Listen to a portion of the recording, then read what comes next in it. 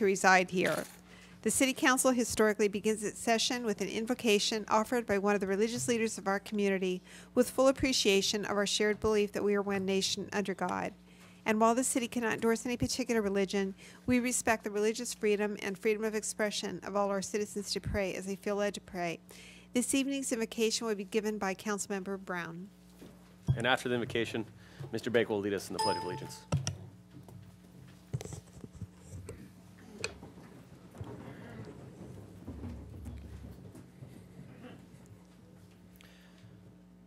Our Father in heaven, we are gathered here today in this great democracy to take part in the participatory process of making decisions on behalf of the city. We are grateful for all of the citizens and the residents who love it so much. We are grateful for the schools, our teachers, and our leaders who educate and care for our children. We are grateful for the public safety officials who ensure that we are safe and that we can live here in peace and prosperity. And we are thankful for all of the city staff and those who take such good care of our streets, our sidewalks, our parks, and our beaches. We are thankful, Father, that we live in this great country for the freedoms that we enjoy and for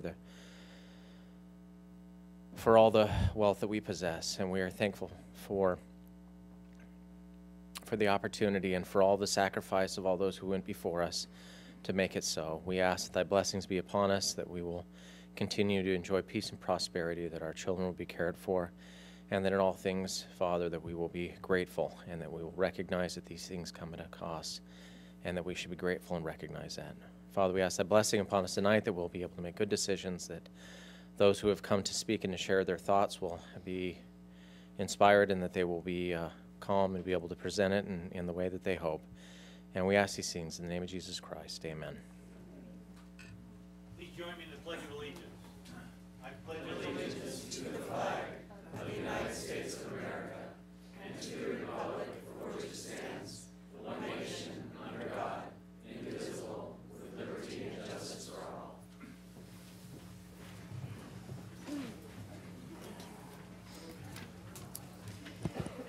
Councilmember Brown.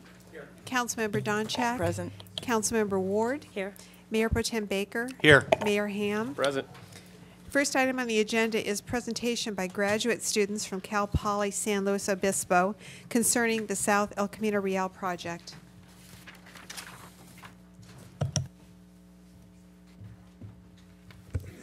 Good evening, council members. Sean Nicholas, Associate Planner. Just quickly, I'd like to say that tomorrow evening back here in council chambers from 6 p.m. to 7 p.m. during Planning Commission study session, the Cal Poly students will be back to give an extended version of this presentation this evening, and I'd like to welcome council and anyone in the public who would be interested to please come, feel free, and join us at that occasion. With that, it's been a real great pleasure working with the students. It's been a whirlwind quarter for them, and I know they've worked real hard, and with that, I'd like to have a great pleasure in introducing Professor Vicente Del Rio to you. Good evening. Thank you for the opportunity and the honor for being here. Mayor, councilors, and the public in general. I just want to speak a couple of words about the class.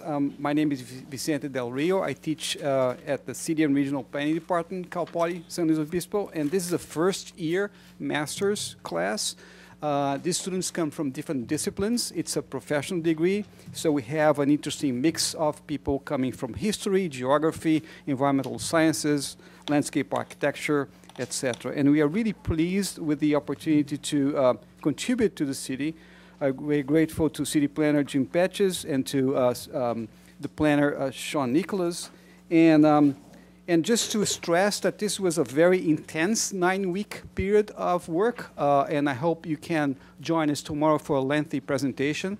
Today we have this chance. Thank you very much. And I would like to introduce Kai Lord Farmer, who's going to be the student presenting tonight. Kai, thank you. Thank you, Vicente.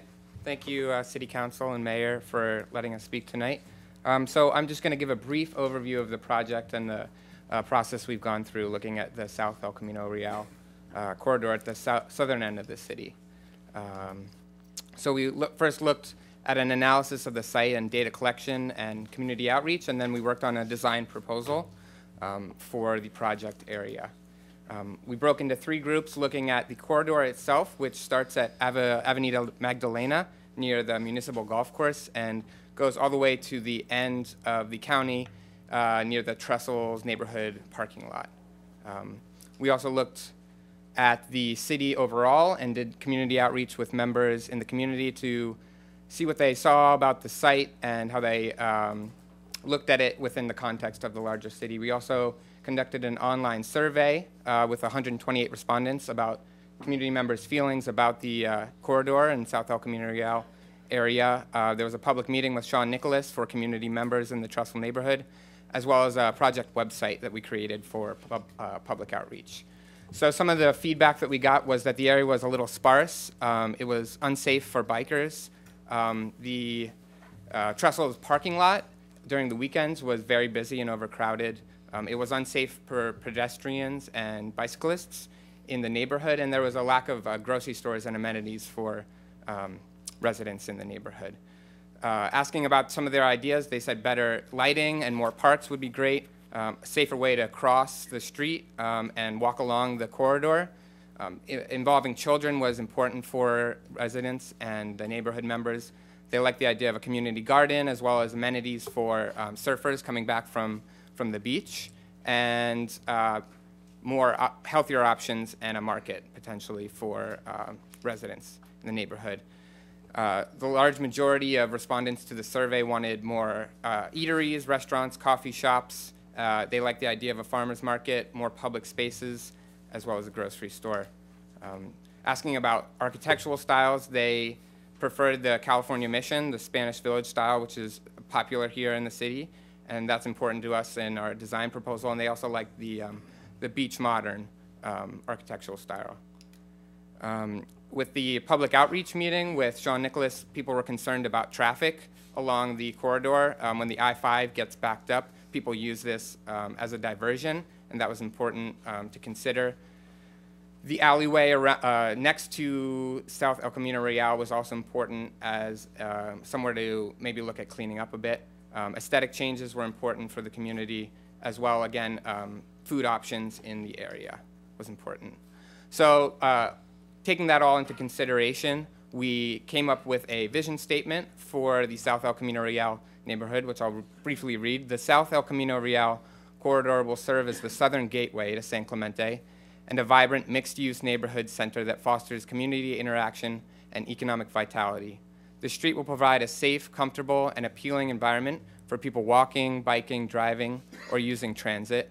South El Camino Real will be an inviting and walkable corridor that reflects the culture and character of the community and enhances the quality of life in the neighborhood. So using this as a guideline for our proposals, we also looked at the Centennial General Plan and the specific area of the South El Camino Real, making sure that we were consistent with some of the land use guidelines, such as the surf culture design, the architectural gateways, the bike and pedestrian environment for the city, as well as public art. So we came up with 8 overall objectives for the urban design in the corridor, and these helped to guide our project and our overall design proposal. So some of the initial concepts that we had were that there were specific nodes within the corridor: the Avenida Magdalena near the municipal golf course, the San Luis Rey and the San Luis Rey Park was also an active area in the corridor. The pedestrian bridge along Dimas, Avenida Dimas, and then finally the Trestles neighborhood parking lot near the Trestles surf spot. So this is our final design concept, which I'll go into a little bit more detail, but we worked on activating the street and overall generating a more pedestrian and bike-friendly corridor for neighborhood residents as well as citywide residents. So here we worked on the idea of a bulb out and creating more pedestrian space along the corridor. The planted medium works as a gateway as well as a traffic calming measure for cars entering the corridor. And we also suggested the idea of a Class 1 bike lane, which is open for two-way bike traffic as well as pedestrians along the sound wall, which hugs I-5. Here we looked at a lane reduction. Right now, currently we have 2 lanes going in either direction, which is not used much except for when I-5 traffic is backed up. And so we thought we could take some of that space back for pedestrians and neighborhood residents. We also looked at the idea of a parklet and more community space, as well as angled parking, which would increase the parking capacity along the corridor by 25%. Go back one slide real quick. Sure. What location is this, or is this just a Sorry, generalized? this is in between Avenida Magdalena and San Luis Rey. Okay. So this is the residential sector of this is more on the northern end. So going back one more, this Sure. is where the golf course This is clubhouse is right up. This is this is Magdalena right here. So that's the condo building with the tennis courts on the parking garage there. Right. So then go forward one more. Yep. Where's this trail that cuts through the community? So Where would this that was be? actually an opportunity that we looked at. This is city-owned property that is not being used currently. And we suggested the idea of a pathway to San Luis Rey Park, which sits on the other side of, I think it's Commercial. Okay. Yeah, in the back there. But this is, we talked to Sean Nicholas, and he suggested this idea because this is public property. What's currently there? Just a vacant lot? It's a driveway through, it's just a throughway. Oh. And then these is just blocked off gated section of, there's nothing really there. And then on the back side is San Luis Rey Park. Okay. Yeah. The area where you have angled parking, Sure. is that commercial? Do you actually know what uses those are? This is still the residential side of the corridor, but there is a mixed-use overlay Right. for the entire corridor area. So there's potential for residential as well as commercial, horizontal commercial and residential. Moving on. And then finally, in the southern end of the corridor, we looked at improving the alleyway for residents of the neighborhood, which we saw was a place where people hung out, but we saw a couple improvements that could be made there. We looked at public art and a redesign of the sound wall to reflect the surf culture, which you'll see in a moment. And then an idea for a surfer plaza and amenities for surfers and residents in the parking lot near Trestle's neighborhood. And then also a transit hub near the end to accommodate public transit near the area, and there's several bus stops that run through there. This is just a cross-section of one of the areas, including a parklet, so reducing the traffic lanes and creating more pedestrian space for bikers and pedestrians. And again, I welcome you all to come to the Planning Commission meeting tomorrow, where we'll go into much more detail about these ideas. So the pedestrian bridge seems like an opportunity for an anchor point. We know that there are many children who go to Concordia Elementary School, which is just on the other side of I-5, and there was a lot of concern about the safety of the bridge for residents in the Trestles neighborhood. And so we thought this was an opportunity to involve children in the process of potentially redesigning the pedestrian bridge.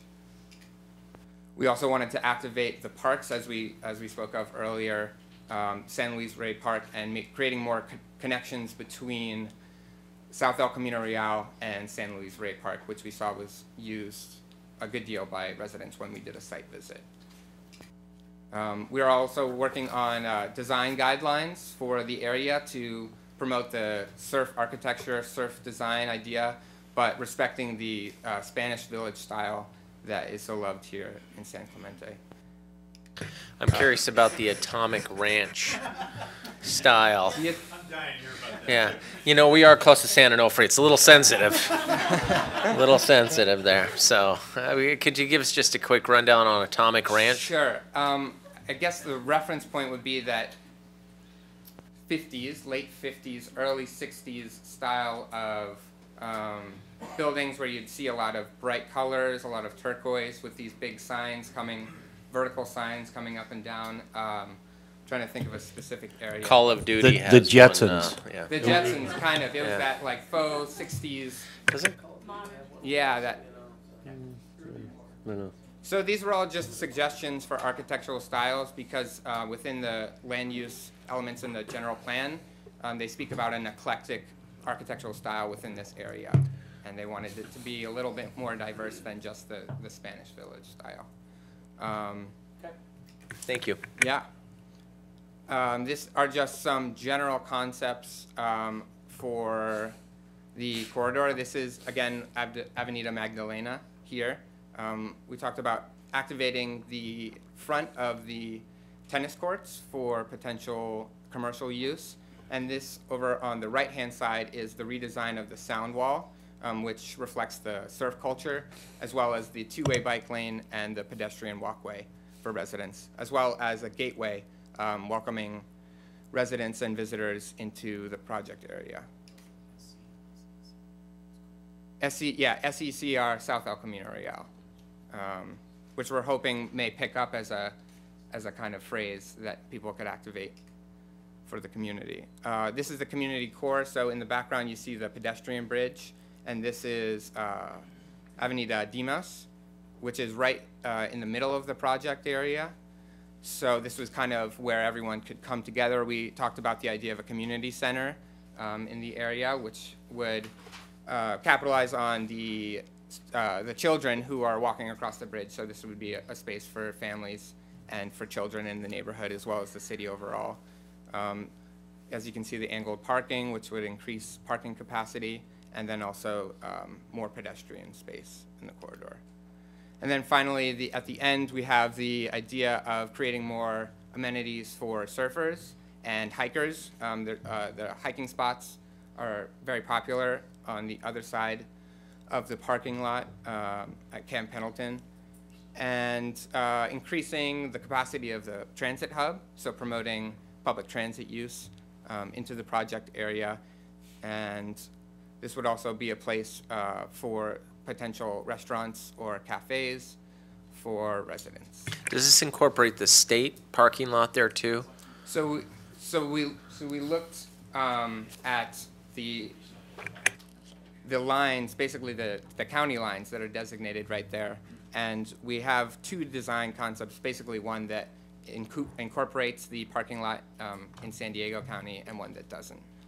This one does include a section of the San Diego County parking lot. We also suggested the idea of a mid-sized parking garage because of the traffic and the popular spot on the weekends of the Trestle surf spot. So this would increase parking capacity in the parking lot by 100%.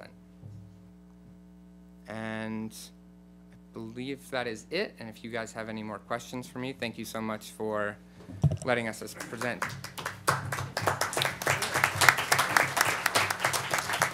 These are all great ideas. I'm very excited. So how is the college proposing to fund all these changes? So we have a. He has an answer. I like that. That's sharp. Perfect. If you come to the Planning Commission meeting tomorrow, we have an implementation matrix that basically takes all of our design suggestions and breaks them into short, medium, or long term. And we haven't looked at funding as much, but we are working on a matrix that also looks at the potential cost of some of these improvements. And besides your professor, is there anyone else here that was on your team that? These are all my great team members. Could you all stand up? Stand up, please. I'm only representing. This is an equal share of work for the entire.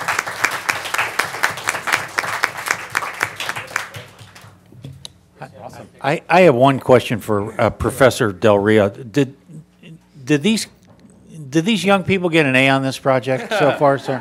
Not yet. Not yet. Okay, thanks. We still have the final report to work on. Okay, thank you. You know, Tim said I should get down there and take a photo, but I don't think he'd be able to tell the difference between me and the students. So did that really get anything accomplished there? Thank you, guys. Thank you. That's awesome. Thank you. Phenomenal Very work. exciting. Thank you. Next is a presentation by Nardi Khan, Project Manager with the County of Orange, concerning the status of the La Plata Camino del Rio Extension Project. Yes, I do. I do. I don't think I could top that. I'm not even going to try. So, Thanks for coming down. Good luck.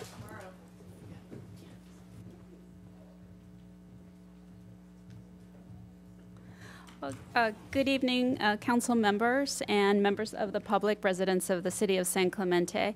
My name is Nardi Khan, and I'm the project manager for the La Pata Extension project on behalf of Orange County Public Works.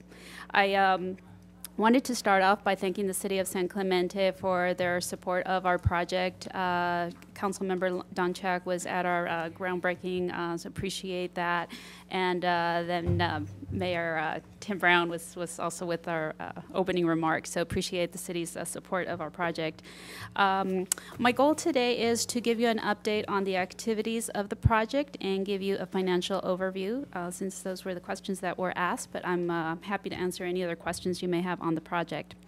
So with that, I'll just start with a brief overview of the project itself. I have an overhead here that shows the extension and the points where we don't have a connection right now. So we've got La Pata Avenue on the San Juan Capistrano side and Avenida La Pata in the San Clemente side, and the obvious connection that's missing. So we are closing that gap, along with bringing Camino del Rio onto the newly constructed Avenida La Pata.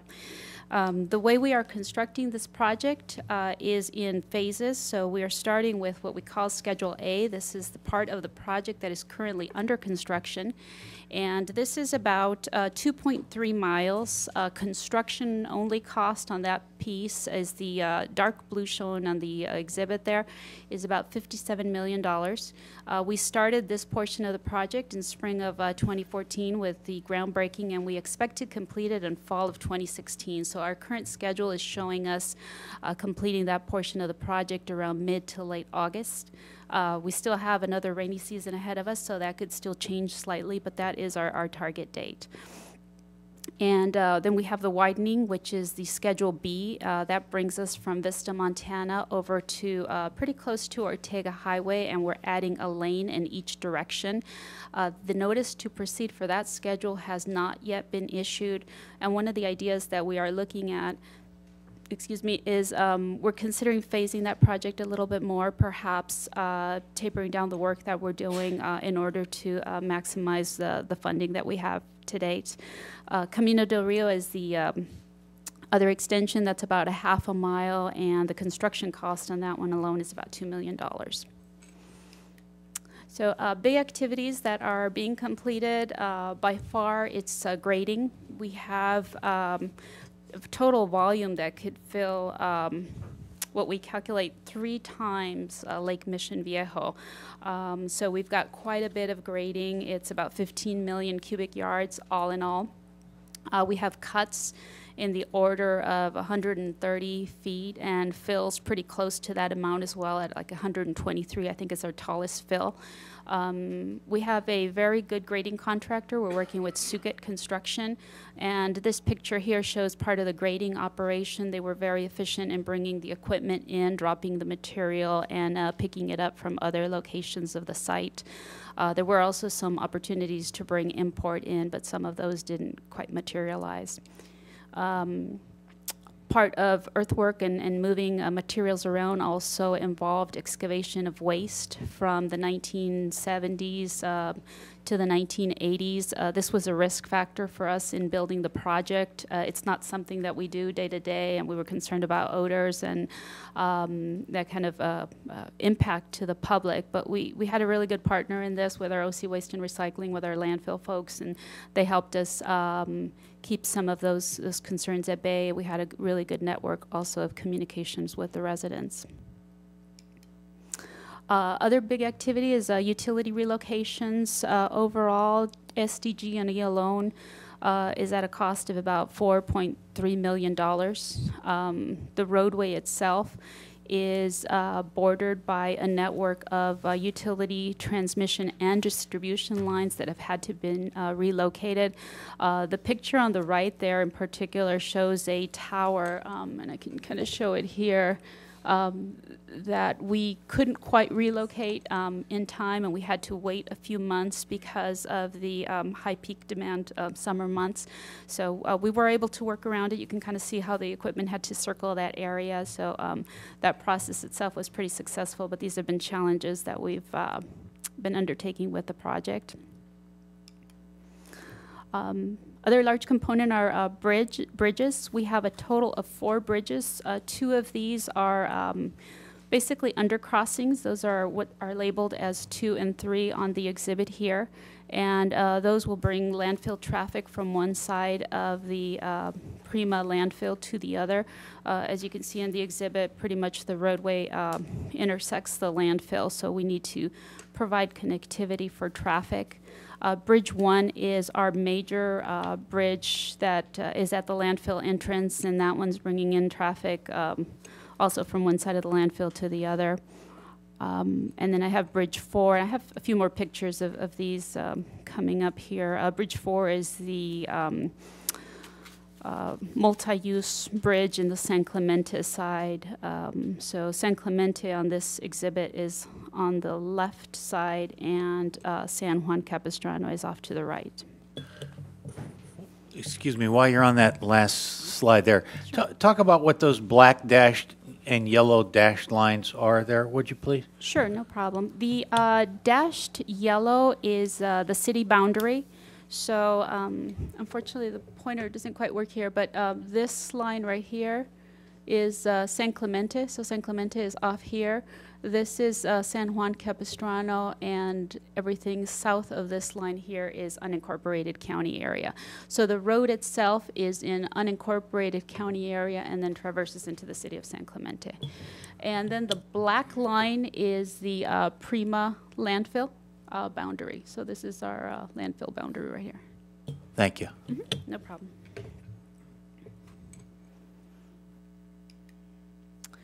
So this is our Bridge 1 that I mentioned on the exhibit before. We've made quite a bit of progress on this one.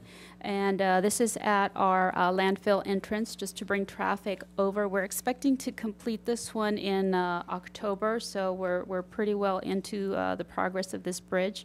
And you can see the roadway. It's pretty much going under the bridge here, on this side here. Bridge number 4, this is the one that's in the city of San Clemente. I have on the upper right a representation, a visual simulation of what that bridge will look like. This will have a San Clemente marquee, and the design does match City of San Clemente standards per the review comments that we received. You can see the construction of the bridge ongoing on the lower right, and basically what this bridge is doing is bringing trails together as well as providing access for SDG&E. My map on the left shows the trail network that was disrupted in the red there with the construction of the roadway, and there's a green line in here that shows where the bridge will be located, which is right about here. There's a lot of storm drain work going on with the project as well. We have, as with the project of this scale, a lot of storm drains. Some of these are like 108 inches, traversing longitudinal and parallel to the roadway. So there's a lot of storm drain work that's ongoing. Most of the grading has been completed, so the major activities going on at this point are really the storm drain work and the bridges. Archaeopaleo monitoring, I did want to mention this. We were in the register. I know Mr. Swegels is here as well for a lot of our archaeo finds. Some of the things that we've done as far as the environmental mitigation is we have bird monitors, but we also have people tracking the equipment to make sure that if they uncover any archaeological or paleontological materials, that those are properly preserved. So, but what are those? What are those things? So different things that we found. The picture on the upper left is a whale jawbone. It was very deteriorated and we could not recover it from the ground. Our archaeologist reports that these items are from 3 to 10 million years ago, and this was the bottom of the ocean floor, so some 3,000 plus feet below surface. This is what they're finding. So a lot of animals that you would find in the ocean is kind of the remains that we found. So that one right there on the upper left is the whale jawbone. On the upper right, you've got a shark's tooth. On the lower right, you have a leatherback turtle. And this was pretty rare. This is the one that was reported quite a bit It is only the 4th one in the state, and they've all been found in Orange County. So they're pretty valuable for research. I could have sworn that was Mayor Pro Tem Baker's golf imprint from playing, you know. So dolphin bones, whale bones, and that yeah, marine life. Okay, thank you. No problem. Leatherback turtle, how about that? Leatherback turtle, yes, that's correct. And I think what was interesting also about that one is because, as you could see, those ossicles, as they call them, they're joined. That gives the researchers some more information. Often they find them fragmented because of their age, but this time they found them together, so that gives them some additional information. But pretty interesting. It is amazing to see how they're working with that heavy equipment. You've got the archaeologist, just a single person on foot, and they manage to be very safe and still recover the find. So it's quite an interesting operation. Not get run over by an earth mover while they're doing that? Yeah, that's good. That's correct. That's correct. Just some aerial exhibits here for you to show the roadway coming in. On the left, you can see the contour of the road. The big bubble kind of shape off to the right is our borrow area, but you can basically see the outline of the road coming in. And the picture on the right here is the site closest to San Clemente. This is at Calle Saluda, where, again, most of the grading has been completed. The area has not been paved, but you could pretty much see where the road is going to lie. We've done a lot of work with reaching out to the community. I just have a listing of all of the places that we've been to, Rotary clubs, schools, and we're always happy to disseminate information on the project. We also have a dedicated call line, email address, and a website on project information. I also have some cards that I could leave on the table in the back if anybody's interested in picking those up, and that way you know how to reach us if there are any questions about the project. So on funding, construction contract cost is $73 million. I have a listing here, and I know time is limited, so I'll run through some of these, and I'll be glad to answer questions. But I have another slide that provides a little more info on costs, so let me just kind of skip through this one. Overall project expenditures, the total project cost that we have to date is $127.1 million. That's the figure you see on the lower right. This is from the inception of the project to completion for all phases. So this is an all-inclusive cost. We have design, support services, construction, utility relocations, construction management. So this is everything that we've totaled to date. Cost by schedule? Do you have the money? Oh, you're going to talk about whether you actually have the money to fund this. Yes. Okay, yes. great. I'll talk about the breakdown for that. So these are the expenditures. By schedule, Schedule A, obviously the most costly. We're going through native territory, $102.6 million. And this is, Councilmember Donchak, what you were asking about the funding. So this is where the money is coming for to pay that $127 million. We've got CFDs from Ladera. There's some Measure M monies that we'll receive for design. And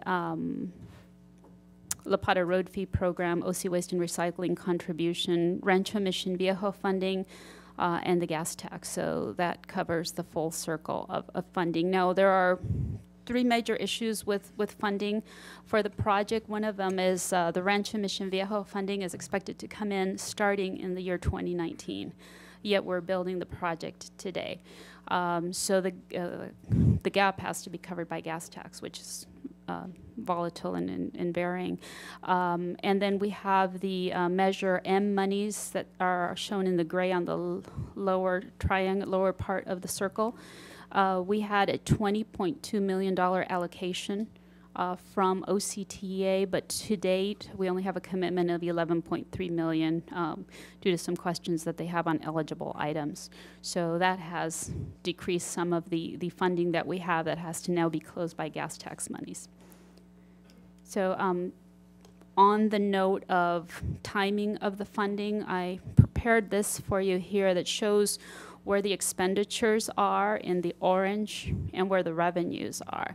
And you can see that other than in year 13, 14, there's always a gap, and the expenditures are always higher than the revenues coming in. What's not shown on the revenues here is the gas tax money. So any gaps in there would be gas tax money. And you can see the 2019 year and forward is the Rancho Mission Viejo money, and so that's coming in lagging several years in the future. Gas tax revenue is another thing that concerns the county.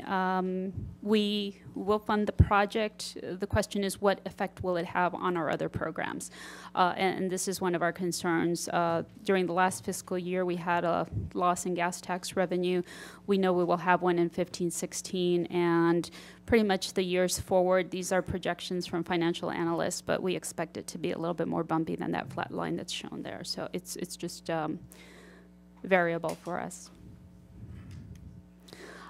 So with that, I think I went over the time a little bit, but I'll be glad to answer any questions that you may have. I have 3 questions, Sure. and I'll preface it by saying thank you for the update. It's exciting to see a project moving forward, and it looks like it's well managed. One of the reasons we wanted to have you visit is the Del Rio Phase C. Has a direct impact on our community, and we're doing some other things, and, from the municipal level, kind of in preparation for that piece. Is that $2 million fully funded, and is Phase C on schedule? Phase C is definitely on our radar. We have not been able to issue the notice to proceed on the contractor on Phase C for 2 reasons. One, we don't have the right-of-way that's required for it. That's something that we're working out with the city, with your city and your staff. And the other is our regulatory permit approvals. Our contractor would very much like to get the work started because it kind of ties into the work that they're doing there. And it would be more cost-effective to build it now. So we are ready to move forward, provided we can secure those 2 items, the right-of-way and the regulatory approvals. And the city right-of-way, that's just, that's moving smoothly, right? It's not, there's no obstruction from our side that we can help out with. Scott, can you comment on that? Or here comes Tom. Oh, perfect.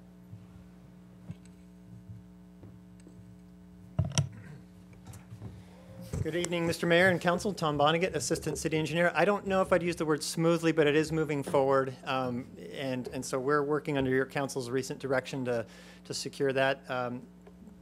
The property owner there, the LLC, has been dissolved, and so there's some complications with the property ownership. But we're going forward. The city attorney has a plan, and we're letting contracts to do the work that you directed. So, we're crossing our fingers by the end of summer we'll have that resolved.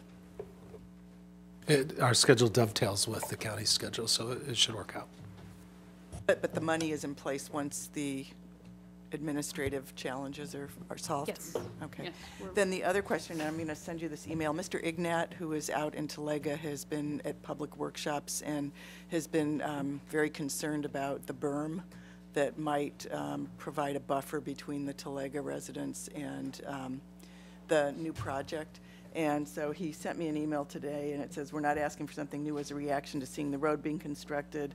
La Plata Extension was promoted as a good neighbor, and Cornerstone was using the berm to hide the traffic from line of sight and potential noise protection. So if I send you this email, would you be able to respond to him? And also, do you have anything tonight that you'd want to tell us about any plans for a berm? We don't have any plans currently to make changes to the project. There have been some berms incorporated into the project, and just based on all of the studies that we have, it appears that the road will be visually screened from the residents in that area. The road itself is slightly depressed, and then you have a hill.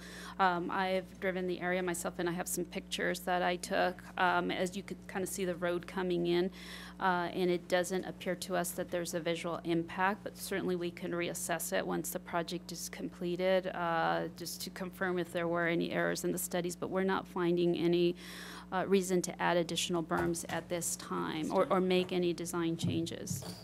So when Phase A is finished, you're still going to be active on the project, so if there would still be time to do an adjustment if when Phase A is finished, it looks like... If one was necessary, yes. Okay. Yeah. Okay, great. Mm-hmm. Great. Those are my questions. Okay. I have a question. Are you able to go back to slide 8, page 8, easily? I'm sure I could find a way. Let me see. I want to focus on that bridge. Okay. And I just want to point out, one thing that you said is it was taken into account our design for San Clemente. Can you talk just a little bit more about that, how it met our architectural requirements? This went through review with the city, and is my understanding that there were comments that were received by the city, from the city, in incorporating the design. That's what I was referring to. I'd like to point out to council that it's very different than the design for the Pico Bridge, and I think that's interesting that it doesn't match. It's not even a close match. So I just want to point that out because this design is actually one that I tried to find on the internet, just capping off the top of those columns. That's, I don't know, to me this is a more compatible design than what we're looking at for Pico. And it was interesting because you said that this met our architectural design, but I don't know how we got to the other design if we have this one. So Laura, you'll be able to you have this slide, right? Okay. And I could also provide you, if you'd like, with the plan sheets that show the information that was given to the contractor with some more detail on the design, if that's helpful to you. I would really appreciate that, because going on the internet, it was very hard to find bridge designs for caps like this. And so just trying to get to how we came up with this design, I would appreciate it. No problem. I can get that. I'm not sure what the protocol is. Would I provide that to you, Laura? Okay. Any other questions for Nardi? Tim? Lori? No, thank you. Great. All right, Thank no you, Nardi, problem. for You're coming. welcome. Yeah. We're Thank you very looking much. forward Very to exciting. opening up the roadways. Real sometime important piece next of year. our infrastructure, Yep. so thank you. Absolutely. So the projected date again for opening? For Schedule A is August 2016. Oh, it needs to be August 16th. That's the new start of school. We have a request from the school to try to make it before the school year. It just depends on how this rainy season goes. Last year we didn't have much of a rainy season and it didn't slow us down, so we're crossing our fingers for the same for this year. Thank you. No problem.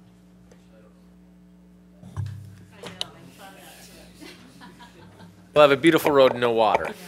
So. Next is a presentation of a proclamation to Bill Humphreys, Marine Safety Chief, and Dennis White, Ocean Lifeguard Supervisor, proclaiming National Beach Safety Week.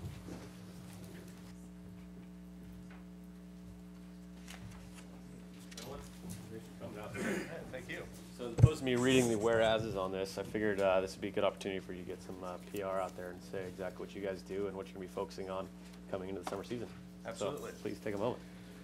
Well, thank you very much, Mr. Mayor and City Council, for allowing us this opportunity. National Beach Safety and Rip Current Awareness Week is designed to bring attention to the dangers of the ocean. I know a lot of people in San Clemente are very familiar with that. You know, there's great recreational opportunities. There's also some dangers. However, these dangers can be mitigated with just a little bit of public education. For example, in San Clemente, we rescue, despite our prevention education programs and junior lifeguards, et cetera, we rescue about 3,000 people every year. And out of that, probably 80 to 90% are out of rip currents. So that's what, 2,400 to 2,700 people getting pulled in, physically pulled in by the lifeguards because of rip currents.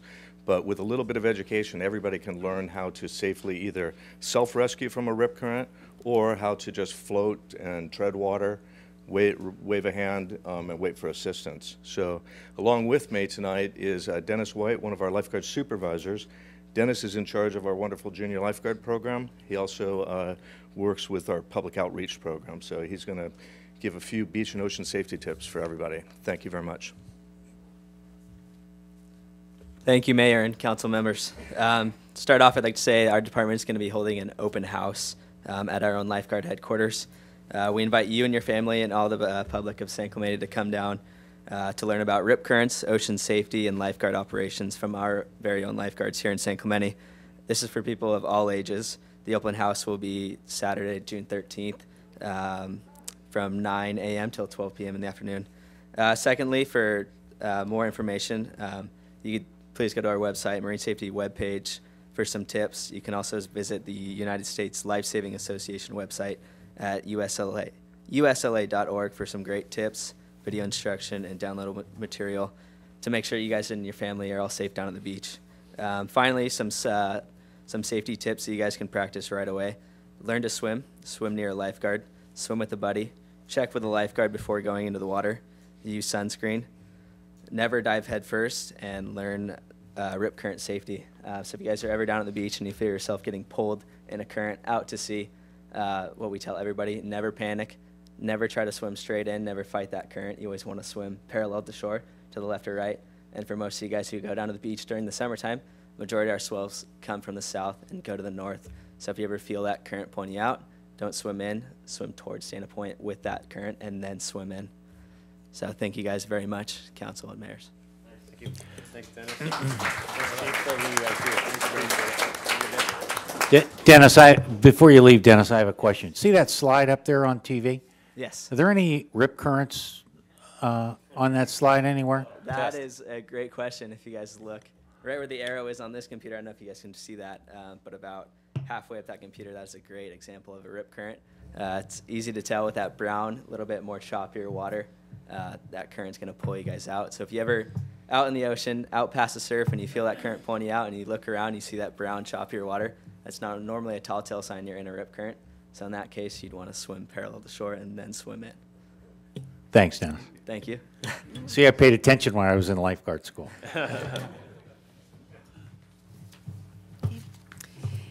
Next is presentation of proclamations to Michael Studenka, President of the San Clemente Sunrise Rotary Club, and Bill Ewing, President of the Sunrise Noon Rotary Club, proclaiming Rotary Day.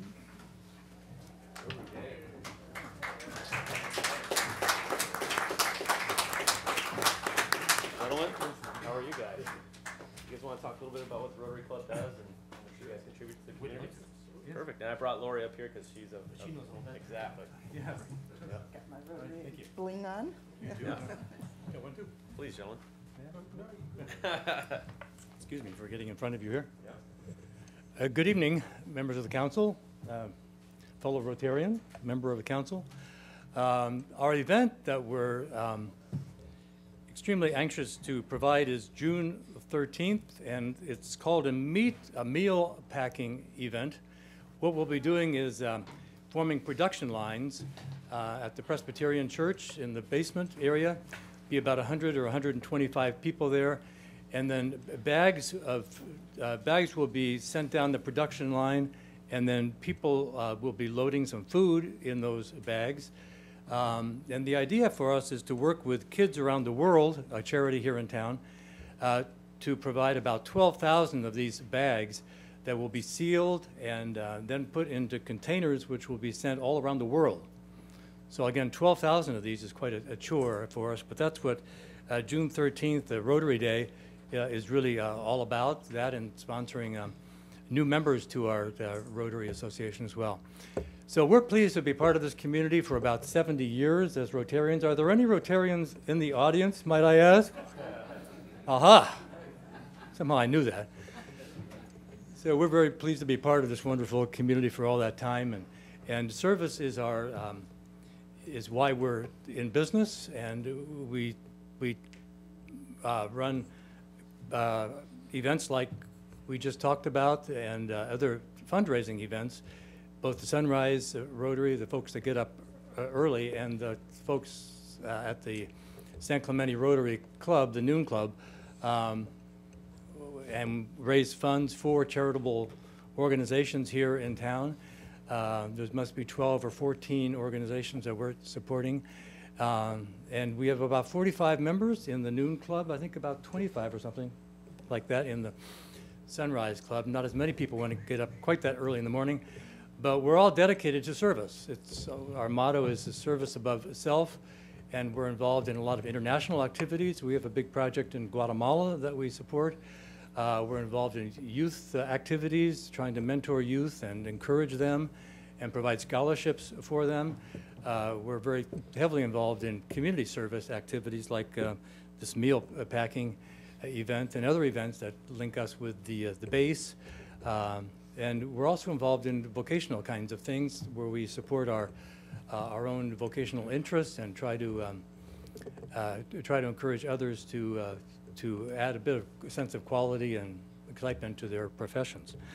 So Rotary is a serious business, and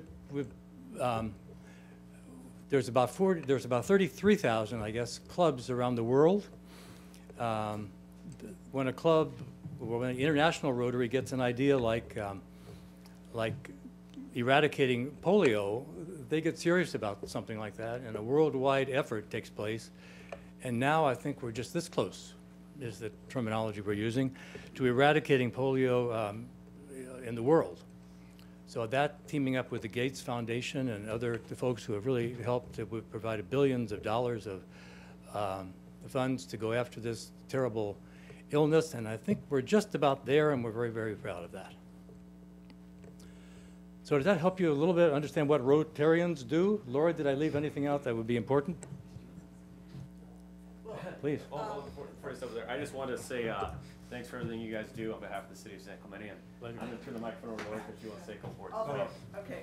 So I guess Bill basically read the proclamation. So I will shorthand it, but it's 34,000 Rotary clubs in 200 countries.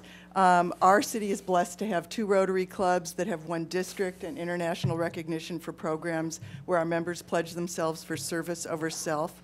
These 2 individuals as presidents probably put in about 30 hours a week. How many Rotary presidents are here this evening?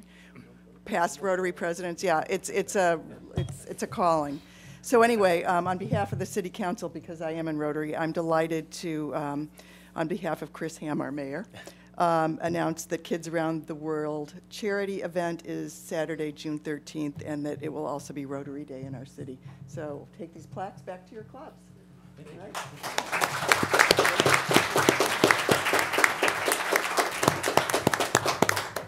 Thank you, gentlemen.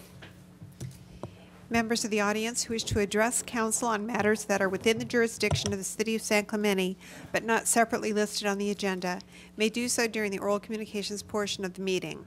A total time limitation of 30 minutes is allocated for oral communications part 1, with each speaker being allotted 3 minutes in which to give his or her presentation. I have a stack. Okay, let's, we do have a stack. Okay, if we could go ahead and queue everybody up along the wall, at least 3 people in advance. I'll just go ahead and read a couple names here so you know where you're at. Christy McBride Hart, Doug Witchshake, apologize for that, Sarah Furrow, and Megan McGuire. I got that one. That one was an easy one. So, if you could step up, and just like Lori, or just like Joanne said, we have a clock at the podium here with green, yellow, and red lights that tell you when your time's up. We do have a lot of speakers this evening, so if you could be respectful of everybody's time and keep it to 3 minutes, that'd be appreciated. Yes, Thank you. There's 6 of those. I know you already got these plans in an email, but I wanted you to be able to look at them. I'm Christy McBride Hart, San Clemente resident. This is part of the view simulation. I've heard people say they hope they're smaller. Even Chris from Caltrans a month and a half ago thought they were smaller. But the fact is, people who do view simulations are paid their big bucks to follow the plans exactly. And if they didn't, it would endanger their livelihood. So this is what it is. My model was drawn, built to the diagram on page 3. So that was how big those things are. At the end of the meeting, when I spoke with my model, which I am sparing us all from tonight, Councilman Baker asked staff to find out what could be done. Joanne, number 2, or Laura? Within a week, Tom Vonnegut sent this email that said the top knots could be removed easily, but any replacement would have to go through the design review process and be finished in 3 months. So now we're at about 2. Number 3, I wanted to point out, I think it's page 3, the top of the column is huge because the columns are huge. They don't look so big because in the big picture on the front, the bridge is massive. So this middle picture shows the top of the column, and it's 10 feet 8 inches long and 4 feet 8 inches wide. So any decorative thing that went on top of this column and looked proportional would also be massive. Other than maybe a round, or what Kathy was talking about, one of those pointy caps. I also wanted to point out, if you look in the next one, please, what number are we on? 4. The upper left corner, I bought my old NEG photography loop if anybody wants to borrow it. But these columns, the middle columns, go 5 feet higher than the 3-foot barrier. So even without the top knots, those columns rise about 8 feet above the roadway.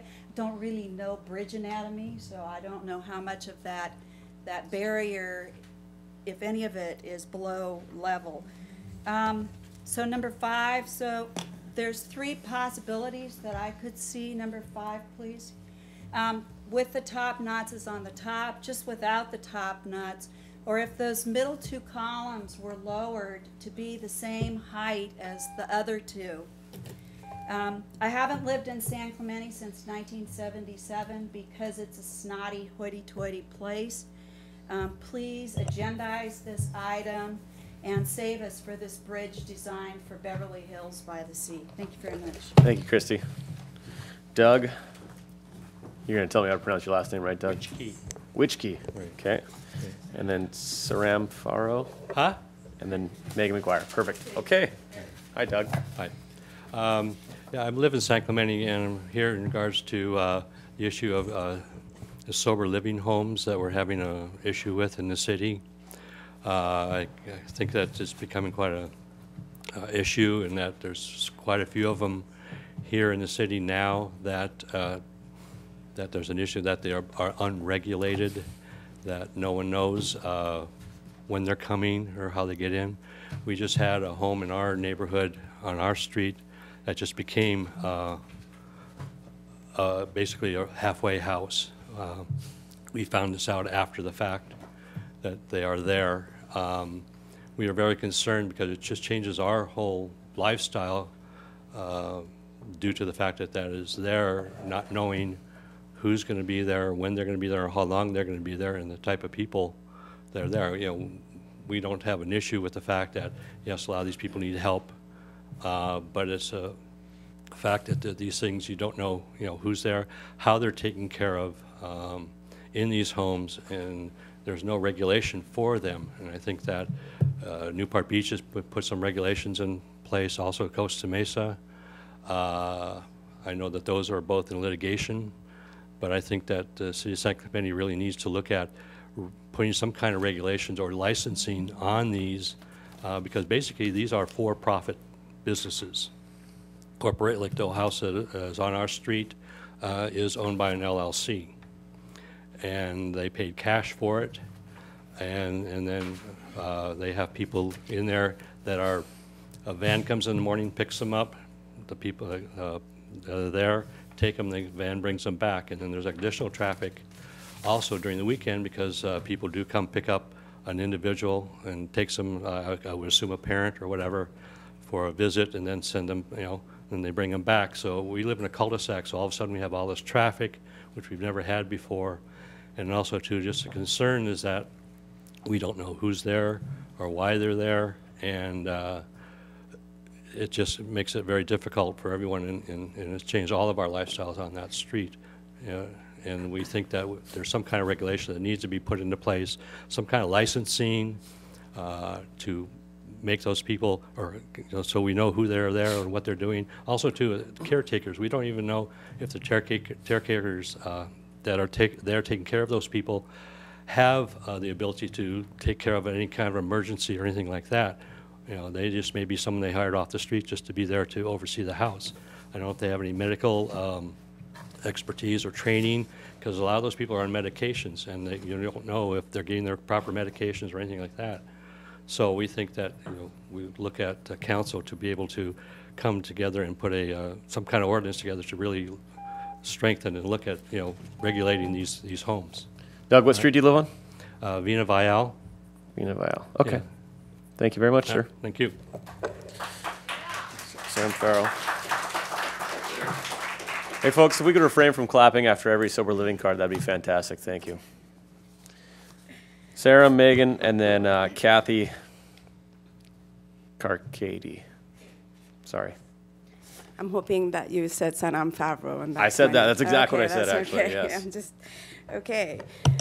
Good evening, Mayor and Council members. My name is Sanam Favreau, and I'm a homeowner in San Clemente, and I would also like to talk about sober living. A group of us, all out front, witnessed a young, disheveled, scantily clothed in a malfunctioned bikini couple stroll the street smoking pot. They walked up to the end of our cul-de-sac and turned around. During their short, slow walk, they cussed and used all kinds of wonderful language, no concern for our children in the street playing right in front of them. We followed them back to 408 Camino Banderas in Talega. It's a sober living facility. It's just the next neighborhood up from us in Pacifica. And that I understand that marijuana is legal in California with a prescription, but not permitted, not allowed to smoke in public, and especially not in front of the young children. We called the police, and they hesitated coming out. When we called again, they said they would send an officer, and we're still waiting for someone to check and see who these people were. While many sober living houses specialize in one specific form of addiction, a few gather together addicts of every stripe. While it's less common to find sober house for behavioral addiction, such as gambling or sexual compulsion, some of the more common addictions that have responded well to the sober environment of a halfway house are cocaine, heroin, methamphetamines, and alcohol. These top four are what is around our neighborhoods. Most of the sober living homes that have now quadrupled in the past years in San Clemente are not licensed. We do not know who these people are, and based on the interaction with these folks, we do not feel safe, and we are scared for our children. Also, most of these homes that are running the sober living facility are not only doing it, they're only doing it for profit. They have rented their homes near our schools and kids and buildings and new homes, and they moved to their new homes far away from they are now supposedly doing a good deed. They are making a lot of money with no regards to the effect to their community. I have been screamed at while walking the path of North Beach because apparently I wasn't high enough as a kite to notice the lanes on the ground were moving and I wasn't moving in the right path. The people yelling at me were nowhere near sober, and they belonged to the sober living home because I followed them. Also, just 2 weeks ago, we had to hide in our tent in San Clemente State Park until police looked for the couple that kept telling my children, "You're so pretty." This is not what sober living is about. These homes are to help people who really want and need the second chance to succeed, but so far the unlicensed homes are taking advantage of our government, community, and people in need. Please make this issue a priority and help the residents of San Clemente find a solution to this problem. Thank you. Thank you, Saram. Megan, Kathy, and then Katie Calkins. Thank you, Mayor and Council members. My name is Megan McGuire-Noyes, and I have resided in Talega since 2004. I'm an attorney working full-time as a child advocate, and I am a mother of 4, ages 4 to 11. My husband is a firefighter paramedic for LA County Fire. I'm here to request the City Council put a moratorium on the licensed sober living facilities and adopt an ordinance such as Costa Mesa did to help limit these group homes, which are plaguing our city. Last year, we had approximately 40 of these facilities, and now we have over 80 in just 1 year. One street downtown has 5, yes, 5 of these on one single street. This is a cancer that is spreading throughout our city and must be addressed with the greatest of urgency. I first became aware of this issue just a couple of months ago when one opened a street over from my home where the homeowner is receiving $7,000 a month for rent where they should be receiving $4,000 a month. A large group of us appeared at our HOA meeting to request help and protection for our kids. I was appalled at the stories that I heard from homeowners who have already been dealing with this. One owner told of how she was trying to decorate for Halloween with her kids, and people were engaging in sexual behavior in the car across the street in front of where that facility is located on her street. Another mother told how she couldn't have her Mother's Day brunch in her backyard because 10 men in the next backyard were smoking and discussing what lewd acts they would do to each other so they could get a hit off a drug. Besides the multitude of these stories of lewd acts, vandalism, loitering, curfew and parking violations, pot smoking in public, as we just heard, even broken bottles lining our tot lots. We must make a change to preserve the quality of life here in San Clemente. I couldn't just sit here and watch our city be ruined like this. I made a choice to raise my family here, and I work hard so that my kids can have a great life and grow up here. I joined the Take Action San Clemente. It is a group of concerned citizens, and we have started a petition to show how important this is to our city.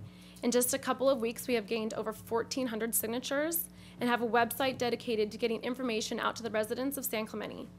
Talega also has a Facebook page, which is filled with comments and concerns. I would urge every single council member to review takeactionsanclemente.com and Fight for Talega on Facebook to see what our residents are saying and what we're feeling. These unlicensed facilities also pose a huge danger to the residents of these homes. They are subject to grave abuse as they are not properly regulated. This has become a money-making scheme so that the corporations running these group homes are lining their pockets, and those in need of that help and protection are being exploited. When the unlicensed home moved in by me, they did not allow the city inspector to inspect their home, nor did they have to because they were unlicensed. We were told by that inspector there was no furniture observed in that home, yet he did observe 2 young girls there with only suitcases. So, in my opinion, what's going on? This is not obviously a proper recovery home. This could be human trafficking. Please stand up for our rights and protect our city and our property. Thank you. Thank you, Megan. Scott, can you just comment on the moratorium? Yeah, there's California law allows moratorium on certain uses if the city is contemplating a rezone or enactment about it. But in this case, a moratorium would have to apply to all similar uses and would have to give specific deference to sober living facilities because they're protected. They have special protections under state and federal law. They have to be treated equally with all other similar uses. You want to say something? So we would have to do a moratorium on other uses, say rentals, any other type of short-term? Potentially all home businesses, yeah. Okay. Can you talk a little bit about what Laguna's done recently? Yeah, Okay. I just want to get a quick answer to the moratorium. Kathy? You're close. Carchidi. Oh, Carchidi, okay. And Katie Calkins and Mark Roberts. My name is Nancy Sutherland, and Kathy and I are together. Oh, okay, perfect. So, we just wanted to say good evening to all of you, and thank you for having us. I'm the chair of the San Clemente Village, and with me, Kathy Carchidi is our co-chair, along with several of the members of our steering committee. So we just wanted you to see their faces and know who they are as well. As you've approved the city budget tonight, we just want to thank you for the grant and for supporting the San Clemente Village program. We appreciate working with each of you, and particularly with Denise O'Brien, who is on our development committee. She has just been a champion for us, and we've appreciated her help with everything that we've put together for the program. We're excited to be one of the newest nonprofit organizations in San Clemente, and the first to focus on their seniors who are age 60 or over. San Clemente Village will provide programs, services, and community connections to help seniors maintain an active, connected, and independent lifestyle as they choose to remain in their homes as long as possible as they age in place in San Clemente. We've established our nonprofit 501c3. We are modeling this program after a nationwide village movement. Our steering committee is building momentum. We're working hard at recruiting volunteers and founding San Clemente Village members to make this program a reality in our city. And Kathy? The new buzzwords in our society is aging in place. Here in San Clemente, our population of residents 60 and over is almost 20%. That number will continue to rise as the silver tsunami hits nationwide. We want to not just be prepared, but we want to embrace this generation and all that they've contributed to our community. We invite all of you on the City Council, our many nonprofits in town, and faith-based organizations to collaborate with us. We don't want to be viewed as another nonprofit competing for dollars. By collaborating all of our talents and volunteer resources together, we can develop an aging-in-place model not just for San Clemente, but for other cities in Orange County to adopt. We hope you'll join us in spreading the word about the San Clemente Village. The San Clemente Village motto is, "Our village, our generation, our choice." Thank you. Thank you. And we have an official letter of thank you for the council. Oh, perfect. So thank you very much. I know Bob and I are very excited about this. We both attended the first and second meetings. Did you go to the second one as well? Yes. Yeah, that's right. Tim was there as well. And I'd like to find out when the next meeting is. I'm glad we have a steering committee now, and you know, when's the next meeting that anybody out there who's Great question. interested could attend and find out more information, or some contact number or something? We are always meeting on the fourth Thursday of every month at 11:30 at the City Development Offices at Negocio, and that's Suite 100, Room A. So we will be there on the fourth Thursday of every month, and our contact information is on that sheet that I gave you, but I'll certainly give it to Fred and put that into the newspaper as well. I think Fred's done a nice job of helping us promote this program as well in the city. So Fred, I'll make sure you get that contact information. Thank you. And I want to thank you all for participating in what I think is going to turn out to be a terrific program for San Clemente. Thank you very Is much. the dog a member? I have to know. Yes. And if the dog's going to be at the meetings, I'll be there. But if no dog, then I'm not going to be able to make it. Thank you. Just don't want to discriminate. Yeah. Katie Calkins, and then following Kate will be Mark Roberts and David Hurwitz. Good evening. My name is Katie Calkins. My husband and I are San Clemente residents and parents of 3 young children. I also have 10 years of experience as a high school guidance counselor. I'm here to express my concern about the rapidly growing issue of multiple unlicensed sober living and detox facilities in San Clemente.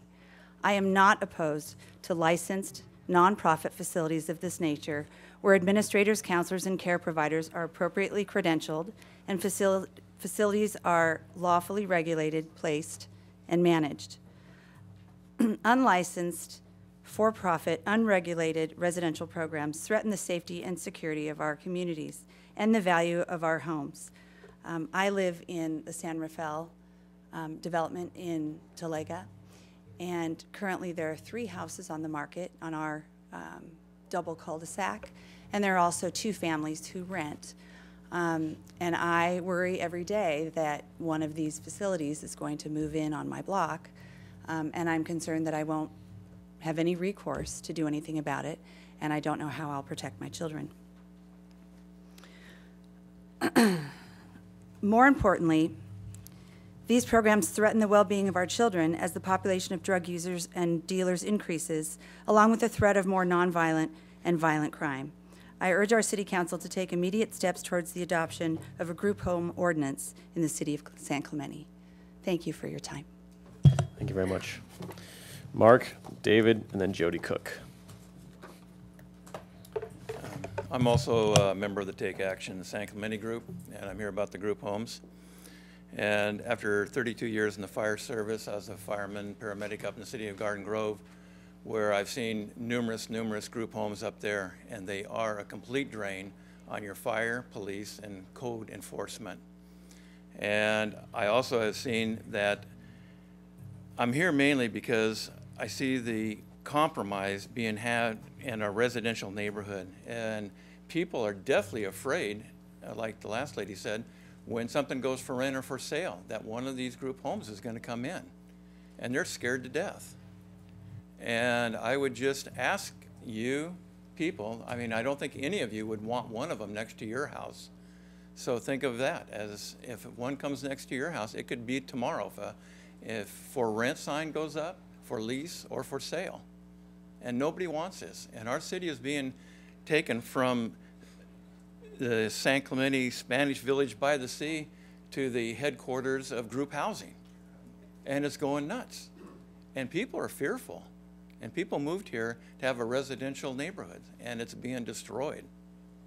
So I am asking you to take action and to pass something by the next time you come back. Put your nose to the grindstone, and June 30th, come up with something and save us. We've gone from 44 group homes in 2014 to 85 to date. So it's more than doubled, and it's only June. And you can see there is a problem here in River City. And you guys have been voted to protect us, and it's not happening. And we're asking you to do something. Thank you. David Hurwitz, Jody Cook, and then Patricia Holloway. Good evening, Mayor and council members. I'm also here to talk about the sober living group home issue. I'm in what I consider a unique situation. So I'm also a member of the Take Action San Clemente. I have two younger siblings, both of whom have been alcoholics, gone through rehab, gone through the whole program, so I understand what it's about. I know that it can work. I'm not here to oppose legitimate sober living. We should all help the people that need a second chance. No question about that. That is extremely different from what I've been living next to for the last 7 months, which has been a living hell. I have counted and videotaped in 6 months over 100 different tenants going in and out of the house next door to me. They leer over my walls. I have a 5-year-old daughter. I've tracked and I have video showing 12 people smoking at the same time, to the point where I can't open my windows anymore. My air conditioning bills are going through the roof, which really doesn't solve the problem of stopping the smoke because it comes through my ventilation system and just circulates it in the house. My wife has been to the doctor multiple times. We can't use our house. It's nonstop. Every day, every morning, every night, smoke. These guys sit in the backyard, they smoke their cigarettes, and they drink their Red Bulls, and they're keeping us awake at night. I've lost sleep. I'm going a little bit insane living next door to this. The profanity next door has created a situation where I literally can't let my 5-year-old outside. I could sit here and read you some of the logs I've taken that I've passed on to some of the city folks about what they're saying, but I wouldn't bore you with that right now, and it's pretty vulgar. Bottom line is, I'm not willing to let this happen anymore. I have spent upwards of $40,000 of my own money filing a lawsuit that was filed this last week. I'm going after them for the nuisance they've created in my neighborhood because I can't live with this, and I'm pinned. I'm pinned because my lawyers tell me that if I sold my house, first of all, no one's going to buy it, and second of all, if I don't disclose what's next door to me, I'll be sued. I didn't do anything. I just bought a house in Talega and trying to have a great life, and this is what's next door to me. Is completely outside of the spirit of what the laws of the state and the federal government meant by allowing these to be in our neighborhoods. It's supposed to be that they come into our neighborhoods and they get rehabilitated and they learn what it's like to live in a normal society. I totally get that. This is not that, not even close. I can't meet any of the neighbors next door because they're moving in and out so fast. So I'm fully in favor of you guys enacting an ordinance like Costa Mesa has. I know how complex an issue this is. This is not easy. I'm telling you, do it. If you get sued, fight. The whole city will be behind you guys. We voted you in for this reason. We can't let this happen to our city. It's not about property values. It's not about any of that stuff. It's about the right thing. This is way out of control from the spirit of what was supposed to be happening. And you guys can take some action here and put some policing around this and regulate it. Please help us. David, what's your address? 16 Via Lampara. Thank you. I had one of your code enforcement folks there today. Awesome. Jody Cook, Patricia Holloway, and Cheryl Moe. Wow, that's a hard act to follow. My name is Jody Cook. I'm a San Clemente resident, and thank you very much for allowing me to address you today. I'm here because I would like to request the City of San Clemente to remove synthetic turf as a qualifying turf replacement option in the turf rebate program, as other cities and districts have done. Financially rewarding people for taking out living plants and replacing them with artificial turf sends a tacit message that the City of San Clemente endorses a fundamentally unsustainable long-term solution to our temporary drought problem. Homeowners are looking to you, to water districts, to policymakers, and the media to inform them about ways that they can help with the drought. And as many districts have found, as they have upped their turf rebates, financial incentives are a huge motivator, and the agencies that have upped the incentive the most see the most turf removal participation. So we know people are motivated by money, and we know they listen to you. However, they often don't have time to do a lot of research themselves into sustainability. And so this is a great opportunity for homeowners to get the message that their home landscape is really the solution to a whole host of climate-related problems, from drought to increasing heat islands in urban and suburban areas, to loss of species, to carbon sequestration and beach pollution. I'm afraid people are starting to get the message that not only lawn, but landscape in general is a problem to be solved. It's up to policymakers such as you, the City of San Clemente, to send a clear and cohesive message about the problem and to advocate for the best long-term solution for our city. For most homeowners, the price and construction process associated with artificial turf installation makes it a permanent solution. The disturbance of the soil, the cost to remove and haul a front yard's worth of artificial turf away makes it unlikely that in 8 to 10 years when they need to replace that residential quality turf, that they will do it with a live plant. They will replace it with more artificial turf. 5 years ago, San Clemente updated the city's urban water management plan, and you're probably all working on one right now because it's required to be updated in 2015. And you also recently updated your general plan. And in both of them, you state that an important city goal is to preserve and expand significant vegetative and wildlife habitats. And I would propose to you that our front yards are wildlife habitats here in San Clemente. They constitute a large part of real estate in this city. The city general plan states, with much of the city built out, protecting our remaining biological resources for future generations is both a value and a necessity. So removing live plants and replacing them with artificial turf sends a message that conflicts with both the urban water management plan and the general plan. So in closing, as a city resident who values the beauty of San Clemente and its place in our natural world, I would appreciate if you could show some long-term vision and environmental stewardship by removing the artificial turf component of the residential rebate program. Thank you, Jody. Patricia Holloway, Cheryl Moe, and our last card is Al Spalding.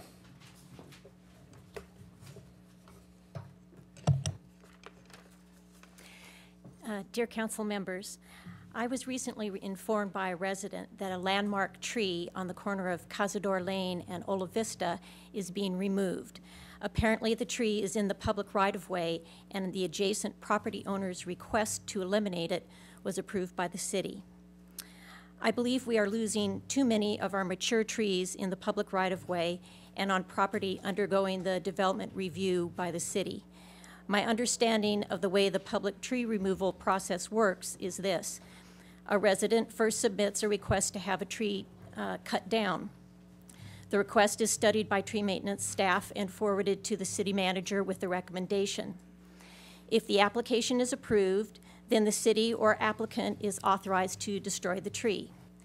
To my knowledge, neither the surrounding neighbors nor the general public is notified about the potential loss of a public tree, nor does anyone have the opportunity to comment on or protest its removal. Furthermore, there is no requirement to replace a public tree with one or more new trees.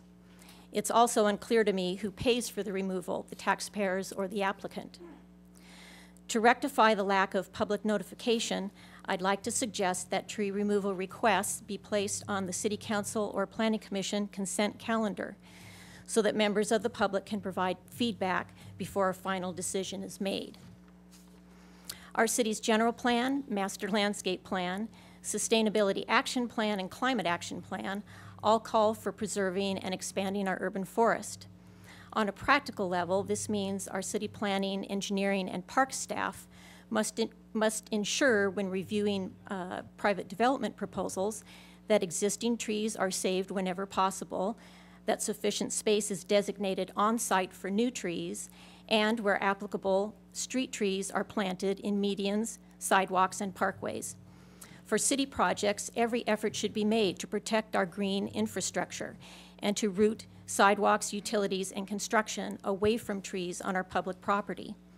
More creative thought and design can often accomplish all the city's goals, like having sidewalks and trees. Requiring that mature trees be clearly shown on site plans would facilitate city in-house review and allow for creative solutions for tree preservation at an early stage in the development process. It's to San Clemente's advantage to create attractive landscaping near our homes and businesses. Conversely, the gradual denuding of our neighborhoods will diminish property values throughout our community. Thank you for listening. Patricia? The one on Cazador and Ola Vista, does that have anything to do with the development that's going in? There is a development, there's construction going on that property. I don't know whether the tree was supposed to be protected in, in the original site plan. But it's on that lot? Yes, it's a large, where there are 3 trees on the corner, and I believe two of the palms are being saved, and then one of the biggest trees is being removed. And it's been there for at least 30 years. So. Thanks, Patricia. Cheryl. Then Al Spalding. Good evening, council members and city manager. I wanted to thank you for hearing me a couple of weeks ago. I was able to meet with Mr. Petches today, and he has an idea about adding a policy to the LCP similar to the Marblehead policy. This policy would recognize and honor past coastal development permits and setbacks that were established. Because the local coastal plan is so big and complex, a specific policy regarding this will add clarity for future planners, citizens, and commissioners. We also spoke about how they will be able to find coastal development permits, and so that's something that we'll be researching as well. I look forward to this being added to the local coastal plan, and I just wanted to thank you for hearing me.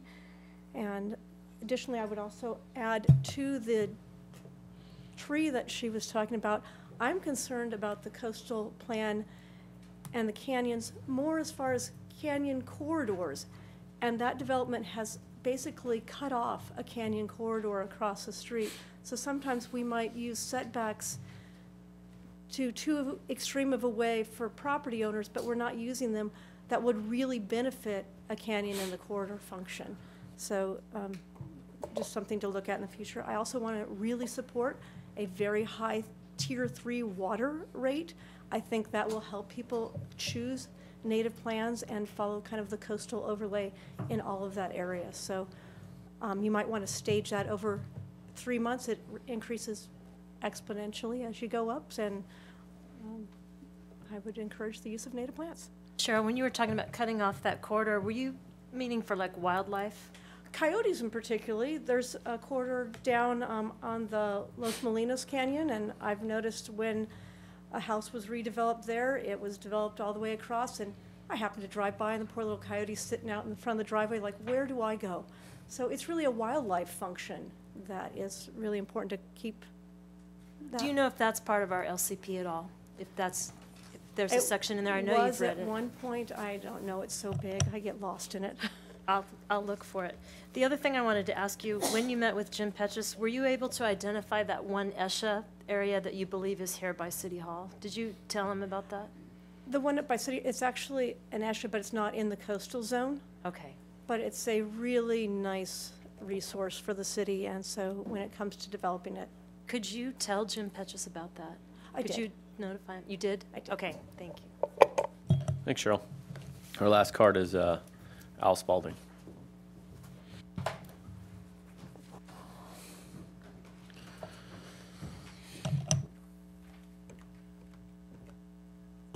Hi. Excuse my address. I just found out about the sober living situation in Talega. I'm a resident of San Clemente. I live in Talega. I live at 434 Camino Bandera. Again, I just found out about this a couple nights ago, just via the Facebook site and some of the stuff that I've been hearing. And I just came to express my concern. You know, I don't want to sound redundant. I know a lot of what is being felt by the people that live in the community. It's already been stated. What I've noticed personally just over the last couple of weeks is I do a lot of bike riding with my son, and he's 11, and we just have noticed recently just a lot of trash.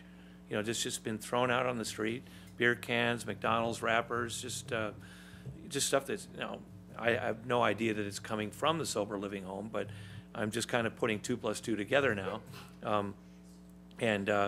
I'm just concerned that the integrity of our neighborhood and the community that I invested in 15 years ago might be deteriorating as a result of this. I'm not sure of the legalities of the situation and how it all really stacks up with our CC&Rs, but I know that when I sign those CC&Rs, and everybody that buys a house there has to sign and abide by them, I'm pretty sure it states that you can't run a business out of your house like that. And you know, again, I'm kind of new to the whole thing, and I'm not going to, bore you because I don't have anything really prepared. But I just want you to know that I vote. I'm part of the community. I care about San Clemente. I love it here. I love Talega. I think it's just a great, great community. And I just don't want to see such a wonderful community that was built with a great master plan go down the tubes, because of stuff like this. And I think every one of you, if you had a home that you were living in and you might have one of these next door to you or a couple doors down, you got little kids, my brother died of drugs and alcohol, and I'm very, very familiar with the environment, the people involved, and I just don't think it's the right kind of environment for a community like Talega and to have, little kids exposed to. So that's what I have to say, and thanks for listening. Thanks, Al.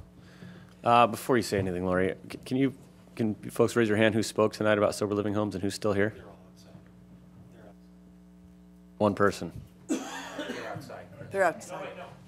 There's two. Oh, well, if you want to invite them back in, that'd be great. But I need to go first.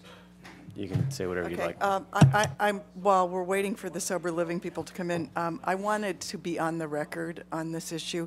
I've lost a lot of sleep over the last 2 weeks. I do have a sober living facility next door to me as a city council member, and I do live on that street that has 5 sober living facilities, and I've been struggling with what my place was on city council given that circumstance, and so this is what I want to share, and I'm willing to take the consequences.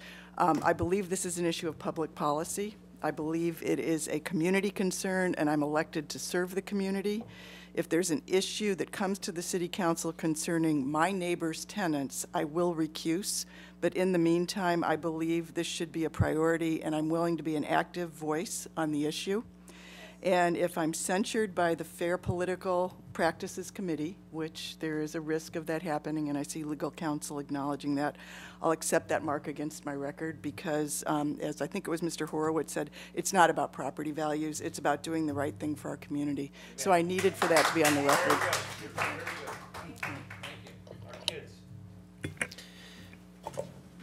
I think we can all go on the record that we all live within 500 feet of vacation rental or sober living houses. I don't think there's a single member of council who doesn't currently live next to a vacation rental or a halfway house. 40% of us do, mayor and council. So one of these commercial uses impacts at least 25% of the city.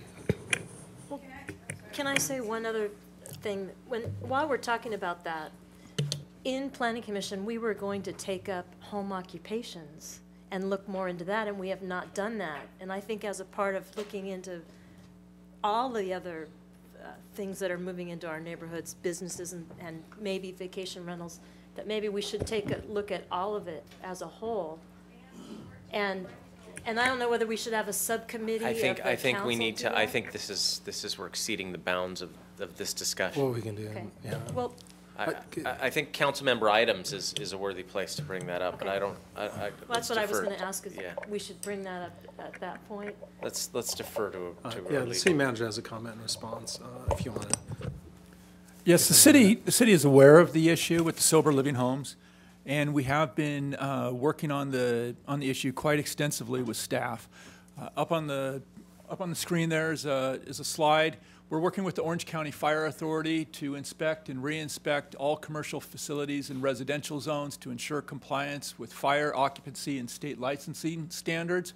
We're working with the Sheriff's Department with respect to speeding, excessive noise, parking, and other nuisance violations.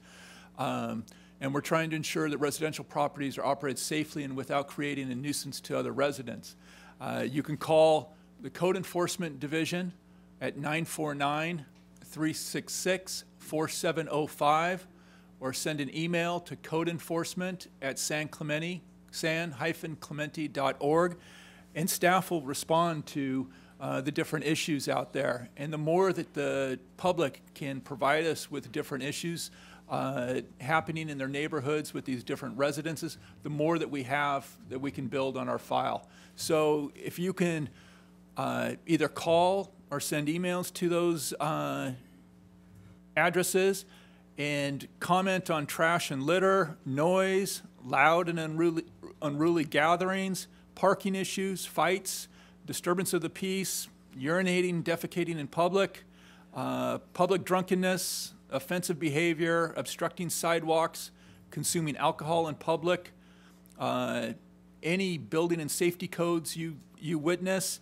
Any of those things can help staff in their progress against these sober living homes. And vacation rentals. Well, all businesses that are occurring in residential neighborhoods, and our focus has been an even-handed approach to respond to council's desires and public input in this regard. And I would encourage everyone, if there's something that you're going to social media or send out or publish or do something, this is the slide right here that needs to be done. The city manager said a mouthful right there. That is, he is right on. So if there's something that can be sent out to all your friends and neighbors, that's the slide right there, please. Thank you. And I just want to comment the fact that staff and council has been working with commercial businesses in residential zones for over a year now. So this isn't a new topic that's being brought to our attention today. It's something that we've been dealing with for over a year. And Mayor, if I could just add, I think 98%, if not 99%, of the evidence that's been submitted tonight in public comment is against the law, regardless of whether you're just me living in my house, a piano teacher, a sober living facility, or a vacation rental. And so that kind of evidence should be immediately sent to the city's code enforcement division. And if that doesn't resolve it, then there's a nuisance abatement action and a court action that we're eager to bring. And one more thing that our city manager, James Maxinoff, didn't bring up is that in our budget process last week, the city council approved 2 new positions for one new position for code enforcement. We did a lot of things in not only budgeting, but in our discussions to try and address this. Frankly, this is, when I first was elected on council, the first resident complaint I received was someone who lived next to a halfway house. And since then, we've learned a lot as a city. We've really progressed, and we think we have methods now to begin to address vacation rentals, halfway houses, and any commercial facilities operating in residential zones. Because it's not just specific to that use. It's any use that violates our codes is what we're targeting. And with that final comment, we're going to take a 10-minute recess, and we will come back at 8 p.m. So thank you, everybody, for your comments.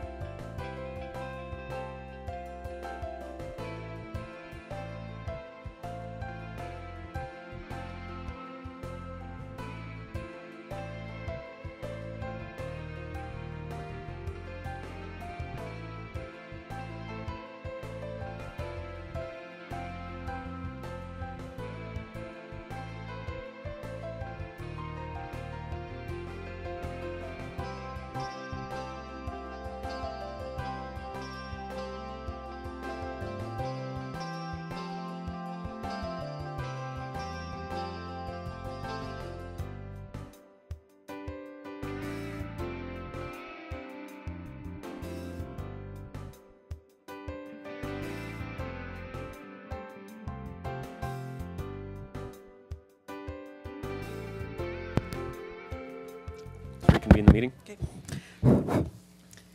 Could we have a motion to waive reading in full of all resolutions and ordinances? So moved. Second. Motion by Doncheck, second by Ward. All in favor? Aye. Pass 5-0. Closed session report, city attorney. Yeah, thank you, Mayor and Council. There was reportable action taken on one item. Item B was conference with real property negotiators regarding property that's owned by the city west of Avenida La Plata and north and south of Avenida Vista Hermosa. The council, with unanimous consensus, instructed staff to initiate a process to consider the potential sale and/or long-term lease of that property for hospital purposes, and to bring forward with that process, a parallel process for the potential rezone of that property for hospital purposes. That's all the action that needs to be reported. Consent calendar? All right. All items listed on the consent calendar are considered to be routine and will be enacted by one motion without discussion unless council, staff, or the public requests removal of an item for separate discussion and action. The public has requested the item of A1, that's the council minutes of May 19th, and also the removal of item E, that's the farmer's market. Okay. Lloyd? F. Tim? Kathy? Bob? Well, Joanne, A1 is May 14th. A2 is the May 19th. They put A1 on the card. I think they meant A2. Okay. It's May All right, 19th. well, May 19th. I'm also pulling A2. I have a Jump question right into- about that. Okay. Jump right into A2 then. All right. Well, with that, I'll move the balance. Second. Motion by Ham, second by Doncheck. All those in favor? Aye. Passes 5-0. A2, council minutes. Bob, what do you got? Well, I'll start then. Right there on H, Joanne, where it talks about contract amendment, waste disposal agreement with the County of Orange. The first sentence there says, following clarifications, I think it says. How would somebody in the future, let's say 5 years from now, who would be, for some reason or another, reading these minutes, how would they find out what those clarifications were? The only way they would be able to do that is if we still had the video, which we keep for 2 years. We have a council policy that says just that we do action minutes. Okay. And you know, if it's something important that you would like in the minutes, you could always entertain a change. Okay, well then I would, in that case, then I would like to have added in there, instead of clarifications, I would like to have something that says that, and I can't think of the verbiage off the top of my head, but trash trucks coming from, that was what we spoke about. We should have something in there about the trash trucks are still prohibited from proceeding down Pico into the dump. Okay. They're still going to be bound by traveling out Ortega Highway. So I would like to have that clarification in there, if that's okay with everybody. Fine with me.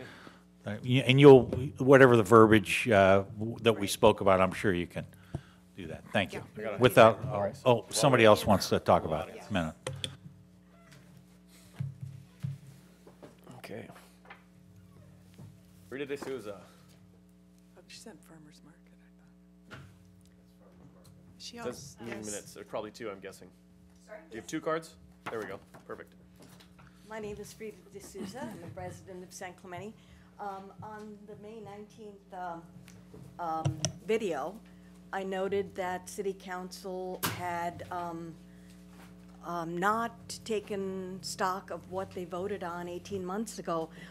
Kathy was not part of City Council but it was a unanimous decision when we all appeared wearing these funky shirts for a RFP for the farmers market in San Clemente. Council had decided that they would issue an extension for Rick Heil's contract through the end of 2015 and instructed staff that there was a unanimous decision to do an RFP for the farmers market. And so our little group was waiting for that RFP because we had talked to the Farm Bureau and there are several of us interested and submitting bids, and so we're dumbfounded when we listened to the video, watched the video, and it appeared that council had not taken stock of what it voted on 18 months ago and had potentially extended Rick's contract for another 3 to 5 years. So we're just wondering what's going on.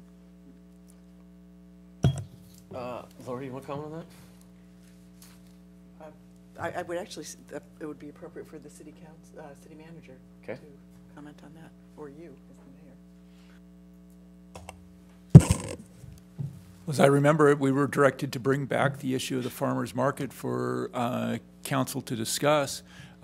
We did that, and we brought back a new contract for Mr. Heil and his farmer's market to extend his contract for the council to approve tonight. Well, my recollection of that evening was that I think Bob and Lori both made the proposal for an RFP, but I don't recall there being a unanimous decision. Not saying that that's not what happened, because my recollection is always the best, but does anybody else have any? If that was your question, yeah. I think at the time of, 18 months ago, there were not quite a few, there were some complaints against the farmer's market, and there was interest in other groups such as yourself exploring, becoming the new farmer's market for San Clemente. But moving forward, the complaints have disappeared. The community seems, very receptive. I'd like to address that, Lori. Well, please don't interrupt me, since you've asked what happened.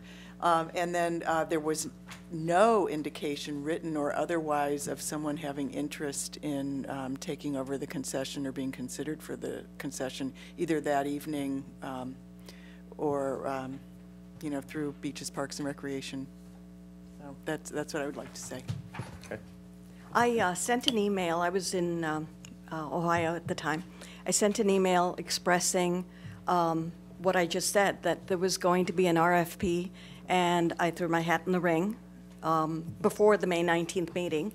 And we specifically promised, our group promised City Council, that we would have no interaction with the current market manager. So we have completely stayed away, waiting for this RFP so that we can bring to San Clemente a farmer's market that we've spent months prior to 18 months ago getting citizen input on what they wanted in a farmer's market. We've taken that to North Beach, we've taken that to Talega. It's pretty much unanimous what the community wants. Well, if I could suggest, could you put it in writing and send it to the city staff? Because, as you may have seen earlier this evening, we saw a charrette presentation that suggested there was a need for a farmer's market at the south end of town. I know North Beach is interested. So if you really think you have, all the licenses and requirements set up, send them on to the city manager. It's more than me that has the licenses set up. There's your the Farm group. Bureau. Yes. Yes, your group. We absolutely do. Before we get too far down this road, Scott, we can discuss these items under item E and still approve the minutes, correct, and still make any changes we need to item E, which is the farmer's market on Del Mar? Yeah, exactly. I think the question was on the minutes, but E gives you a much better platform to discuss so, this trend. Frida, if you're comfortable, we can move the minutes, and then we can have an open discussion on this on item E. Yeah, because we took notes of what happened at that Absolutely. meeting. And I'm interested in discussing it, but in the order of time, let's get through A, and E is the next item. So, Bob, do you want to move item A since you pulled it? Yeah, with that, I'll move 6A2. Okay, I'll second that. Motion by Baker, second by Ham. All in favor? Aye. Aye. Passes 5-0. Next up, item E, Farmers Market, Avenue Del Mar. Who pulled this one? Just only Frida, or did someone on council pull it as well? She's shaking her head. Let's see. Yeah. Could be E. later. Okay, so two individuals pulled it. Christina Carbonara and Frida de Souza. Christina, would you like to comment?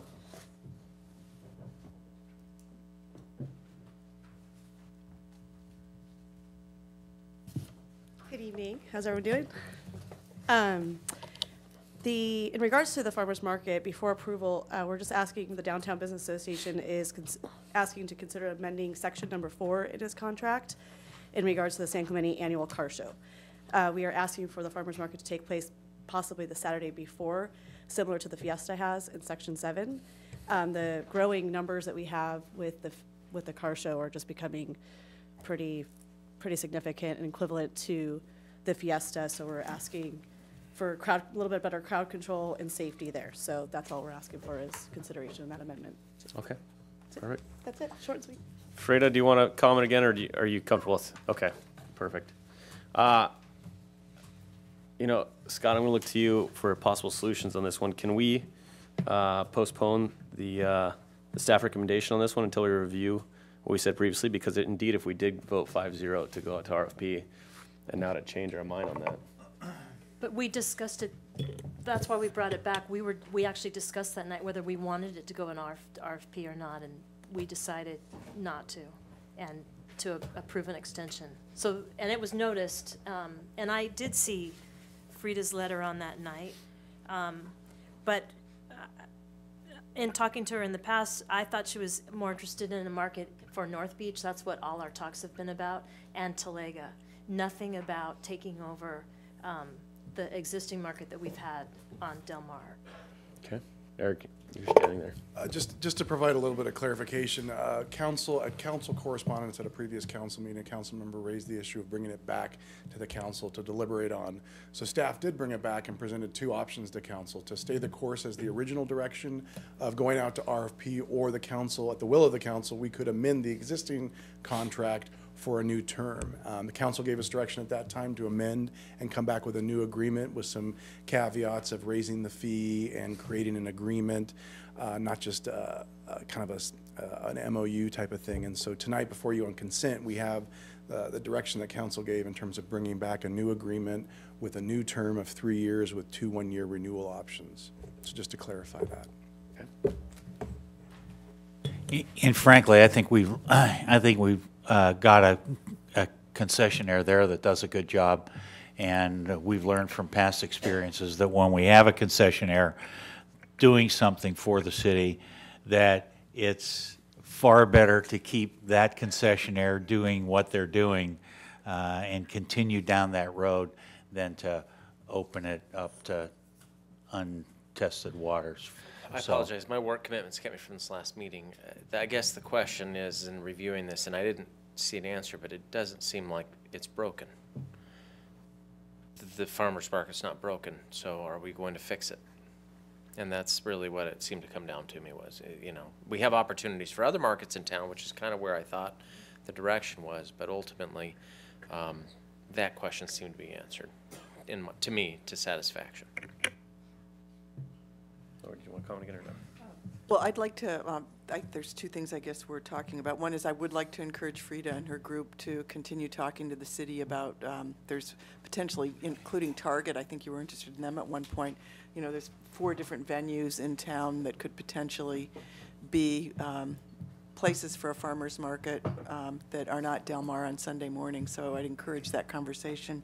As to the car show, I did want to make sure we were responsive to the DBA on that request or not. But it sounds like Mr. Heil wants to. Before we jump onto that point, can we just get a comment from Frida? Are you still interested in pursuing other markets? Absolutely. Okay. We have an agreement with a private entity in Talega, and we're told by planning that the city council would have to amend its charter in order to allow a 52-week-a-year market in a private compound. Okay. And so it has to be a special exception to something. So that was one question. North Beach, we were actively looking at the future, that parking lot that's now gone. And so another option may be in September at the outlet malls, because 80% of the farmers markets in North America are going towards malls, in the parking lots and in the parking structures of commercial malls. So that's another option. But Talega is the one that we definitely want to pursue first. The reason I'm bringing up the downtown farmers market is simply what city council had agreed to 18 months ago. We were just operating on getting 7 or 8 people to respond to an RFP. Gotcha. Eric, do we have a staff member that can comment on what she's requesting for the target location? I'm going to have Pam Passow come up, who's been handling this permit, that can give a little bit better clarification with regards to your comments. So Target and Talega are one and the same? I believe so. Even though technically Target's not in Talega. Nice pickup, Lori. I was thinking it was maybe out by the Ralphs out there. Oh, that could work. So 18 months ago, staff did talk to Frida and her group, and we looked at lots of different options. And one of them was in the parking lot at Vista Hermosa Sports Park.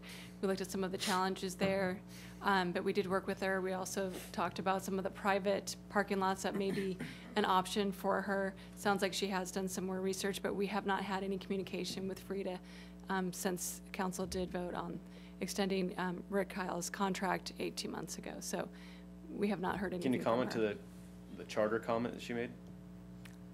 I haven't heard anything like that. Okay. It hasn't gone through BPR.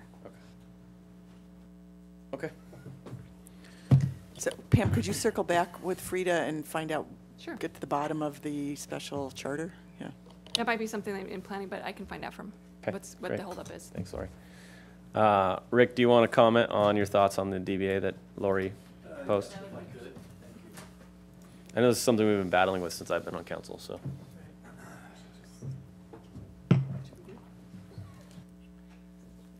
I think what's important here, number one, is that the farmer's market is not just a farmer's market. It is a weekly service to the community.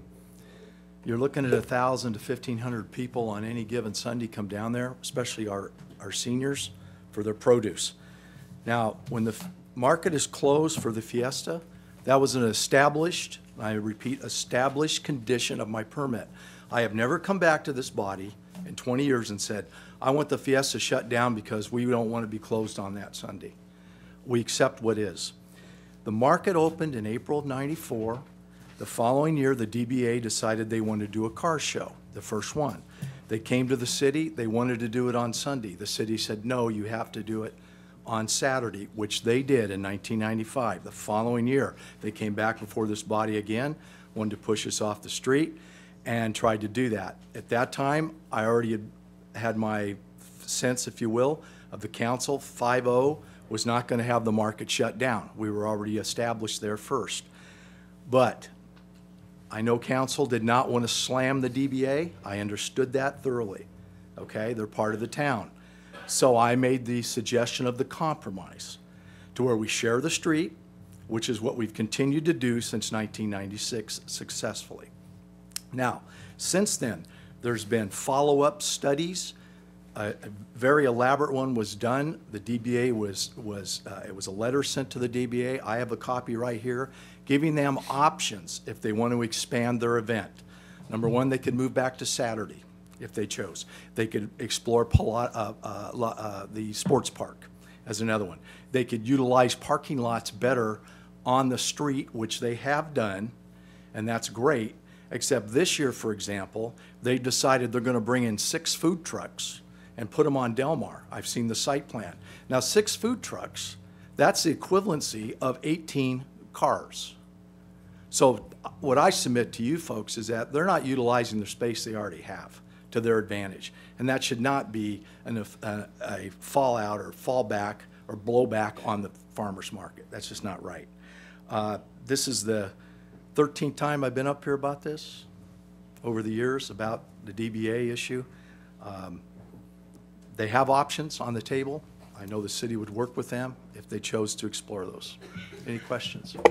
What study are you talking about? Who sent them a letter and This gave was them the a city study done in February 4th, 2010, exactly addressing the issue that we're talking about tonight.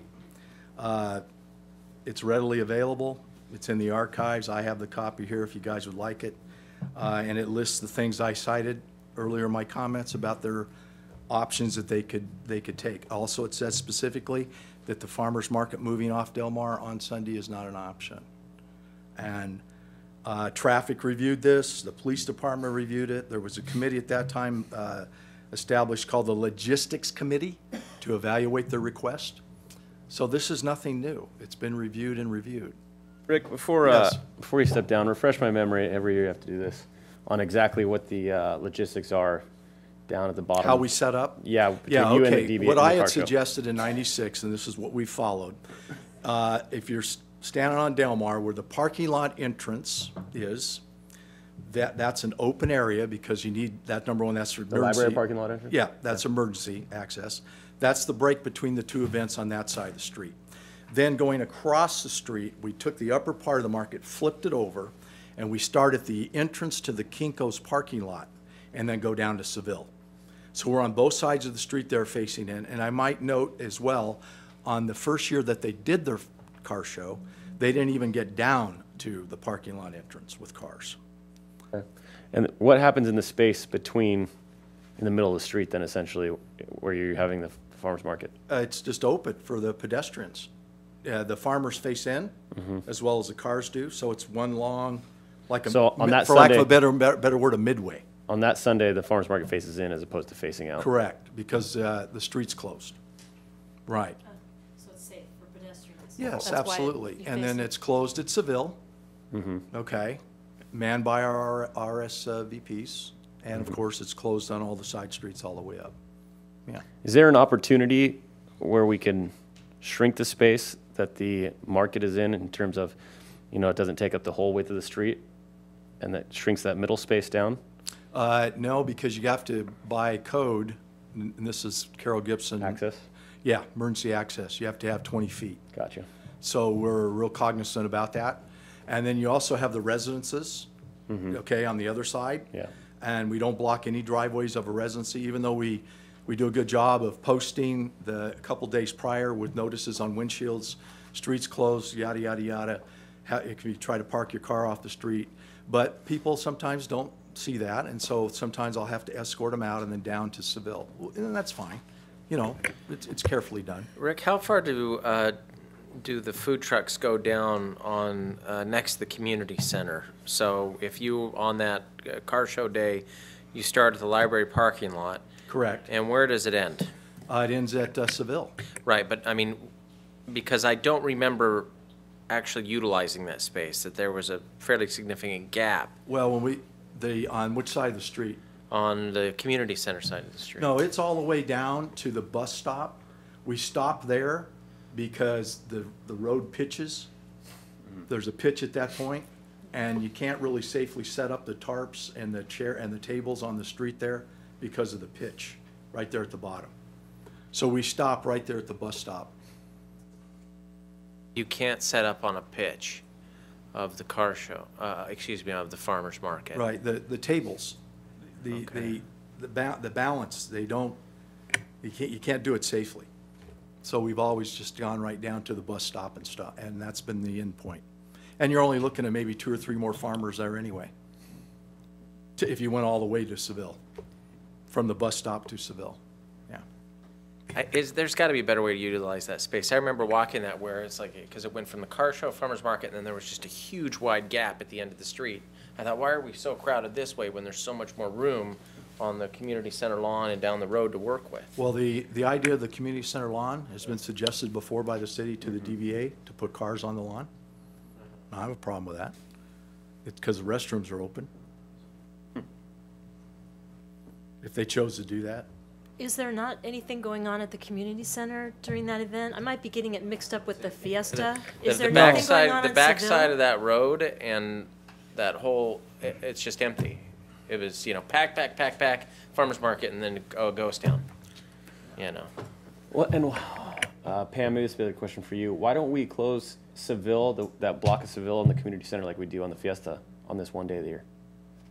So that way we could put the farmer's market on Seville and then give more space. Well, I can answer that. Okay. Why they don't do it is because the main thoroughfare to the Pier Bowl is down Cabrillo and the other side street. Granada, down to Seville, over Seville, and then down Delmar. Because when you take out Seville, like they do on Fiesta Day, The locals know how to get to the Pier Bowl. Mm-hmm. The tourists don't. It's a really negative effect on the Pier Bowl business that day.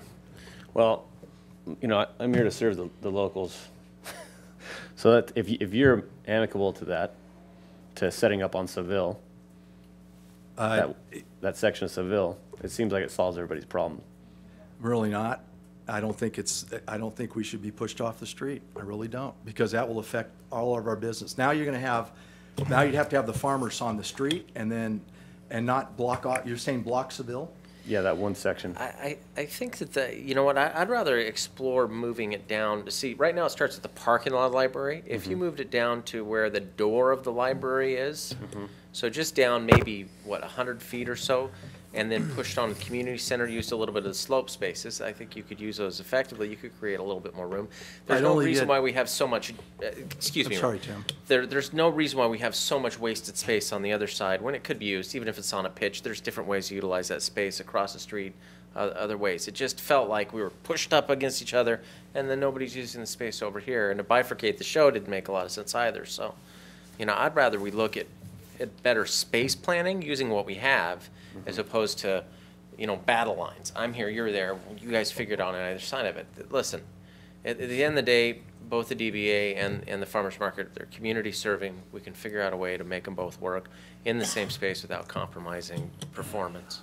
Well, I mean, what's wrong with putting some cars on the community center lawn? I mean, to me, that seems like a perfect place. Well, the problem is the car show ends. And so it's not a natural, like if you walk to the farmer's market, you're like, oh, there's no more cars. You'd have to walk back and around to get to any cars on the lawn. Unless, of course, you push back the farmer's market allowed to, you know, for the car show to continue onto the lawn. You understand it's bifurcated. It's not a continuous flow.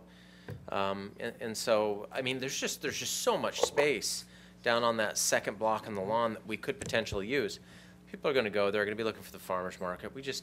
I think there's a way we could better space plan those areas to make it, to accommodate the growth. Maybe the food truck should go down there. Yeah, Christina, come on. Tim, come on up to the mic. If I could address go the ahead. comment you just made. At our last meeting that you were absent, okay, when we talked about, one of the things I brought up to the council was we've added 4 new farmers this year over the last 18 months, okay? And I haven't spaced out yet for the for the car show day, but I'm going to be going down further than I'd like to, past that bus stop area, where you're talking about, you know, moving us down more. Yeah. Yeah, well, we'll be utilizing that space. I'm just standing here thinking as you're talking, I've got 4 new guys. That's great. All I'm saying is we could utilize it more. So. Yeah, well, no, I'm going to have to put these 4 new people somewhere. I think there's plenty of room to accommodate. Yeah, no, there is. Without me taking DBA area, I'm fine, and I'll put them down there closer to Seville. I'm going to have to, because that's the only space I have. I can't go across the street because I can't anymore because I can't block any driveways of the residents. Got it. So, pretty much, we are going to be pretty close to Seville. And I didn't mean to be evasive with you. Well, hold on, not with 4 farmers. I mean, I remember there was almost a full block of space. We could go down there, I could show you.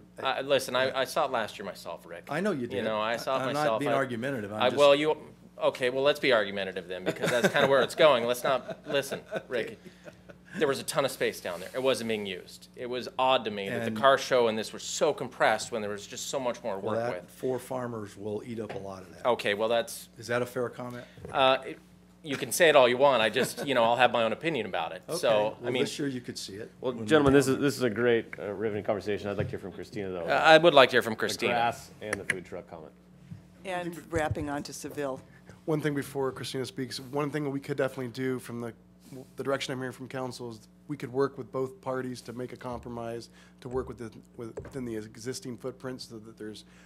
Eric, we've been doing that for 3 years since I'm on council, and we've been doing it since '96. We're going to hash this out today, and we're going to have a solution. And both parties are going to be amicable to it, and they're going to live happily ever after. Absolutely. No, and this is not anything against Rick and the farmers market. It's a great thing. Both of them are great events, and I love both of them equally. So it's not, you know, unfortunately, I mean, it's fortunate but this community is growing, and we can't control the crowd anymore. I mean, we're up to, back when he was talking about 1995. Well, Christina, let's focus on the grassy area? I don't think the grassy area works for the cars. With the library construction, and getting cars there just seems kind of confusing. I agree with what Tim said about it ends. It just stops. It's a barricade. It's done. To walk in the grass just doesn't seem right. We're just looking a lot more for safety and crowd control. We're not looking to bring in that many more cars because of that, because it's just continuing, So we really just want the space to flow. We were talking and discussing about entertaining, more children's events down there and make it more family friendly, and using that space for that as well too in the future, potentially for next year, and things like that too. So, we're willing to compromise and stuff too, but unfortunately, the show is growing and we need the space. I mean, it's really. And I'm going to suggest this year, let's use Seville. Let's try it. If we don't like it, we can always change it back. Which way are you suggesting farmers market take a portion of it, or what do you? Or the cars. Or the I would food say trucks. I would say farmers market and let them wrap a little bit around onto Del Mar so that the presence and the momentum is still there. But let's expand the footprint and also be more efficient with the space. You know what, I just didn't. Give it a try. One of the things though is that, in defense of the farmers market, the car show also petered off towards the end of that too. There was, the cars got spaced out a little bit more, wasn't as much energy and activity. Listen, I mean, Christina, what are we talking here? Another 100 to 200 feet to accommodate the new cars? I would. I mean, a dedication of all of Del Mar for the car show at this point seems premature.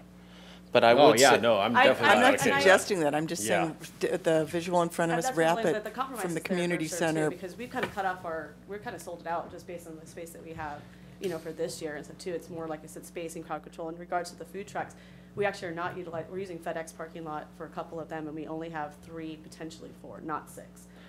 We're taking up vendor spaces, not car spaces in regards to So if we do this, there'll be room for the mayor's car to go into the car show. Yeah, because it's sold out. So can I put my 2007 Camry in there? Is that okay? Yes. But all I'm saying is it seems like there's been this demilitarized zone. I'm here, you're here, and we just work with what we're given. Can't we just shift it 100 feet down, give some allocation for the car show, which has grown tremendously? And if we need to, push onto the lawn, push around Seville. I'm not saying that. I'm just saying we don't need to reinvent the wheel, but we just. Well, I think Lori and I have a plan if everybody's amicable to it. And I think it's if we dedicate Seville specifically for the farmers market, and we still allow a portion that Rick is comfortable with on Del Mar, not that we're comfortable with.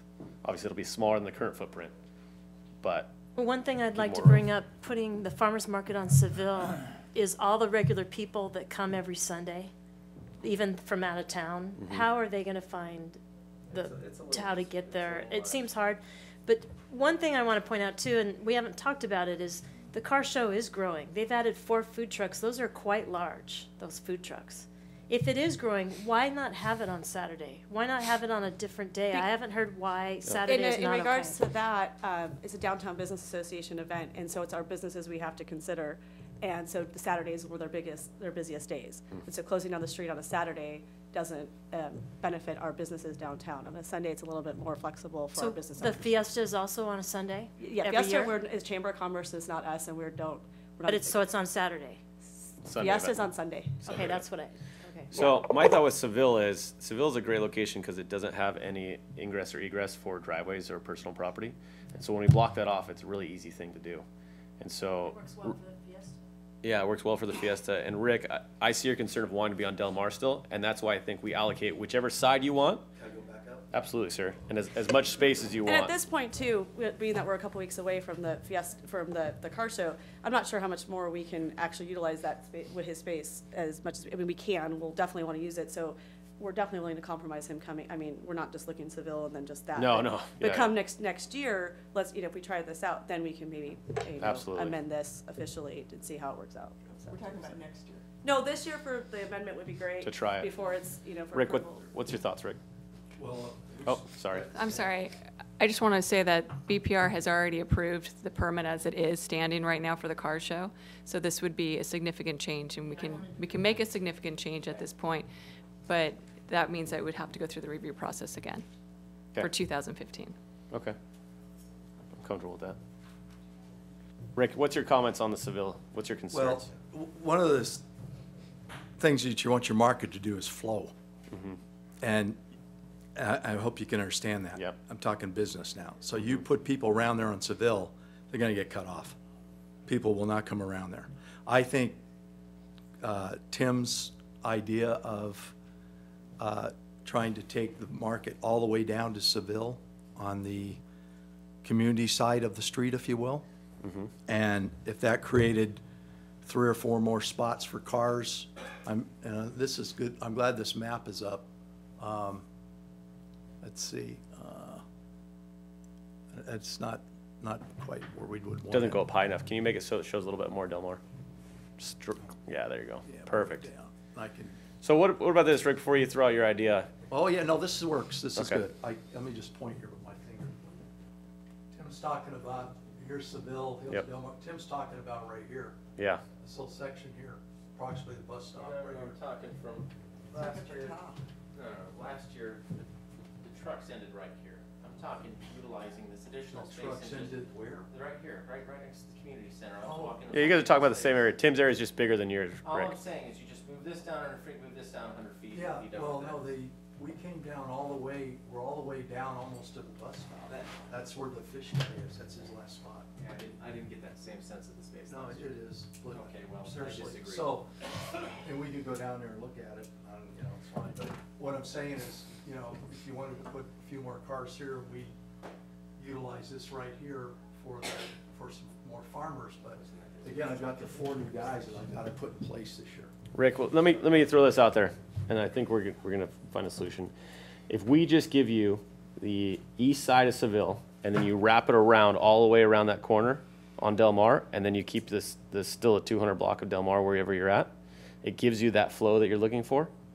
We'll do it for this year, and if it's overwhelming, a horrible idea, then we can come back next year. And Well, aren't we ingrained this year? Aren't we kind of locked in? We can make a change. It's not a huge change. I have faith in Pam. I'll make that motion so we can move on to the rest of the agenda. Well, then where do I start on the 200 block of Del Mar? You'll work with Eric and Pam You own and the whole DBA thing. to You- figure it out.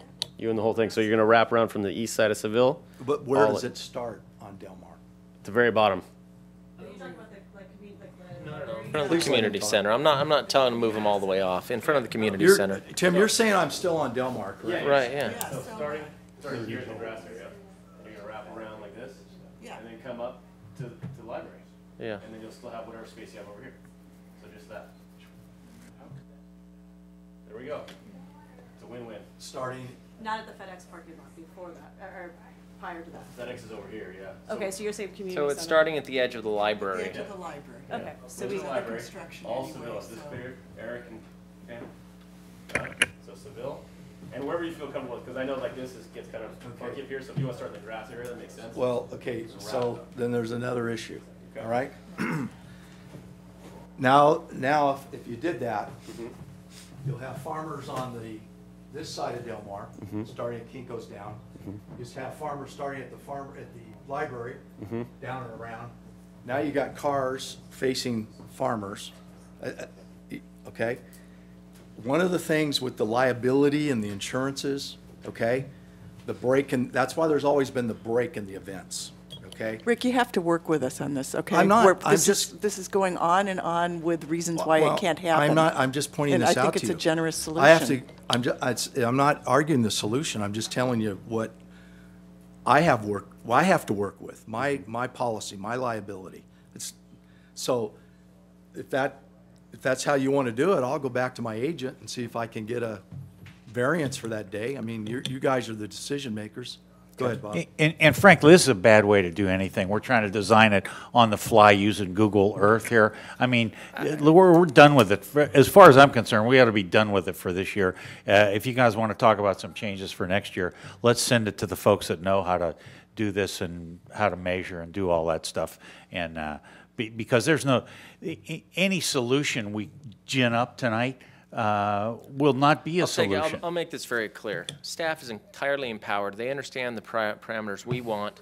I think that we should be able to provide more space to the car show and move around the farmer's market and accommodation 1 weekend out of the year. If it's a problem, we can look for another operator. I don't want to debate this anymore. I don't want to talk about it anymore. If we're going to be intractable, then we can be intractable. We will work with Christina, the DBA, and Rick and settle this. Yeah, I'm leaning towards this half right now because this is an easy solution, easy fix, and it's something that we can fix right here and now. I think we just did it. So with that, I move that we empower staff to make the proposed changes this evening and come up with a solution that's going to work for everybody on a temporary basis this year. And if it works well, then we'll continue in years future. With specific attention to North Calle Seville. Yes. And I want to point And out, I'll second too, that. I think Seville is not as wide as Del Mar, and there might be some safety issues having booths on there. Well, that's what, we didn't say if we're closing it. We're closing it. Okay. Yeah, we're closing Okay. it. I didn't think that. I thought because. No, we're closing. It was, okay. So, motion by Ham, second by Donchak. All those in favor? Aye. Aye. Opposed? No.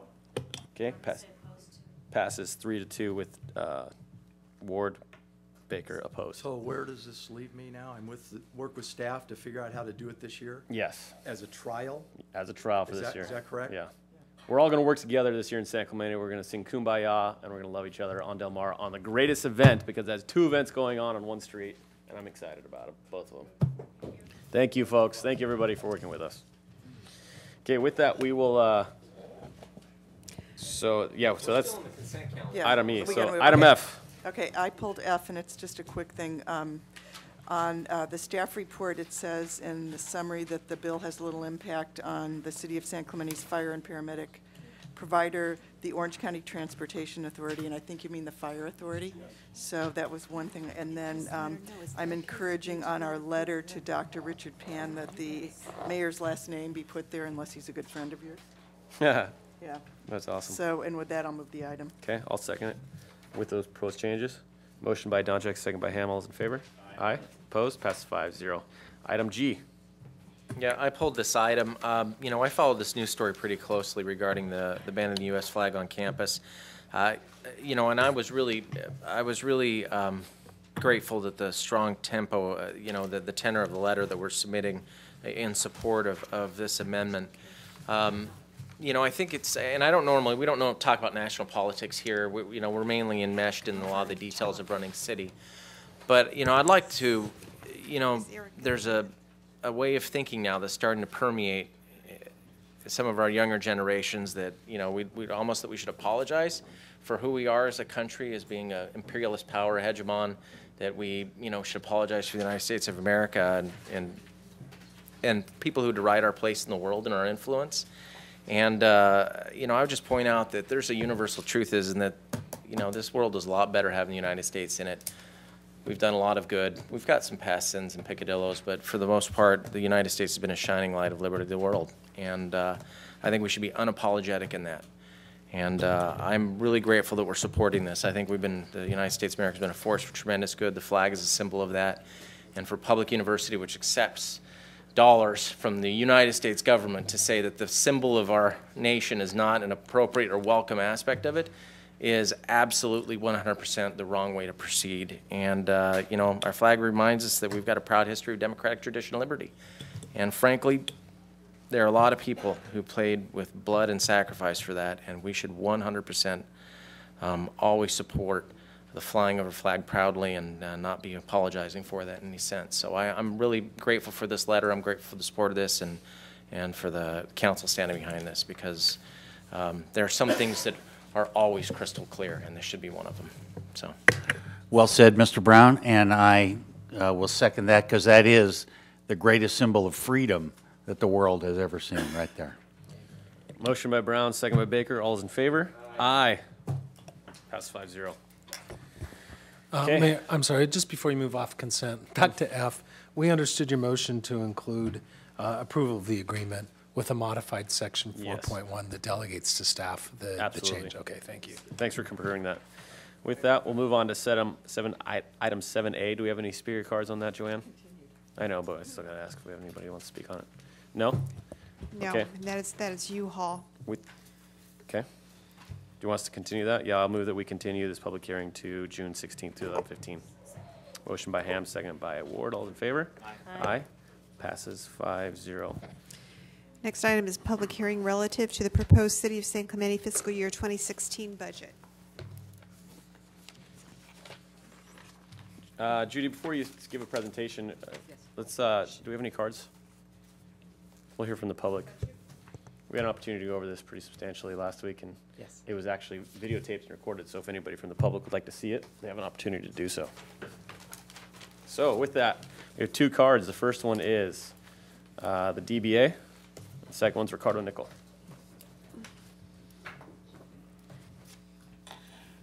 Good evening. My name's Josh Cunningham. I'm a board member of the Downtown Business Association. We've obviously already heard a lot between 2 different parties, so I'll make this short.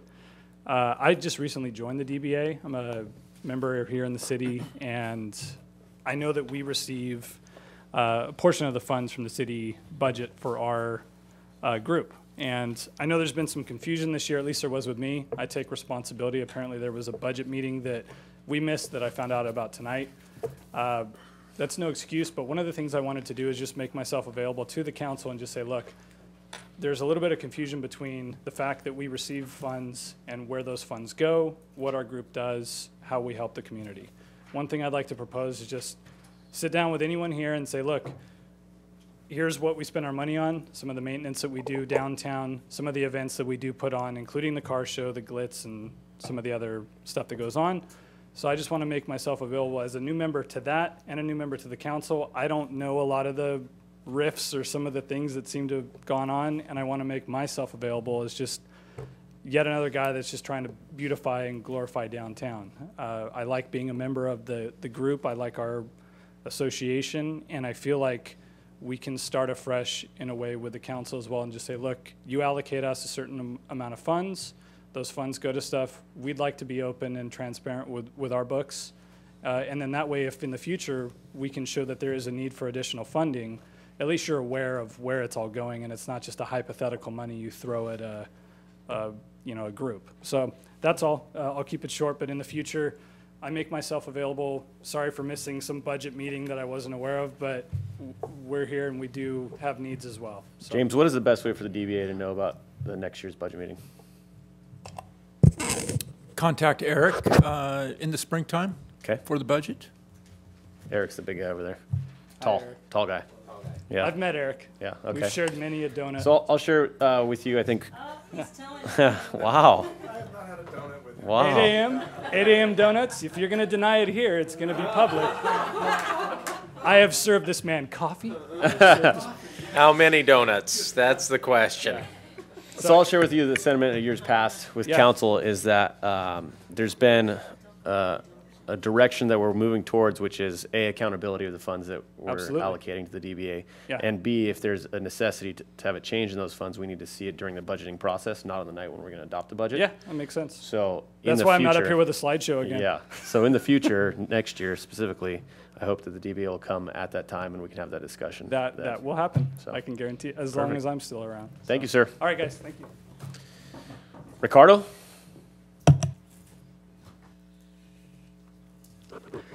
Good evening, members of the City Council.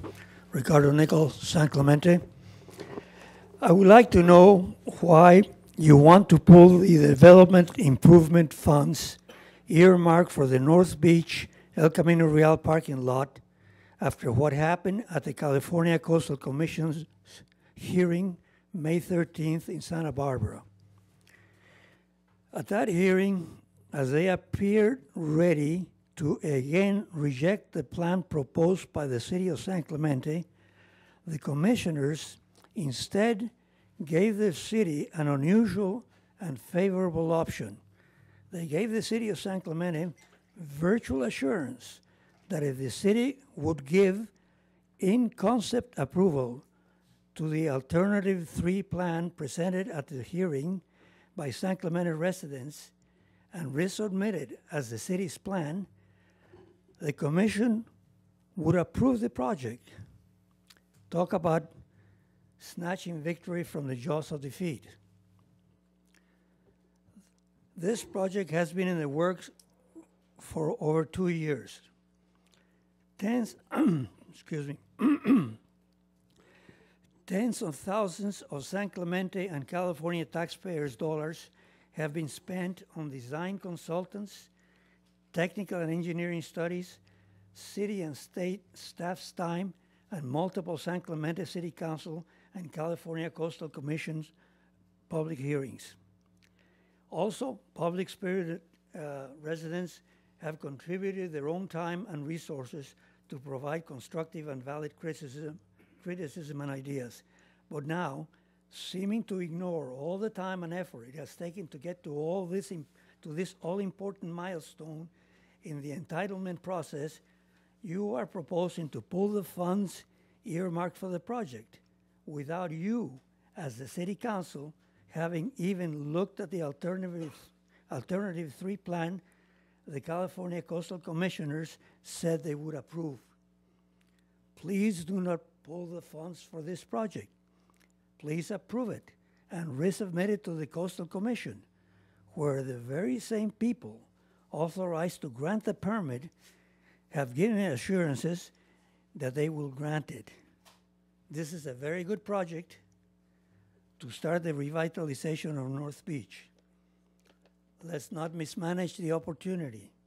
Let's not go back to square one. Thank you. Thank you, Ricardo. And I'd like to know why it was considered pulling the funds. Who would like to start? I think you 3 should, because you were the ones that didn't want to Tim, would you build like to this start? project. I'll speak about it, okay. You know, this is what I'll say about the project. It's obvious the Coastal Commission and has a different vision for what San Clemente's parking lot should be, and it agreed with the conceptual plan that you provided and that we've seen a number of different times. This council didn't agree on the design, and it's obvious there's an impasse. And frankly, with that kind of an impasse and with there being such a large disconnect between what the Coastal Commission wants for our community and what we want for our community, I think we ought to take an opportunity to let it simmer for a little bit, to use the funds in other ways which could be more constructive for North Beach, and reapproach it perhaps when we have designated beach parking funds available that would actually pay for it, and use funds for projects that aren't being contested or argued over, like sidewalks in North Beach that we can all agree 5-0 on. And so, you know, we don't have clarity, and frankly, there's a big gap in the vision for what we think this parking lot should be. And so absent that clarity, I'd rather not continue to rehash this and spend more money and spend more time and allocate the money towards things that we can all agree on. So. Bob? I've voted in this direction for a very long time. I've just been in the minority on it. Now I'm in the majority. I haven't changed my vote. I still think I think we're allocating the funds properly. I think we're spending it on the right stuff. So I'm completely in favor of allocating these funds in other directions. You know, if the beach parking fund comes available and we have, you know, the ability to utilize that for, you know, ECR, then we can maybe take a look at some of the more, at a different design. But until that happens, I'm comfortable with this direction. And I've been a supporter of the project, and I'd like to direct my comments to our legal counsel. We need beach parking. And, you know, this lawsuit that's going on that suggests that we're not good stewards of the beach parking funds, this is a poster child for how hard it is to spend those funds, because we can't get consensus with the state and even within our community on what that beach parking would look like. And frankly, it's very frustrating. And am I not talking loudly enough? I'm sorry? Am I not talking loudly enough? Yeah. Okay. Like anyway, so speak on the microphone. I feel very similarly the sentiments expressed by Councilmember Brown. And I'm really looking forward to this beach parking money becoming available, because this project at that time, with a little bit of distance between it, would be the obvious first candidate for those funds. And they can only be used for that purpose, whereas this other money that's on the table, you know, can be used to service North Beach in a variety of ways. So that's kind of my thought process, but this is case in point about how hard it is to get beach parking in a beach community. It's an amazing illustration. So, Laura, I'm glad that you brought up those points, because I think those are very important to bring up, especially in a public forum. Before I comment on this, Ricardo, I just want to say the fact that we're blessed to have people such as yourself with unique skill sets that bring good ideas to City Council is amazing. It's so great. It's such an amazing asset that we have that in the community, in you and other people that bring ideas to council. That being said, I was already partially agreeing with Bob in terms of, is this the most appropriate way to spend non-beach parking money on a beach parking lot when we do have a beach parking fund specifically for it? And so from the beginning, I had my hesitations moving forward with this. Because it has been a 2-year process to build a parking lot, that has since given me the direction personally that I want to move away from this and invest the money in other areas in North Beach that can affect positive change. Unfortunately, and I stated this multiple times, my tenure as mayor is going to focus on North Beach and the beach trail. Those are the 2 areas that I want to focus on. Yeah.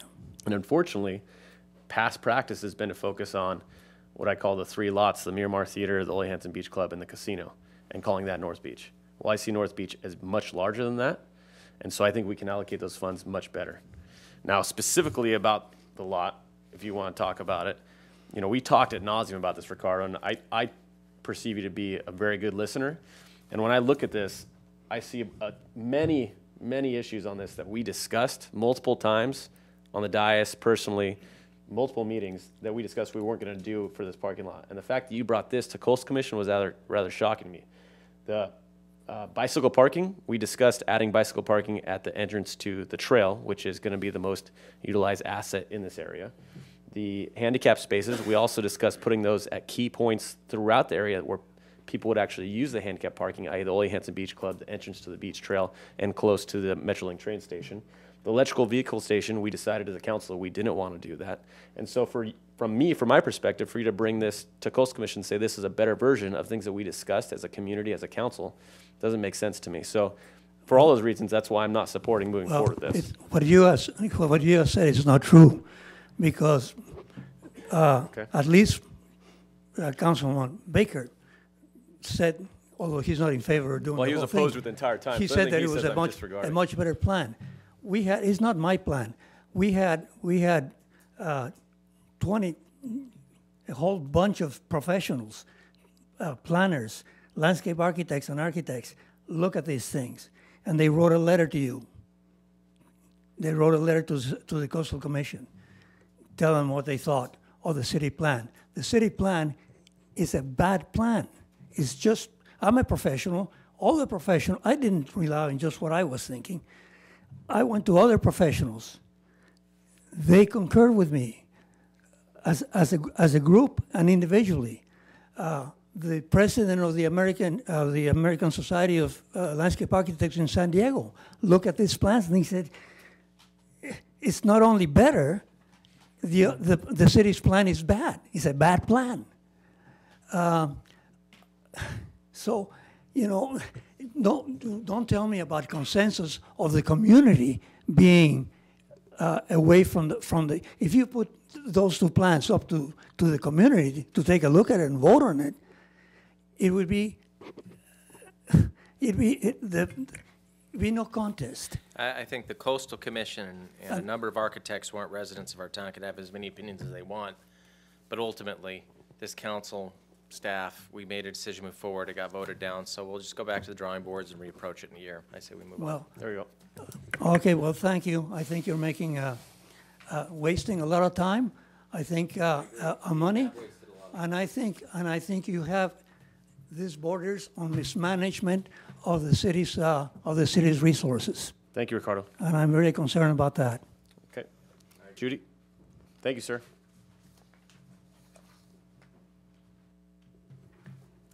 Mayor Ham, council members, we're here to hold a public hearing on the fiscal 2016 budget tonight. We held a workshop about 2 weeks ago, and as Mayor Ham mentioned, we had an extensive review at the workshop, so I won't be reiterating all the budget numbers again tonight. A recap of what we did at the workshop is shown here. We talked about the total budget, the general fund, we reviewed other funds, and we also looked at capital projects and major maintenance programs. We also received direction on city council decision packages, and a reminder to the public that the city's preliminary budget that was presented is shown here on the city's website at this location. So tonight what I want to do, and I promise to be brief, this looks like a long list, but it will be brief, just go over some key components of the general fund, to review the council decisions at the prior workshop, and that will also allow you to review some options for sidewalk projects that you asked staff to bring back. We'll present the updated budget numbers, and then we'll just talk about how the decisions tonight impact our future, impact the future, including challenges, opportunities, and contingency plans. And then we'll open the public hearing. So the key for general fund revenue, here's the deal. 75% of the revenue comes from taxes. So the key things to remember about the general fund and revenue is that property tax growth is seen at 6% in the budget, and that's due to higher assessed values, as well as a recapture of prior year assessments. When homes were reassessed down during the recession, those are coming back, and that's what's driving the growth there.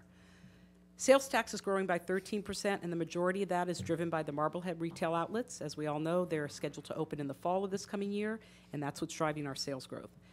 Other major revenue sources, transient occupancy tax going up 5%, and franchise fees about 3%. The TOT, transient occupancy tax, is driven by basically CPI increases as well as growth in the vacation rental program income for the city. If we look at property taxes, I just want to show this about the last 9 years. You can see that there was $23.1 million in 2007, and we've grown over time. There was a dip in 2010, and that's due to the recession as well as the state borrowing, about $2.2 million in revenue. And then you'll see a small growth coming in, and then the 27.8 in 2013 is the state repaying the money that they borrowed. And for the last 3 years, we've seen pretty steady growth up to the 27.9 we are seeing this year. Sales tax, here's again a 9-year review. You could see the dip that occurred during the recession. We peaked at about 7.6 million back in 2008, and then you could see the recession dip down, and we've been growing since then. The increase from 7.1 to 7.5 and 13 was due to the Target opening. And then we flattened out here in the last couple years, and then that big growth coming in 16 is again due to the Marblehead retail outlet. The expenditure highlights for the general fund: personnel costs are increasing by 3%. There's a 3-year MOU in place that we talked about. Salaries are going up about 4% overall, and pension costs are coming down 4%.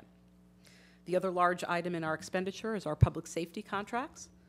Now, our OCFA, Orange County Fire Authority contract, it increases by 3.9% overall. That's about $317,000. I do want to mention that we just recently learned that the base contract is coming in a little bit lower than what we originally were estimated.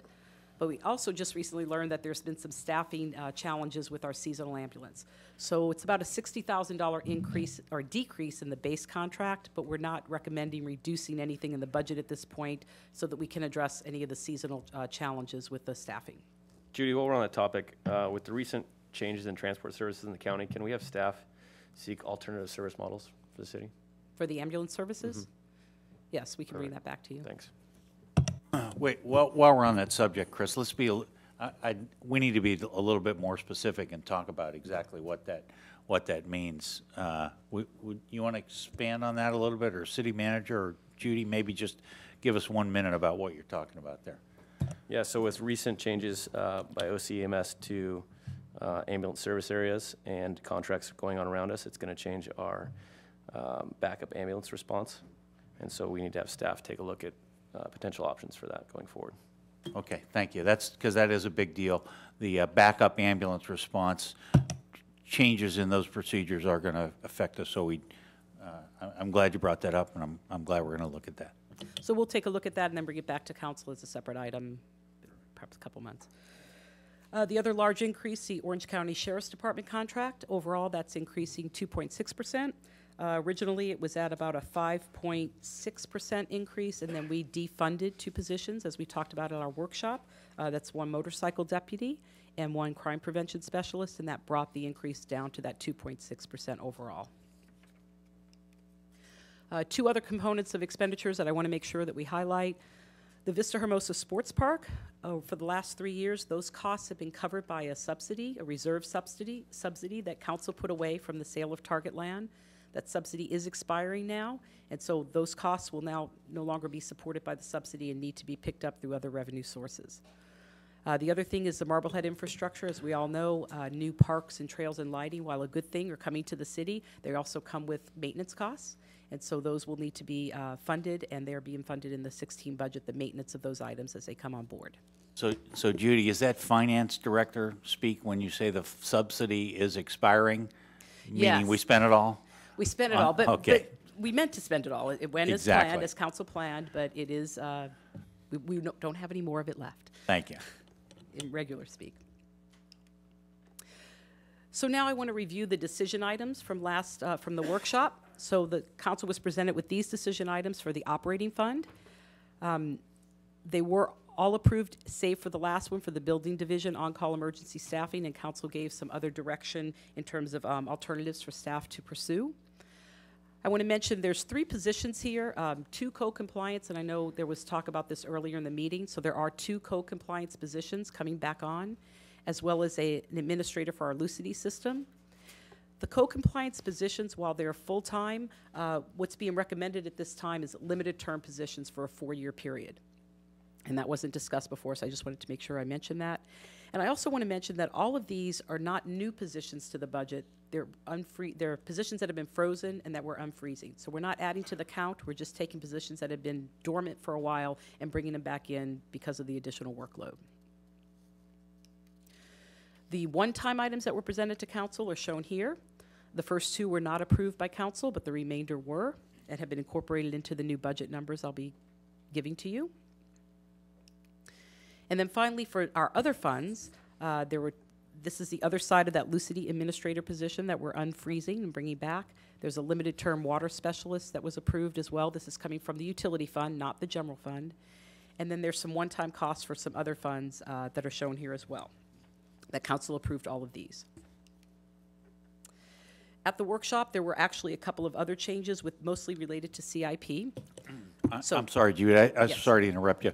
Would you go back one slide? We talked about cable TV equipment replacement. We're going to hold off on that, though, until we find out what's going on, though, isn't that? What the direction we heard was that it would not be funded from the general fund. And so this is being funded actually from a 1% charge to cable providers that the council had approved a resolution several years ago to be able to fund it through that. And my understanding from the meeting was that the IT infrastructure that's being purchased is something that could be transported if we would change buildings or that type of thing. I remember that part of it, but I thought we were going to wait to spend that money until we got some. We're not. Okay, thank you. We would wait until the revenue starts to flow, so we won't spend it right away as long as we're not using general fund money. I thought we were going to wait until we got some more information about our space study, whether we're going to move this out to Negocio. But city manager has a plan, I'm confident. Okay. So the CIP changes that occurred, we removed the T Street restroom rehab project. We rolled that project into another CIP project that had enough funding for it. So the project will still get done, just not as a separate line item. We also added $70,000 for new sidewalks, new infill sidewalks. It'll be paid from the general fund. We added 1 new drainage project for $400,000. And there was also a council request to review options for North Beach sidewalks. So the 2 items you see there highlighted, I have one more slide, and when I'm done, we're going to show you those options to have council discuss those 2 items, both the sidewalk projects. So at the end of the day, all the changes that council made or directed staff to make in the budget increased the total general fund expenditures by $529,000, close to $530.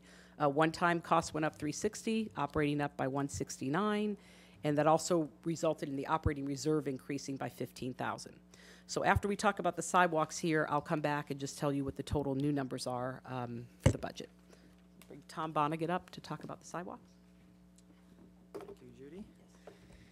Mayor Hammond, council members, Tom Bonnegat, Assistant City Engineer. So at your May budget workshop, you requested that we develop some alternatives for your consideration for the $70,000 that you made available for new sidewalks, and then also kind of a corollary to see some recommendations for the North Beach that would be funded from a separate funding source from developer funds that would be appropriate for sidewalk improvements. So I understand you have that the memo that you received. I'll quickly highlight these recommendations. Before you go on, Tom, do you have visual displays for these? Yep. Okay. I do. Perfect. And before you go on to this topic, can you just hit real quick, because I didn't see it in here, maybe I didn't get through it, was the, where are we out in the rebid for the Pico bulb outs? We should be bidding that this month. I'll give the city manager a schedule, but we've done some value engineering and we haven't got close. it. Okay. We haven't bid it, but we're getting close. Okay, great. Thank you. So two suites of projects. For the 70,000 general funds, my staff came up with 3 recommendations. Recall we're particularly interested potentially near school, high pedestrian areas. So again, highlighted in the memo, the 3 options in order. So we would recommend the Calle Puente project. I have a map, but there's a segment on Calle Puente as described in the memo, 70,000, about 300 feet of sidewalk. It gets a whole block and fills in a longer corridor in Puente that serves Las Palmas School. That's why we think that would be the most bang for our buck. It's 1 block away. Avenida Rosa, by doing that sidewalk along the frontage by the senior center, would fill that entire block from roughly the El Camino Real alley to Ola Vista. There are some gaps there. And then De La Grula, which is 2 blocks away from Las Palmas, but that project in total is 150,000, but we could do half the block. And here's where they are roughly on the map. So again, our recommendation to you, the number 1 recommendation would be Calle Puente. It's that block in green between West Cañada and Escalones. On the other blocks on that side, we do have sidewalks, so this would fill in a gap and help some continuity as kids get to school there. And we've heard over the years in our CDBG meetings that planning runs that Calle Puente is a pretty heavily used corridor to access the school, and you know that well as well. Avenida Rosa down there on the bottom right, that's the senior center block. There are segments in there that we could fill in. We're showing the whole block, but it's generally west of the alley. And then De La Grula between Puente and Florencia, there are big gaps there, but to do that entire block would be double what you've appropriated. If we did that, we would do half. So that's the one group there to use your 70,000 of general funds. And then in the North Beach area, we have 2 potential projects. One is on Calle, it's Boca La Playa, Las Bolas, around to Colina. This is, if you're familiar with the area, which I know you are, there's this wraps around and there's a large, there's 4 or 5 vacant lots, hillside lots there. And so this puts a sidewalk behind the existing curb to fill in that. And people park along the street there and provide some continuity into the North Beach area. So there's an estimated cost. And I got to apologize. Again, the memo was correct, and then I sent an email. The correct cost of that project is $183,000. As I was reviewing for tonight's meeting, I confused my older estimate and thought I made a mistake. The memo is correct. It's $183 for that project. And Tom, then I want to ask a question about that, because back when I was on Planning Commission, we approved an apartment or a condominium project for that lot, and then it never got built. So if we build this sidewalk now, would we then, when that lot gets developed, would they pay us back for that improvement? There's no mechanism that I'm aware of to do that. So that the risk is if a new development came in, they would be putting in sidewalk. If you went forward with this project, and I don't have any information as to, I'm not aware that there's any active application. I don't know the timing. I doubt there is, because this is probably, But then basically you put in a sidewalk that you would otherwise might be able to get as part of a private development. So. Okay, so there is no way to recapture this improvement on the lot? I'm not aware that there's any mechanism to do that. Once the sidewalk is in, it's in, and the only requirement for a new development would be where they place their driveways. We would work to make those ADA compliant passive travel, but the sidewalk would be in. Interesting. Okay, thank you. And the other potential project is, as part of that North Beach, I'll call it the bulb out project, we had an early concept to, in addition to the project we're going to rebid that we discussed with your council, we had some concepts to add 2 more bulb outs at the Calle de Checa Pico intersection to create some, traffic calming and connectivity and safety there. We deleted those from ultimately the project because of the expense. If your council was inclined to do one or both of these, we believe the developer improvement funds are appropriate. So, that we're looking for your direction on what, if anything, you'd like to do in North Beach. So those are the suite of projects. I'm happy to answer any questions. So I'd like to jump in on this one because I'm really excited about some of these. Here's the map for that. I'm sorry. Some of these changes here, and I have a lot of questions. First off, I want to say good job to staff for coming up with out of the idea thoughts or out of the box thoughts on this. But if I could get some clarification, one, when you guys brought originally the plan for the bulb outs in the green circle area, to me, it didn't seem as though the public gain versus public cost was there, where we could take the monies from that and move it to other parts of the North Beach community. And so while we're on that topic, if we remove that, we would capture 100 and how much? What's the cost of that? Just we're estimating the cost for the bulb outs, which would be in that green circle area, about 150,000. 150,000 that we'd be able to spend on other parking or sidewalks. Then moving over to the Boca de la Playa sidewalk, what's the thought of putting it on that side as opposed to filling in the gap between Las Bolas and Hacienda, because there's already a sidewalk. Are you talking about over So, can I get a laser pointer? This might be easier if I can point something. On the other side. Yeah, so I'm going to On here. Kike, yeah, right there. So I'm really familiar with the area because I drive this every day and I live close by.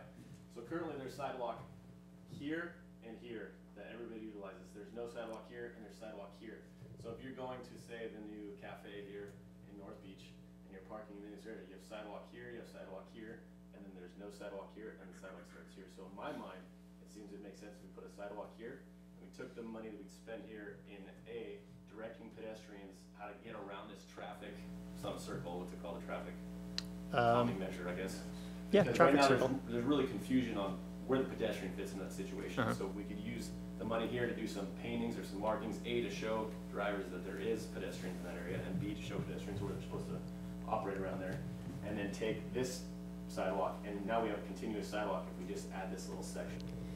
I will have to kind of check my notes. We did look at that. We looked at the entire area, and the block between Las Bolas and Hacienda, and I think there was an issue with, again, we were trying to most bang for our buck. I think we had a right-of-way issue, that we don't have enough right-of-way for a 4-foot sidewalk. So either we'd have to get right-of-way from the property owners, and there's issues with that, as you're well aware, or do a more expensive project and narrow the street and move the curb out into the street, which is not impossible. So I'd have to check, but there was a reason why we thought that even though it's a short block, may complicate So my other things. thought was, because I figured you might say something along those lines, is that how do we get some of those pedestrian markings maybe to signify a crossing here? Because this is all broken up, as you know, with driveways and intermittent sidewalk from this location to there.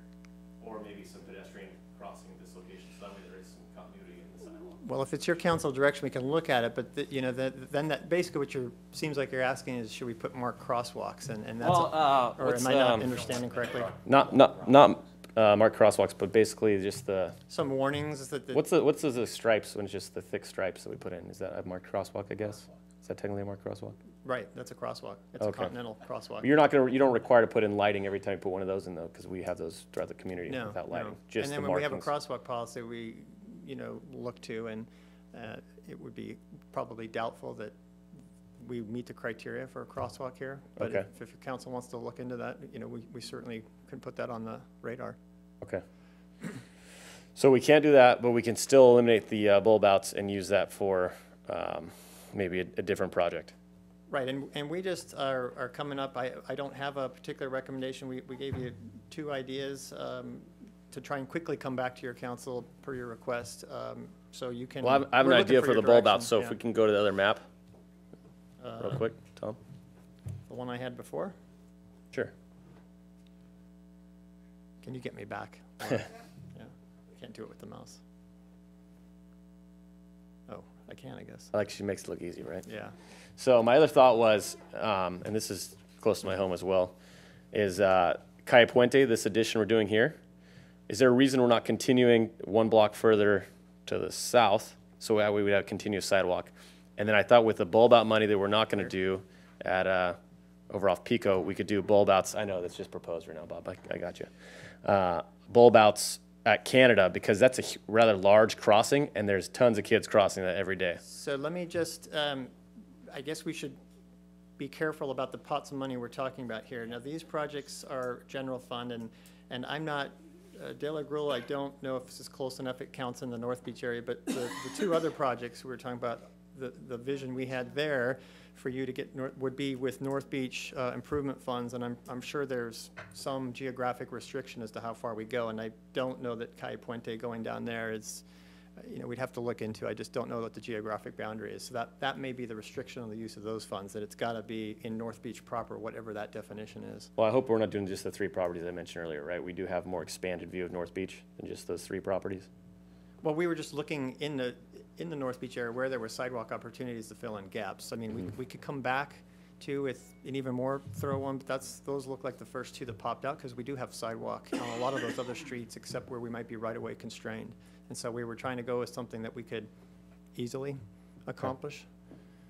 But it's not the only way to do it, and if you want us to go back, I don't know that your constrained to have to make a decision tonight for the projects that are on the improvement, so we could come back and always do a supplemental appropriation early in the budget year for North Beach area. Well, and I think we need a definition of what North Beach area is, because Well, I we would think look into that. the I just can't previously tell you what that constrained is off definition. the top of my head. Okay.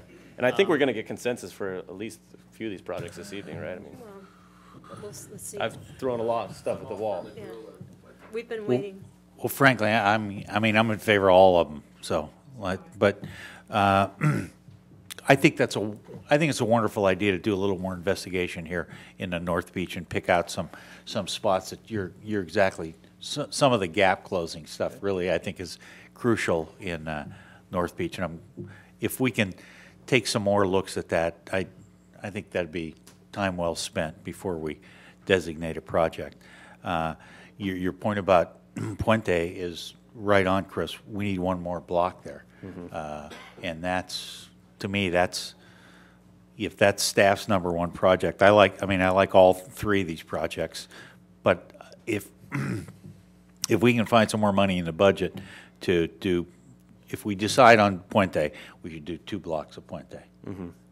Is there a reason with De La Grula? Am I missing? Is there a lot of heavy pedestrian traffic in that area, or is that just a missing starting gap? to look at we just started at Las Palmas and fanned out. We have an old sidewalk inventory map. We know what's out there. Looking at gaps, looking at where we understand kind of major routes are. You could say that about a lot of these streets, but again, we were trying to. What we were working with was the direction that, 70,000, give me the most bang for your buck.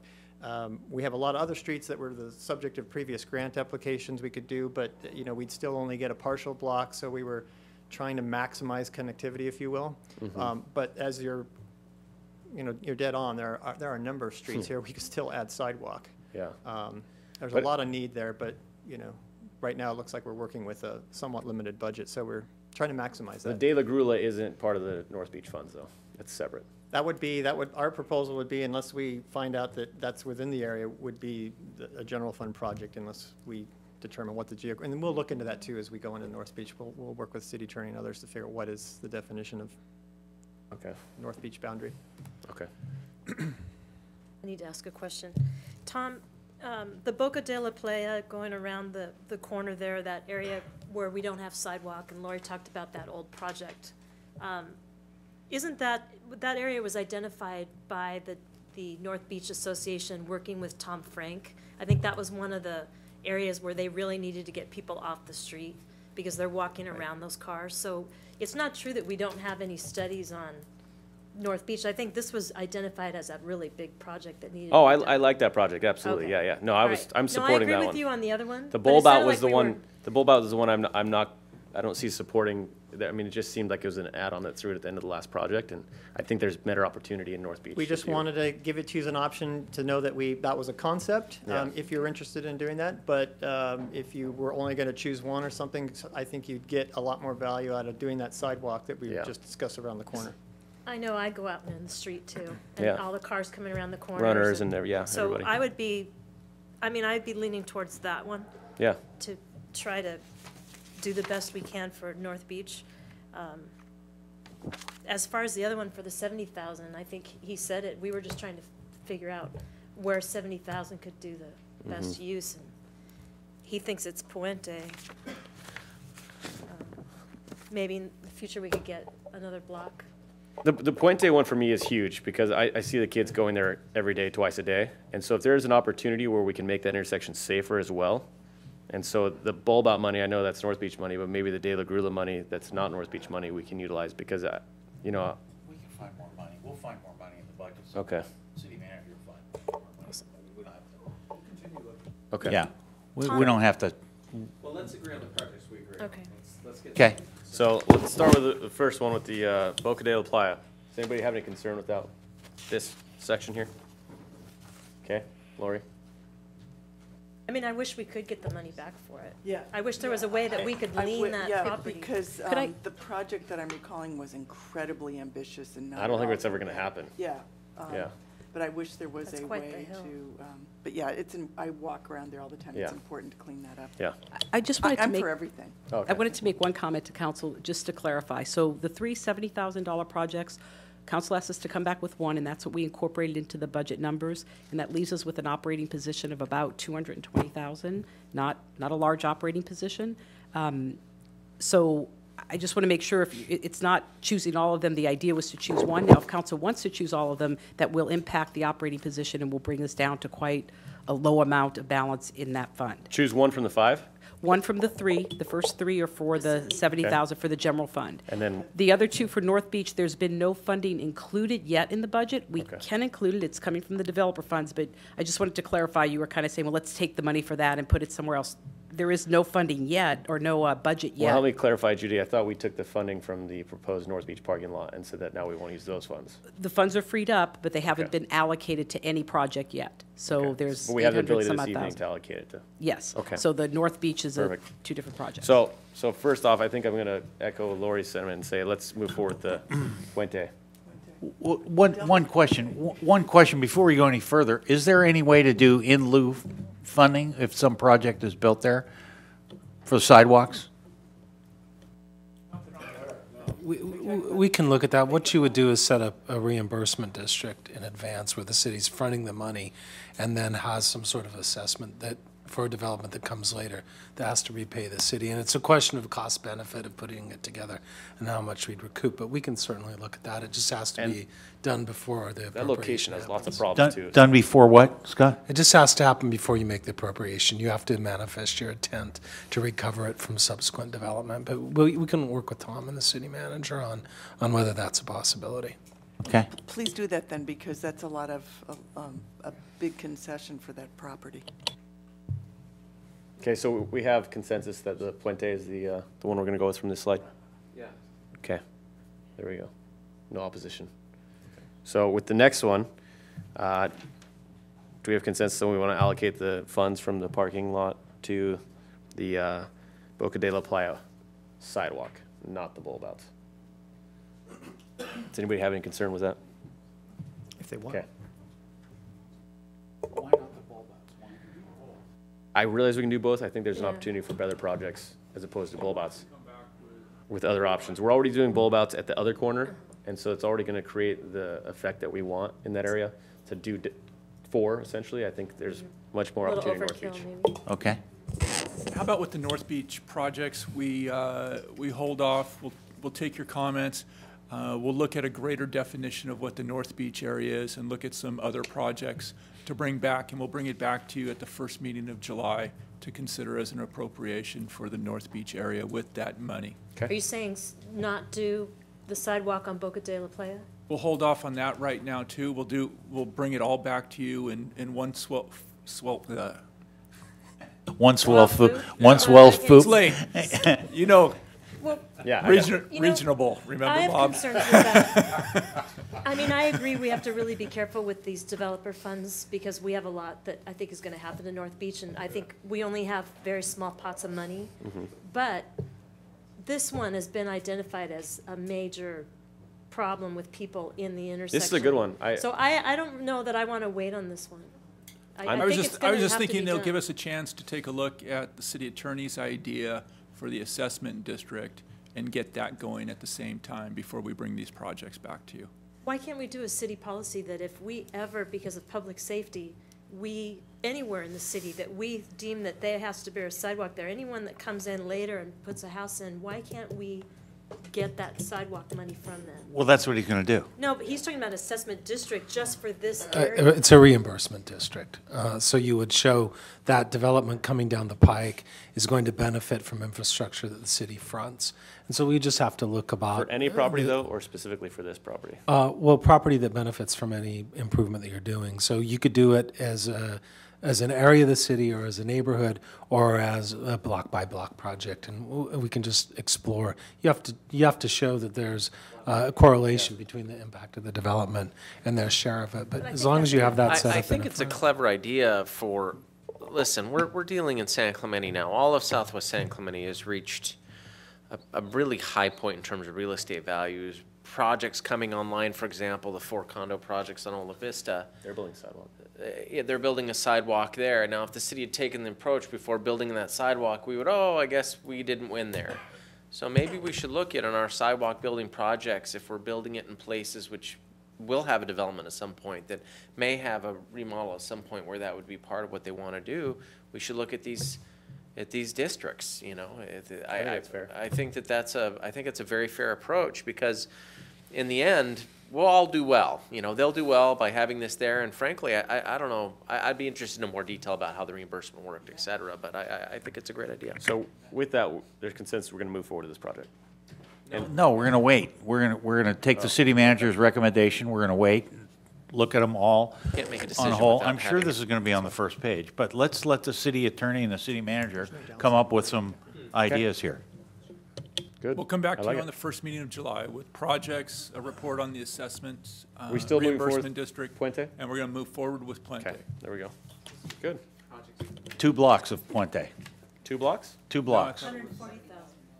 If, right now, that one block is the 70,000 that you've so far allocated for that, if we were to do more, you know, we'd have to come up with an estimate and work with the finance team on how much more and what that means. So you want to move forward with the one? If we're going to do one there, we should do 2. I mean, it's a good,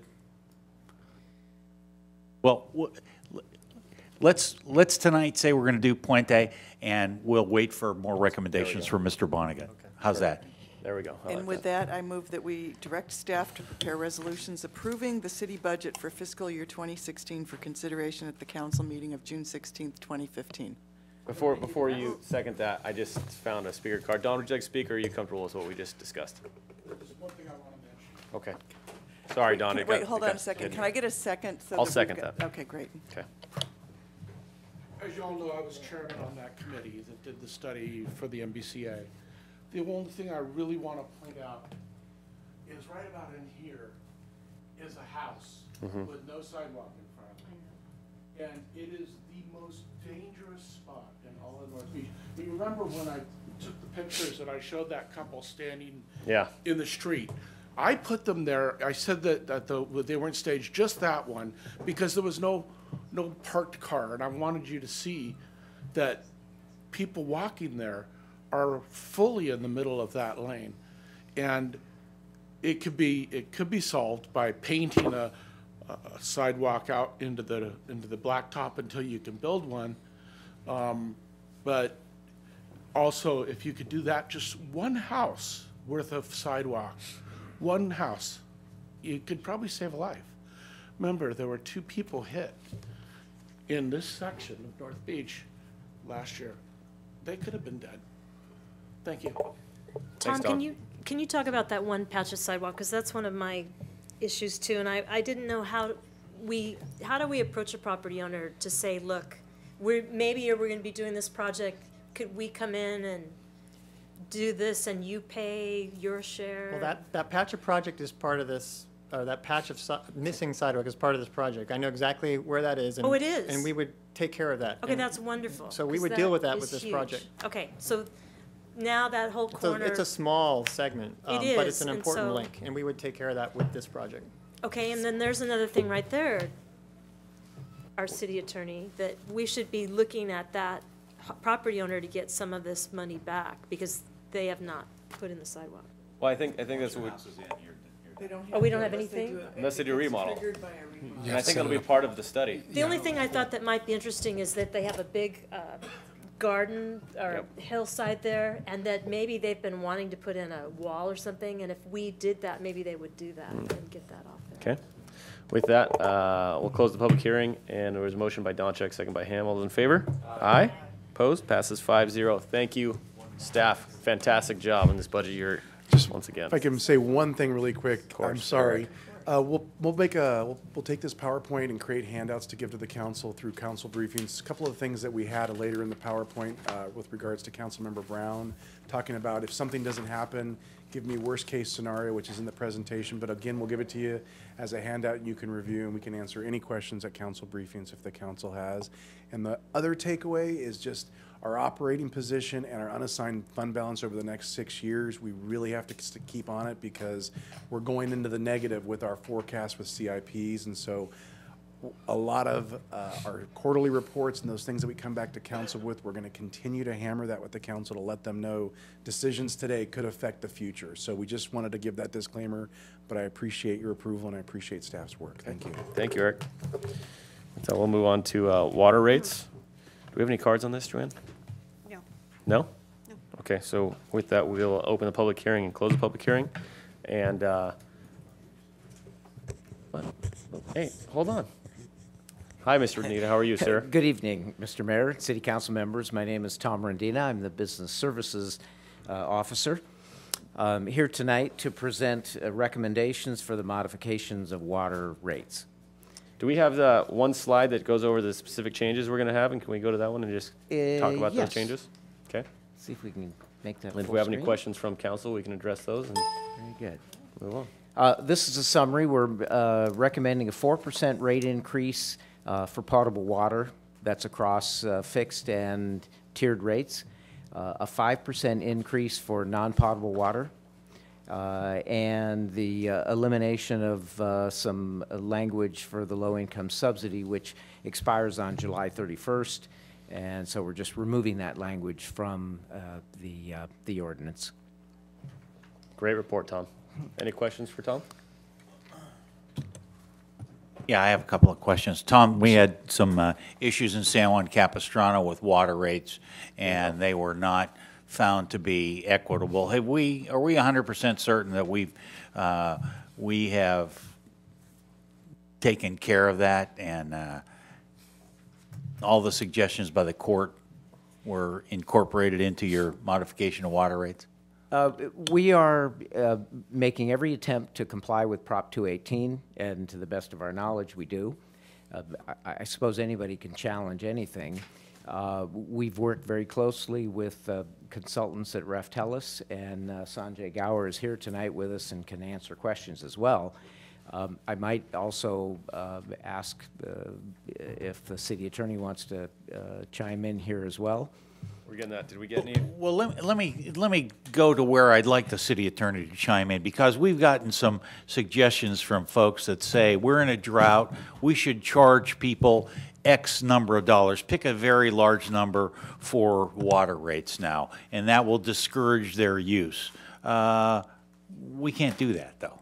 Please expand on that. The requirement that your study is founded on is that the cost of service has to comply, or has to equal the cost of providing that service, yeah. And so that's been the fundamental underpinning here. You are allowed to adjust your rate schedule so that it inclines to discourage waste of water. At least we hope so. That's been called a little bit into question by the case that you mentioned, Mr. Baker. But this has, no, you can't just charge anything you want to discourage waste. It has to be tied to the cost of service ultimately. Okay.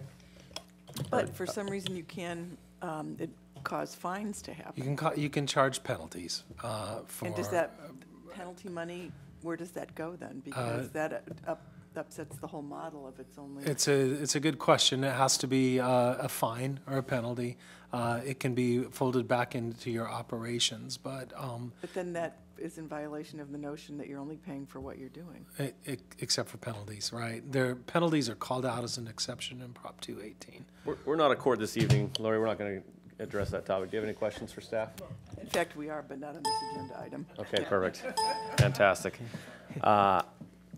Tim, do you have any questions? Joanne, do we have any protests? Yes, my office received 6 written protests, and that does not represent a majority protest from the city's 17,477 active water account holders. Okay, thank you, Joanne. With that, I move that we introduce ordinance number 1596, entitled Ordinance of the City Council of the City of San Clemente, California, amending section 13.04.220, subscription to A, B, and C of the San Clemente Municipal Code relating to water rates. Second. Motion by Ham, second by Baker. All those in favor? Aye. Opposed? Passes 5-0. Tom, fantastic job. Thank you very much. Thank you, sir, for We can go even around. faster on sewer, right? We can go Are you doing sewer more as well? quickly on sewer. Yes, sir. I see Andrew standing back there. I thought he was going to jump. Okay. So do we have any cards for sewer? Okay, so with that, we will open and close the public hearing. And do we have the one slide that shows the changes in sewer rates? There are no recommended changes to Oh, sewer okay, rates this perfect. year. There we go. There is one modification to the ordinance to remove the language for the low-income subsidy, similar to water, and so that's the only recommendation for change this year. Okay, any questions for staff before Lori starts? I move that we introduce ordinance 1597. I do have to Oh, announce. protest? Number of protests. Yes, my office received 5 written protests, which does not represent a majority protest from the city's 17,477 active sewer account holders. Okay. Okay. Thank you, Joanne. I recommend that we introduce ordinance 1597 entitled an ordinance of the City Council of the City of San Clemente, California, amending Chapter 13.24.190, subsection D of the San Clemente Municipal Code relating to sanitary sewer rates. I'll second that. Motion by Donchek, second by Ham. All those in favor? Aye. Opposed? Passes 5-0. Tom, great job again. Thank you. Thank you, sir. Okay. Next item relates to the urgency drought ordinance. Excuse me, Joanne, I'd just like to say one thing. This was a very quick presentation, and, but the amount of background work done by Mr. Rendine and our consultant on this subject was exhaustive, as it is every year. So I want to thank you both for that very much. Okay. Thank you, gentlemen. As always, great job. Well, we have a significant amount of cards. I think everybody left in the audience wants to speak on this item. So, well, let's keep it going the way we've been going. So we'll hear from the speakers first. So we'll open the public hearing. The first person we have is Cecil Frazier. Then just a city of reference, Temecula, California. So if that's you, and then Lori Bolus. Good evening, Mayor and council members. Thank you for the opportunity to speak this evening. My name, of course, is Cecil Frazier. I have owned and operated Swan Pools here in the county since 1976, so I don't have a residence here in San Clemente. But I come here tonight as just one of the representatives from our industry. My purpose here is to have you move the restriction that is currently in stage 3 to stage 4, and it's the restriction on filling of swimming pools. We hope that we never have to go to level 4, but I think if it should happen, it should be just that we move it to that level.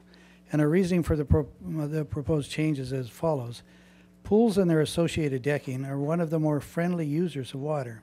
If a pool is covered, it becomes one of the best solutions to preserve water. Last year, during similar discussions with the Santa Margarita Water District, they did their own analysis and confirmed these results. Our testing was even more favorable, as you might imagine, but the conclusions were the same. We agreed that pool construction would not be restricted until there was no water available for outside of the home. So if there's no water outside the home, then there's no water for pools. But up to that point, pools stay in the game. Number 2 is the swimming pool industry is recovering from the Great Recession like the rest of the economy. But this proposed legislation would have the effect of wiping out our industry. Our industry is composed of trades that have invested their money and built their businesses strictly on the construction of swimming pools. They are not easily converted to other specialties, and they are necessary for the continued upkeep and maintenance of the existing completed pool industry. No other industry has been threatened to be put out of business by the stroke of a pen, and I don't think ours should be either. Number 3 is independent data estimates that the economic contribution of our industry in 2013 for the state of California. What? If you can finish up your last sentence, that'd be great, Cecil. Okay. Well, all right. Well, we'll finish this. I have a feeling more people are going to be backing you up in your support for pools, so Okay. I would not worry. All right. Then, well, I'm not sure I got through. I did this in text, and I got through it in 3 minutes, and I don't know what. I think I got cut off here. I guess then I'll finally say we want to be part of this solution. We think we are one of the better stewards of water in the county, and we've got our own water management program. It's called Come Pool With Us. It's run by our trade association, and we'd like to be part of the solution rather than be considered being part of the problem. So we encourage you to move it just up one level, and we hope we never get there. But if we get there, we'll work on that problem when it comes. Thank you, Cecil. Thank you. Temecula? Sorry, my name is Dan. That's okay, Dan. I'm from Temecula. Okay. Hi, good evening. Speak into the microphone, please, sir. Thank you. 3.5 hours later, I actually. So I don't have much to add to what Cecil already said, and I don't want to bore you with more of the same. But I just want to mention that with Santa Margarita Water District, the neighboring district here, we spent 6 weeks in discussion. So it wasn't like here, 2 minutes and 45 seconds. So it was very deep discussion. They concluded with their own research that we absolutely were not involved in it, what Cecil just explained. So I want to just mention that it was something that a lot of time was spent into that study. It was also published in the LA Times, and I believe the Register as well. In the LA Times, it clearly shows the chart that shows the water saving when covered pool with decking in comparison to grass. I just want to very quickly mention a project I did in your city last year on 231 West Valencia. Basically, I came to this backyard, nothing but grass, spray irrigation. I came in, put an in-ground spa, decking, barbecue, whatever, but hardscape and spa, changed all the irrigation to drip irrigation. So basically, we took a yard that was completely wasteful. This lady would have never done all that had the spa was not part of it. She would, when we go into a backyard, digging even just a spa, we destroy everything. We destroy all the irrigation system. So now it's the opportunity to put drip irrigation. I don't think she would ever have done it had we not already destroyed it by doing that. I think it's important to mention that we're running from one city council to water district every evening. That's why we kind of look tired. But it really is almost every evening, every other evening. We presented, including Santa Margarita, basically to 8 water districts / city councils. And each one accepted our argument and moved the pool to the next stage or the highest stage, out of the stage they're currently at, basically, or currently voted on to advance to. So it's every single one other than one. And as I was sitting here, even that one, I got an email that they want to revisit it on Thursday. So it's going to be another long evening on Thursday. But in other words, every district accepted that study and our argument to move us up, other than one that's giving us another chance on Thursday. I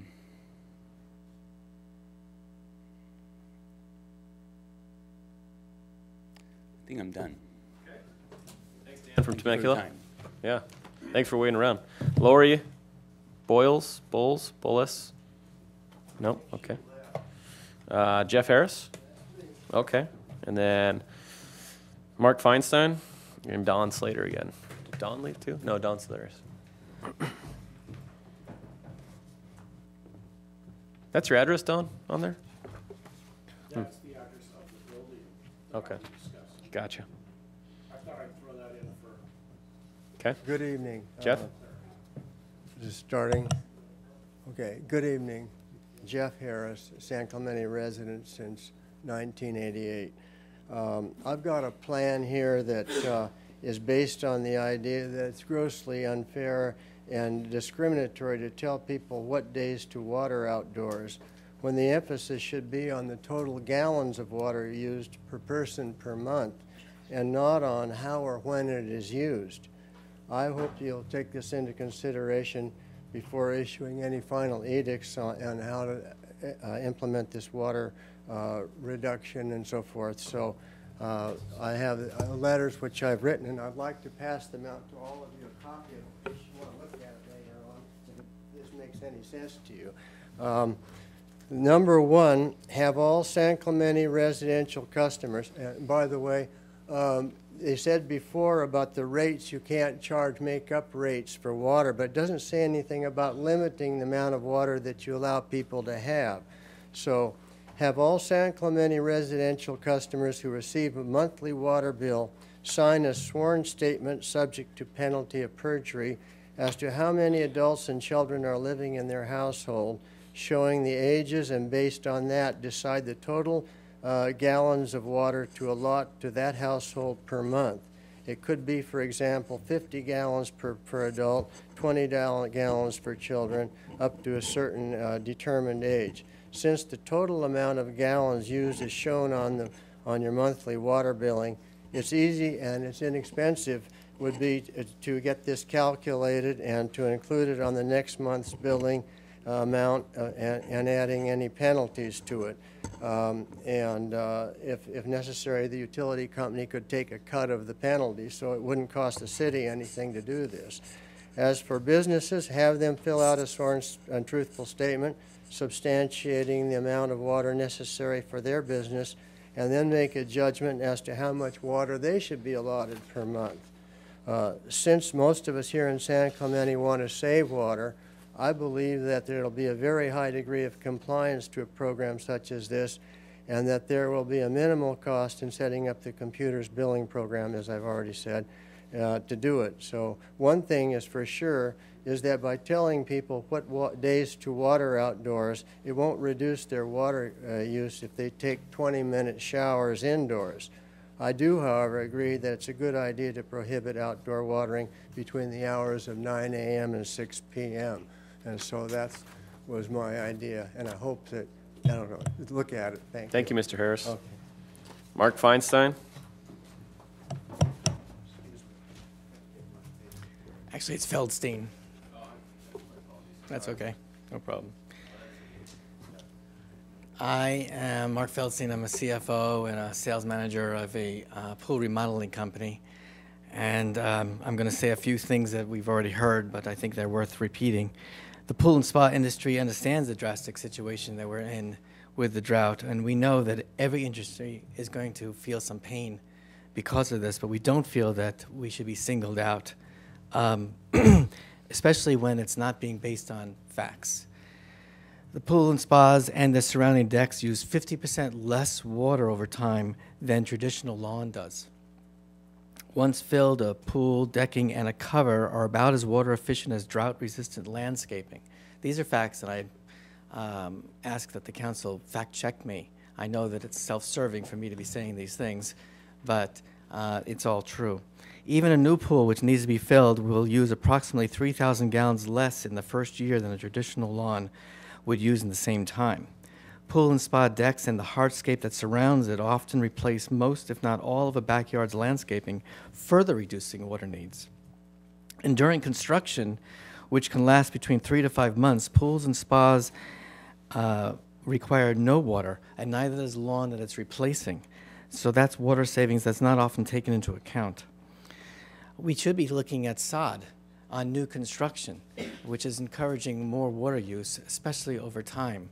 If any industry should be looked at. Imposing severe water restrictions on pool and spa owners will not help the drought, since once filled, they use relatively little water. Any ban on construction or filling of the pools will not achieve significant water savings. We, the industry, are working with our customers to be even more aggressive water conservers. We encourage pool owners to use pool covers and check for leaks. We've sent water conservation tips to our customers with our invoices, as well as adding to our websites. We're offering no-charge liquid pool covers to our customers and past customers to help save water. These are the kind of things that will make an impact. The California pool and spa industry provides $5 billion, as Cecil was trying to get out, I think, at the last sentence, in economic activity to this state each year. $5 billion from our industry. We provide tens of thousands of well-paying jobs. I employ 175 guys in 3 branches. I'm the largest pool remodeling company in Southern California, and those jobs are at risk with what's going on here.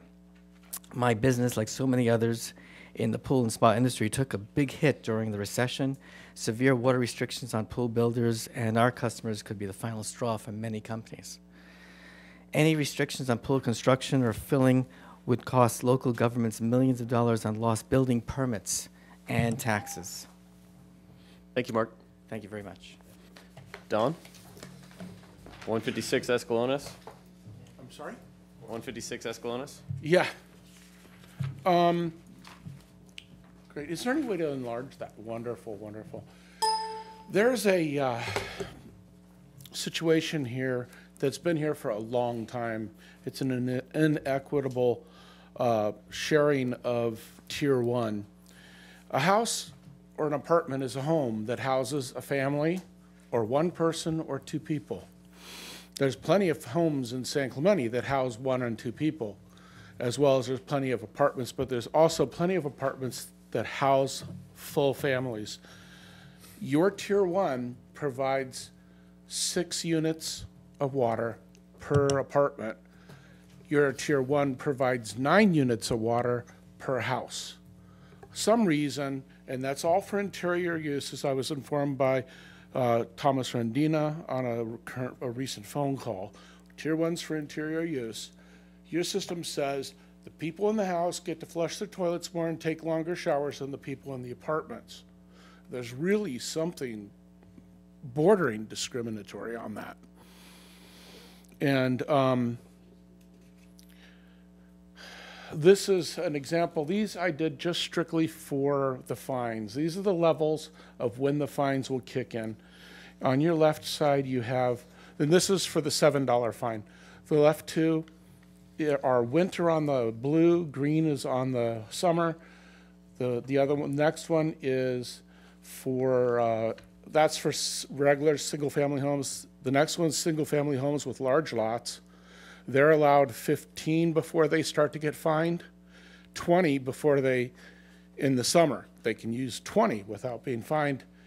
The apartments are a lot, for either time, are going to get fined after 9. 9. That's expensive. Please switch to the next chart. This is the $10 fine. That's really expensive. So this is when it kicks in. If you take a look, same as before, the blue and the green are single-family residents. The yellow and the red are single-family residents with large lot, and the apartment is 10 and 11. This is when you start to get into an area where they can be irrigating. The first one is strictly for people living, and most of that water is used in the bathrooms. My apartments, they house 2 chefs from fishermen's and handymen and fast food workers and maids, painters, children, and college students. These are the people who are taking care of the homes. They're providing much to the community. And I had to give them rent raises last night, just in case. And it broke my heart because it's low-income housing and I've kept it low forever. So. Thank you, Don. Thank you. Andrew? That's an $80 a month rent raise. Andrew, can you comment on the pool conservation and how that, which tier that's going to fall into? We're actually recommending adding a new level of drought, which would be stage 5, and then moving that from 3 into a 5. Okay, perfect. And then can you comment on Mr. Harris's idea of total gallons usage as opposed to the way we currently do it? There were a lot of things that he talked about, and I think one of the ideas he had was budget-based allocations rates, which are specific to number of household and square footage. In order for us to update our billing system to do that, it costs about $500,000. Okay. And then you want to comment on what Mr. Slater said about fines for multifamily versus single family? The general presumption is single-family residences will on average have 4 people per household, and then multifamily generally have fewer people per apartment. Got it. Okay. I need more explanation on that. What you just asked. Fewer people per apartment? Correct. So if you go back to what he said, a single-family residence gets, I don't remember what that slide showed. They get more units possible in the first tier, in tier 1. A single-family resident Right. gets Now, 9 assuming units. apartments are on, multiple apartments are on 1 meter, is that the reason why they have less? There are 2 kinds of apartment or multifamily properties. There are what we call master metered, which would be, 3, 4, 10 units. They get 6 units at tier 1 per unit. So in other words, if you have 10 apartments, you would get 60 units allocated in Tier 1. So it's cumulative to the number of units. The presumption, that 6 units, by the way, equates to about 4,500 gallons of water a month. If you look at the average gallons per day, that's approximately 150 gallons a day. Assuming there's 3 individuals in that unit, that's about 50 gallons a day. And if you see a lot of the information being discussed today by the state and levels like that, that's a target. That 50 gallons a day is a sort of a generally accepted standard for inside the house consumption. So the allocation for multifamily is based on that assumption. There's 3 individuals consuming 50 gallons a day. The single-family residential is assumed to be 4 individuals, same calculation of 50 gallons a day. But I still don't understand, okay. So you're just saying 4 individuals, that's why they have more units? That's the distinction. We've drawn a assumption, if you will, for single-family residences having 4 occupants and multifamilies having 3. Okay. Andrew, Mr. Harris talked about days of the week for watering.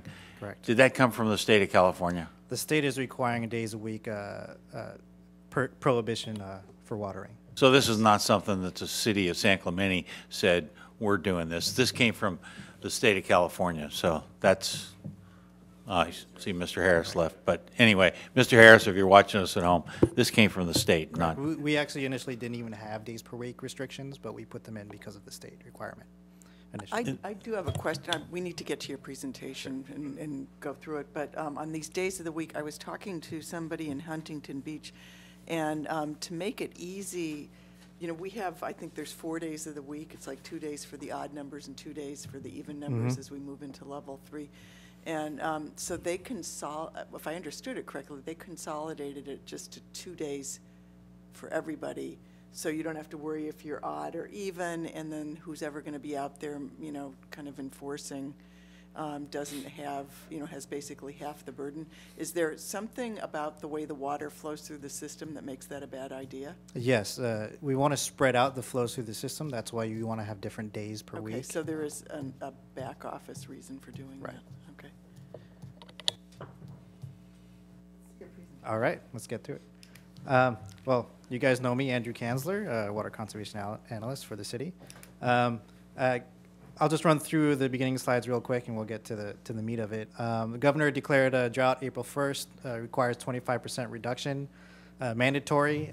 Goes into effect yesterday and will end in February. Metropolitan also has a 15% required reduction from our imported supplies, which is 90% of our water supply.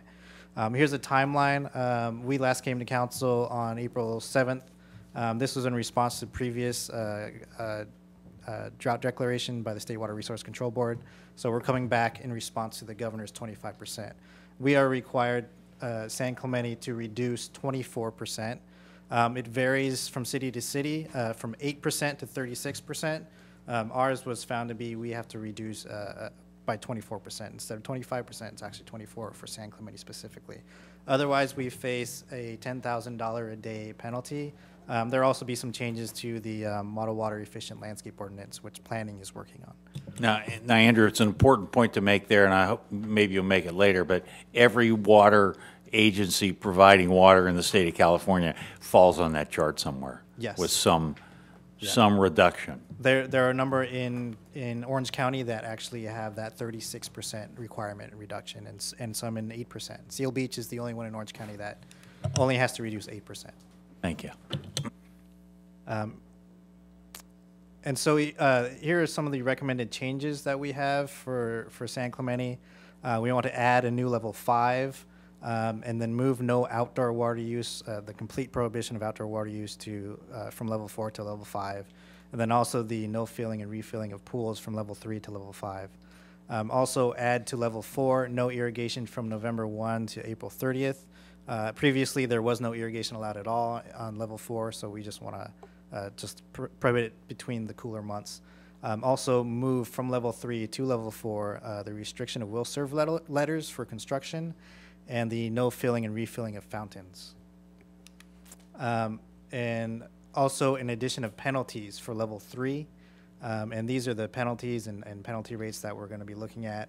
I think we'll go into the chart real quick, but I wanted to mention there will be a one-time waiver of the penalty if a customer attends a water school class similar to a traffic school. And these are the penalties tied to the rates, the new rates that were just approved earlier. So the penalty, this is an example of a penalty for single-family residents. You don't start seeing a penalty until approximately halfway through your Tier 2. So you can use all of your Tier 1, partway through your Tier 2. So that way people that are already conserving, they aren't being penalized. You know, they're doing a good thing, so they don't have to worry about it. And then you get $7 a unit for the rest of the usage in Tier 2. Then in Tier 3, any Tier 3 usage will be an additional $10 per unit usage on top of the existing rates. I have a question on this in all seriousness about the penalties and the fines. I'd like to understand what happens to that money when it gets collected. I'm not imagining it's going to be a large amount of money, but potentially it is. And my thought is, depending on what your partners have to say, I would like some language that says in the urgency ordinance that says, whereas these fines will be used for expanded recycled water facilities and other efforts to conserve potable water resources, so that we restrict the fines and use them in the spirit in which they were collected. In response and sort of in anticipation of providing accountability for those fines, we're actually segregating that money into a discrete revenue account number so that we can track it separately. There's been a number of suggestions on how to use it. One, and which is the most obvious, is if we do pay penalty fees for excess water consumed from MODOC, that these penalty monies would be a logical way to pay for that. Their MODOC is suggesting a triple charge for water in excess of the level that they've set for the 24% reduction. So one possible use of the money is to pay those fines if they're levied against us, or excess water costs.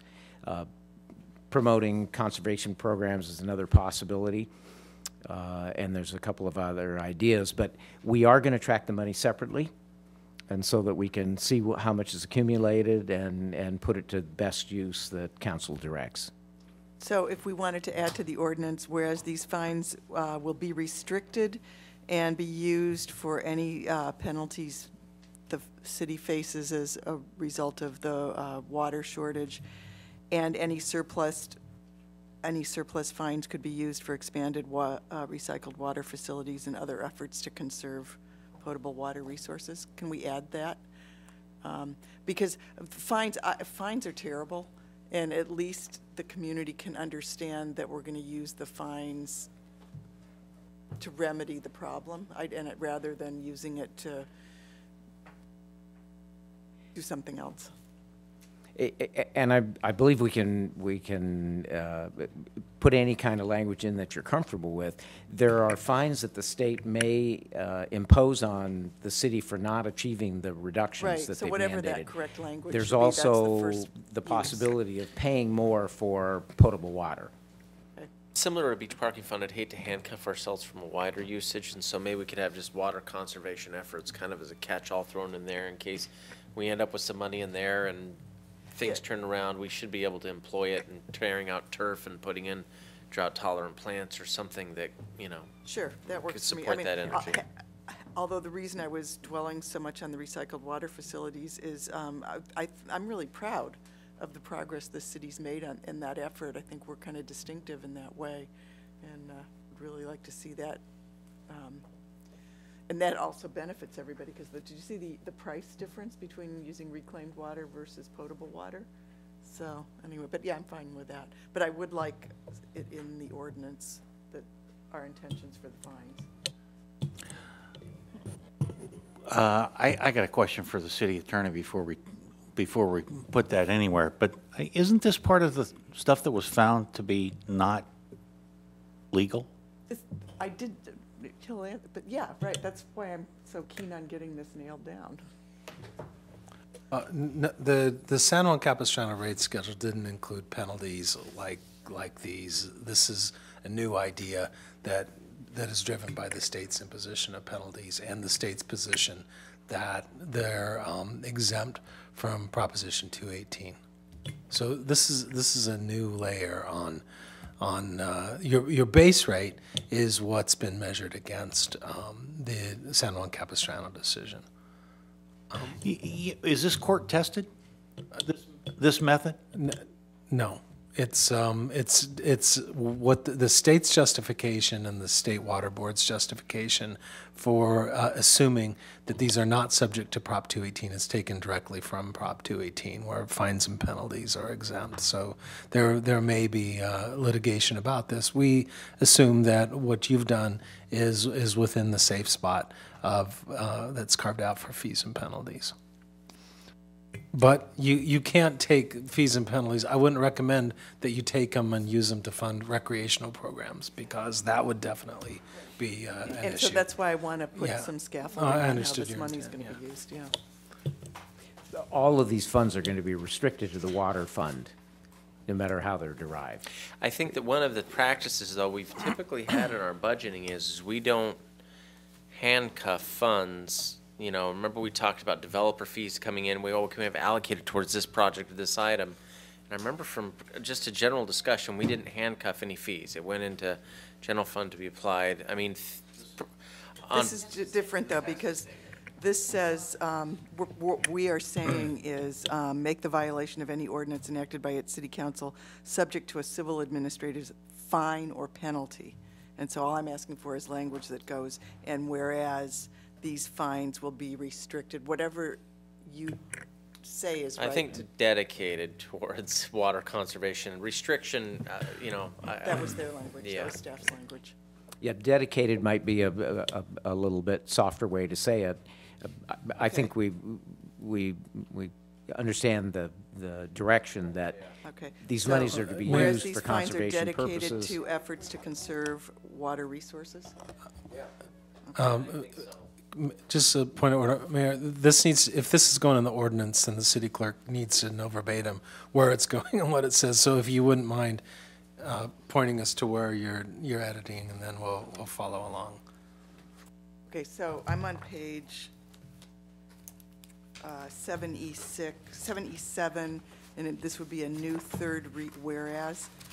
The second whereas, which is already in there, says, whereas pursuant to California Government Code, the city may, by ordinance, make the violation of any ordinance enacted by its city council subject to a civil, administrative fine or penalty. And, now this would be the new, assuming we have concurrence.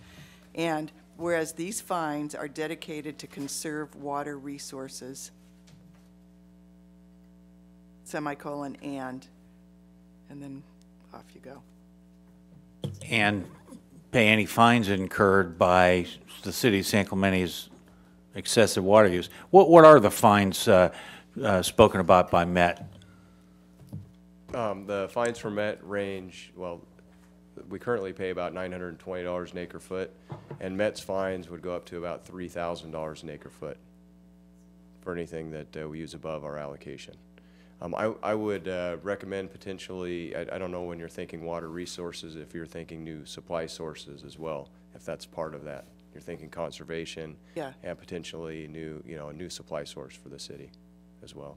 So to conserve, which could be recycling or other desalination or other types of projects. I wanted to get the desal in there too, but I didn't want to.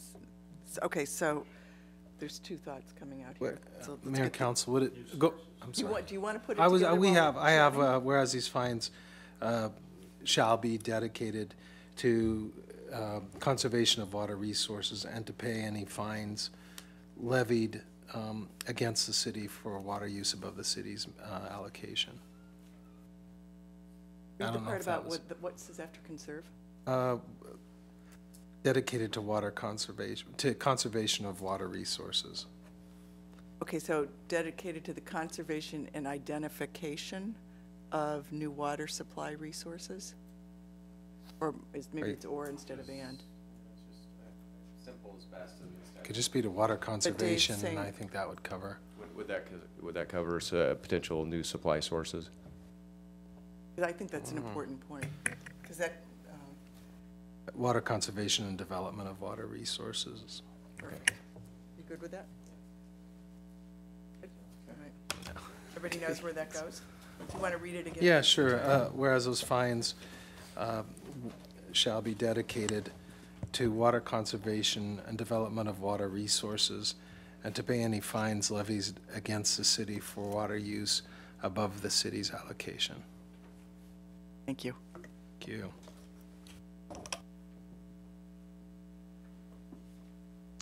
Okay. So these are our recommendations, which is to update the water conservation ordinance as amended, and to enter into level 3, which would put penalties on water use, 2 days per week of irrigation from March to November, 1 day a week from December through February. No new turf grass may be installed in the city. Irrigation accounts may not install new landscapes from May to October, which are the hottest parts of the year. No charity car washes, no washing of structures and paved surfaces, and street sweepers must use recycled water. And this has all been moving so fast that we also found some amendments that we wanted to add. And these are a list of the amendments. So on 13.12.060.c, to include a J, which is exemptions may be made by the city manager or his or her designee on a case-by-case basis. Any request must be made in writing. And then to remove from 13.12.060.c.i and 2, 4 blank minutes per irrigation station. And the reason we want to remove that is because of the variety of types of irrigation, especially the ones that we rebate for. It gets kind of confusing for the average customer to follow a certain specific minutes per irrigation station on a restriction. So this kind of eases that. And then 13.12.100 to amend this sentence, city manager or his or her designee may in writing grant variances to persons who apply on forms supplied by the city for usages of water prohibited by section 3.12.040. The 040 is the wrong section that it references, so just change that to 050 and 060 to get it to reference the correct section. Yeah. Before you move on, I think this, for minutes of irrigation, I think that, is it level 2 and level 3? Are you changing it? It's only in level 3 because we were considering putting that in there, and then we couldn't find a very good middle ground for the minutes per irrigation, so we decided to take it out. Okay, because that was one of my questions, how many minutes it was going to be, but it's only in that one. I could have sworn Right. it was in 2 places. Okay. And Andrew, the thinking behind that is there's too many variables, too many different sorts. Correct. Can we just say, what's the opposite of drip irrigation? What's spray? Spray irrigation. Can we say spray irrigation there? Does that cover that, or?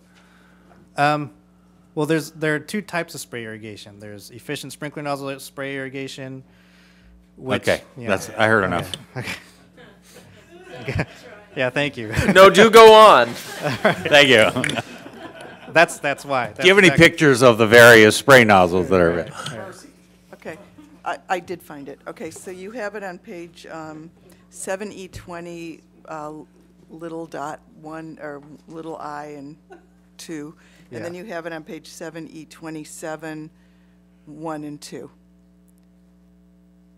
With minutes that don't have any minutes Right. filled in. So it occurs twice. Yes. Okay. Okay. It says 1 and 2 right there on the thing. Yeah, but it's 1 and 2 here, and it's 1 and 2 here. It's twice in the ordinance. Okay. Well, for the amendment to change both of those in both sections where it appears. You're right. It is on 20 and then, yeah, page So- 17 and, So that's going away? yeah. So All that will go. minutes mentions are going away? Right. Okay. So it would also be 13.12.060.b and c. Okay. All right, and so we're also, well, we'd like to receive direction from staff about our medians. these are the medians that have remaining turf, and per the governor's declaration, we can no longer irrigate the turf in the medians. Irrigation was shut off on May 18th. This is actually what it looks like yesterday. It's still pretty green, so it's not that bad. And we also have signs up that say turf grass irrigation is shut down permanently due to the governor's declaration. And these are the remaining medians that have turf grass. Go back to the last slide you showed. Yes. What's going to happen to the plants that are adjacent to the turf? Those can still be irrigated. Okay, so we have sections for those? Yes. Okay. Didn't we have something where we're going to do every once in a while a little bit of irrigation to keep it from dying out altogether? We had a runoff concern. Wasn't there going to be, didn't I see something about runoff concerns that? Well, the governor says we can't have them on anytime, so it doesn't matter. All right. Hmm. Oh, I like where you're going with this, Tim, because, you know, this is one of the things where I think there's an opportunity for us to recoup some costs and maybe change out this landscaping to something more drought tolerant, right, with rebates and things of that nature. So I was hoping that we can get some direction, consensus from council that we go ahead and do this, because I think this is an important part of our community. I just, one of the things that I don't know where I read that. I thought it was in the staff report that, you know, browning and eventually this, maybe the grass, if it dies altogether, it's going to be very expensive to resuscitate and or replace. And so is it worth watering once every 2 weeks and trying to keep it from, you know, dying altogether? I attend quite a few different water meetings, and one of the issues that is currently raised is how few people are concerned about the drought. Can we get Tim's question answered before we go on to a different topic? Because I feel like, is there not I clarification? I think I'm gonna answer. You are? I think I am, yeah. Okay. Okay. Because the point is, if we have to replace the grass, if the grass all dies and we have to replace it later, we have to wait till it starts raining. We just have to. The general message is people aren't taking this drought as seriously as we are, and because there's a lot of people that they're busy. They got other stuff to do. They've heard about it. They understand it's a drought, but they're not really taking steps to do that. We need to help them. We need to show some. We need to advertise a little bit, and some brown medians around town with signs up that Andrew's placed up there, to me, do a great job. Now, one other sign that I think needs to be placed around town are on the medians that are watered by recycled water, because those will still be green. So we should have signs on those medians, Andrew, that say, this median's green because we're watering it with recycled water. But that's an important message to send, and if it costs us some turf in some areas that never comes back, well, maybe it shouldn't come back, and maybe when we get a chance to replace it, we should wait till it rains, and when we do replace it, when it rains, we'll do it with drought-tolerant Yeah, I went to the plants and not Capitol turf. in Sacramento. Went to Sacramento, went to the Capitol in fall, and they had one of their lawns dedicated towards that. They were letting it die just as an exhibit of, you know, of the water shortage that they were anticipating. So I imagine they've turned off the water to the rest of the greenery around there. So I understand. It makes an excellent point. To Tim's original question, which wasn't addressed, though, it's not like we can continue this watering by choice. We're not permitted by law to continue watering. Correct. We wouldn't be able to irrigate at all. So we can't just do once a month like Tim's requesting. Correct. Is that clear, Tim? Yeah. Okay. That being said, I get where you're going, Bob, and maybe we'll let your lawn die at your house. But as council action, I know, that's why I said that. Make a little jab. As council action, we've already gone ahead with, what was it just on the news today, 150,000 square feet of removing turf and putting in drought tolerant plants. So why would we not do that for this part of town as well? I mean, if you want to make a statement, why don't we make a statement with a huge piece of grass instead of the center medians and, you know. Well, we have an opportunity here to do it, so let's do it. Let's take the opportunity now and do it. Maybe we should have done that a couple of months ago when we did that, but here we have an opportunity to do it. Let's do it. Well, I, for one, am not going to be in support of that. I think we have an opportunity here to change out the grass in this area just like we did in other areas, and we probably should have looked at this. And I think when we did, I said, hey, what about some of these other areas around town? And staff told us they were going to look at other areas to do. And so this is a prime example of one of those areas. I think it's important to send a message, Chris. I really do. Let's just wait. let's just wait. It's an important message to send. It's an easy billboard to have that. And then you have to budget. It costs money to replace that money that we haven't accounted for in the budget. I don't remember how much it cost to plow under our parks, but it was thousands of dollars. Well, at the end of the year, it's a net gain. We're not watering them anyway. Maybe there's a middle ground where we let them die, but we also reach out to some of the service organizations like the garden clubs and you know, some of these service organizations and see if they want to adopt one of these medians and, you know, put in the drought tolerant plants. That will take probably 3 to 6 months because you probably wouldn't plant during the summer season anyway. And that would also solve maybe your financial point. Let it die.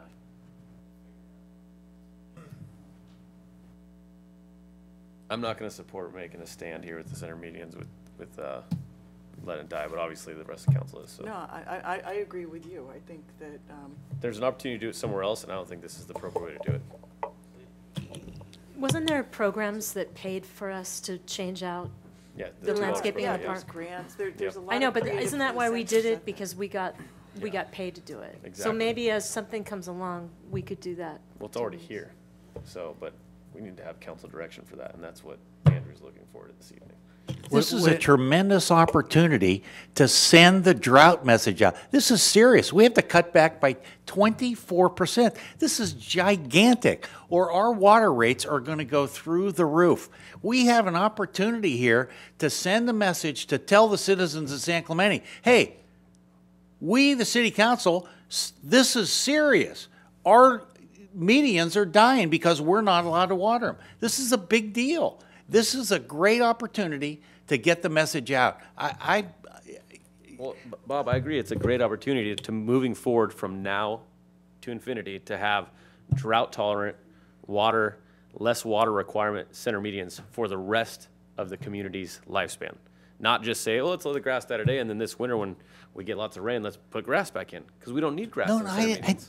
That's exactly Chris, what you and Tim just said. That is not true. I said could put drought-tolerant plants back in when it starts raining. We wouldn't be able to actually put grass back in because we did prohibit any changes to landscape. You wouldn't be able to put turf back into any median. That's not what I said. I said drought tolerant landscaping, but there's no reason to do it now. Just let it die and then do it when, you know, the opportunity's right. I don't see the reason to let it die when we have an opportunity to go up to $2 a square foot to put in something that's going to be aesthetically pleasing, be here for the long haul, and be good for the community. But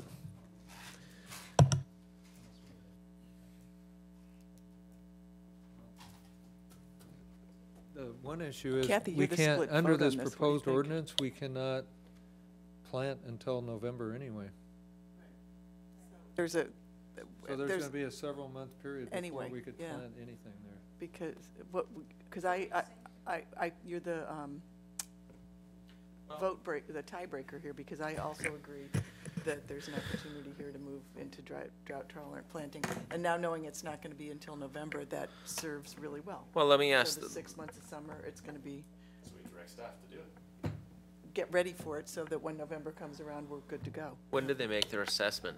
Because I know that, for example, you have to have live grass for them to get the reimbursement. Are we even eligible for that on these? It doesn't have to be live grass anymore. It can be brown grass, so as long as the grass remains. Okay. I guess one other thought on that is when I've been reading the paper, it says they're talking about putting a $25,000 limit on commercial properties because so much of the money was going to large projects. I don't know if that would impact our ability to gain more than $25,000 in a year or not. Do you know, Andrew? Yeah, there is a cap for $25,000 for commercial properties, so this would be part of that cap. You'd only Isn't this parks property, though? It's not commercial, though, would it? It would be considered commercial. Really? It's just categorized as commercial based on the rebates. So we've already maxed out our $25,000 allocation? Well, this would be separate because we've already got our old ones that have gone with the old program, so this is sort of a new program in a way. And it's also $1 per square foot, so you only get a max of 25,000 square feet for the rebate to get For the rebate. And green or brown grass, it does. Green or brown grass. that's already. If we don't want to leave money on the table, so why don't we, if brown grass applies, why don't we do it before the end of the year? Is it on an annual, year-over-year basis? Yes, we can do it again next year. Oh, so we can't do it in this calendar year? No, we can do it in this calendar year for this program, and then Let's find an allocation this calendar year and use it, you know, and after the summer. I guess we can't plant until the summer's over anyway, right? Even if we do get it. Correct. Not until November. I'm comfortable directing staff to find the sweet spot on what makes the most sense. Okay. No, let's not leave money on the table. Yeah, that's exactly my point. So whatever the best time to do it is. Okay. Everybody good with that? Okay, there we go. Thanks, Andrew. Signs on the medians? Get those in there. Okay, thank you. Here's my contact. Call the water police if you see someone overwatering. His name's Andrew. Can I call you now? Oh, I just want to ask you a question rather than digging through this. Water use, it's everywhere. For example, we replaced a driveway last year, and I had no idea how much water was involved with putting in a driveway. Right. So laddering that up to what does it mean for the community? Are our abilities for construction to happen in the community, are they going to be affected one way or the other? There's an empty lot in near the high school where I was watching a guy hook up to the fire hydrant and spent the whole day hosing down the lot. Is that going to be allowed? The construction water is still allowed. We are Water rights, is it called, or it's got a name? Yeah. In order, go ahead, I'm sorry. Okay. Well, construction water will still be allowed, and then we are asking any construction water where the recycled water is available to use recycled water instead. So they won't be affected one way or the other by this, and so projects like the Taylor Morrison housing development, they won't have to stop progress because. I think what Lori's asking, is there a way to stop the outlet mall project from continuing at this point due to water shortage? That's what I'm reading into her question. Right. It won't stop. There are some state level restrictions, such as installation of new landscapes for new developments. They all have to be on microspray, and there are some changes to the building code that are going to be coming out pretty soon that will change that. But those big trucks you see that are spraying water all over the place can still go forward. At Marblehead Coastal, they're going to be using recycled water for grading purposes at that location. And then staff is looking into a fill location for recycled water, so potentially developers could come in and fill water trucks and bring them to their construction sites. Perfect, thank you. How about the La Plata extension? They using water out there? They're using recycled water from Santa Margarita Marvelous. Water District. And, Marvelous. yeah, Thanks, Dave. We've stopped them from using potable water here from San Clemente. Thanks, Dave. Okay, with that, we'll close the public hearing. Do you want me to read it? Sure. All right, I move we adopt urgency ordinance 1598 entitled Urgency Ordinance of the City of San Clemente amending Chapter 1312 of Title 13 San Clemente Municipal Code, update the city's water conservation ordinance and water conservation program to take effect immediately upon adoption. To adopt resolution 15-27 titled Resolution, the City Council, City of San Clemente, California, declaring water shortage level 3 water alert. And 3, direct staff to pursue landscaping turf medians no longer irrigated due to the state mandate or allowed turf to brown as a conservation message, with the additional direction to pursue the grants as needed to replace turf with water tolerant landscaping as the subsidies allow. Anything else? The change. Oh, with the modification, with the amendments to the language as suggested by Councilwoman Donchak. Thank you. And I think there are some staff amendments, interlineation on both that you saw. Okay. Is that all right? And did the pools get moved to level 5 in that? I believe the pools are part of this recommendation. Yep. I'll second that. Motion by Brown, second by Ham. All's in favor? Aye. Aye. Passes 5-0.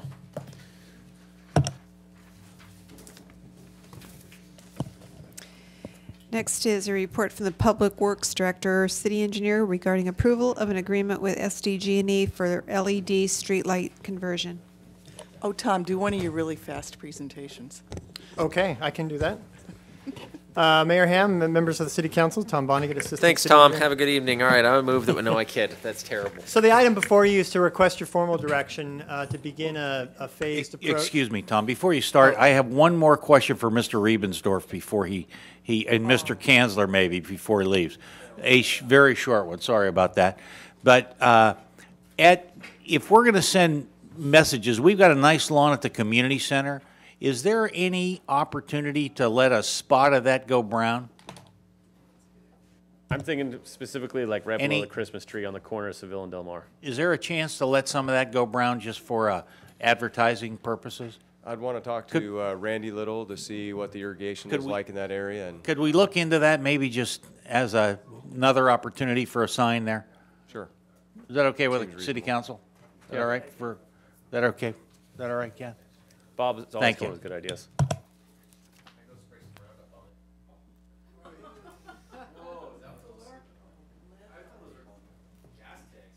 Perfect delay. Thank you for asking that question. So we're going to get a suntan by the end of this.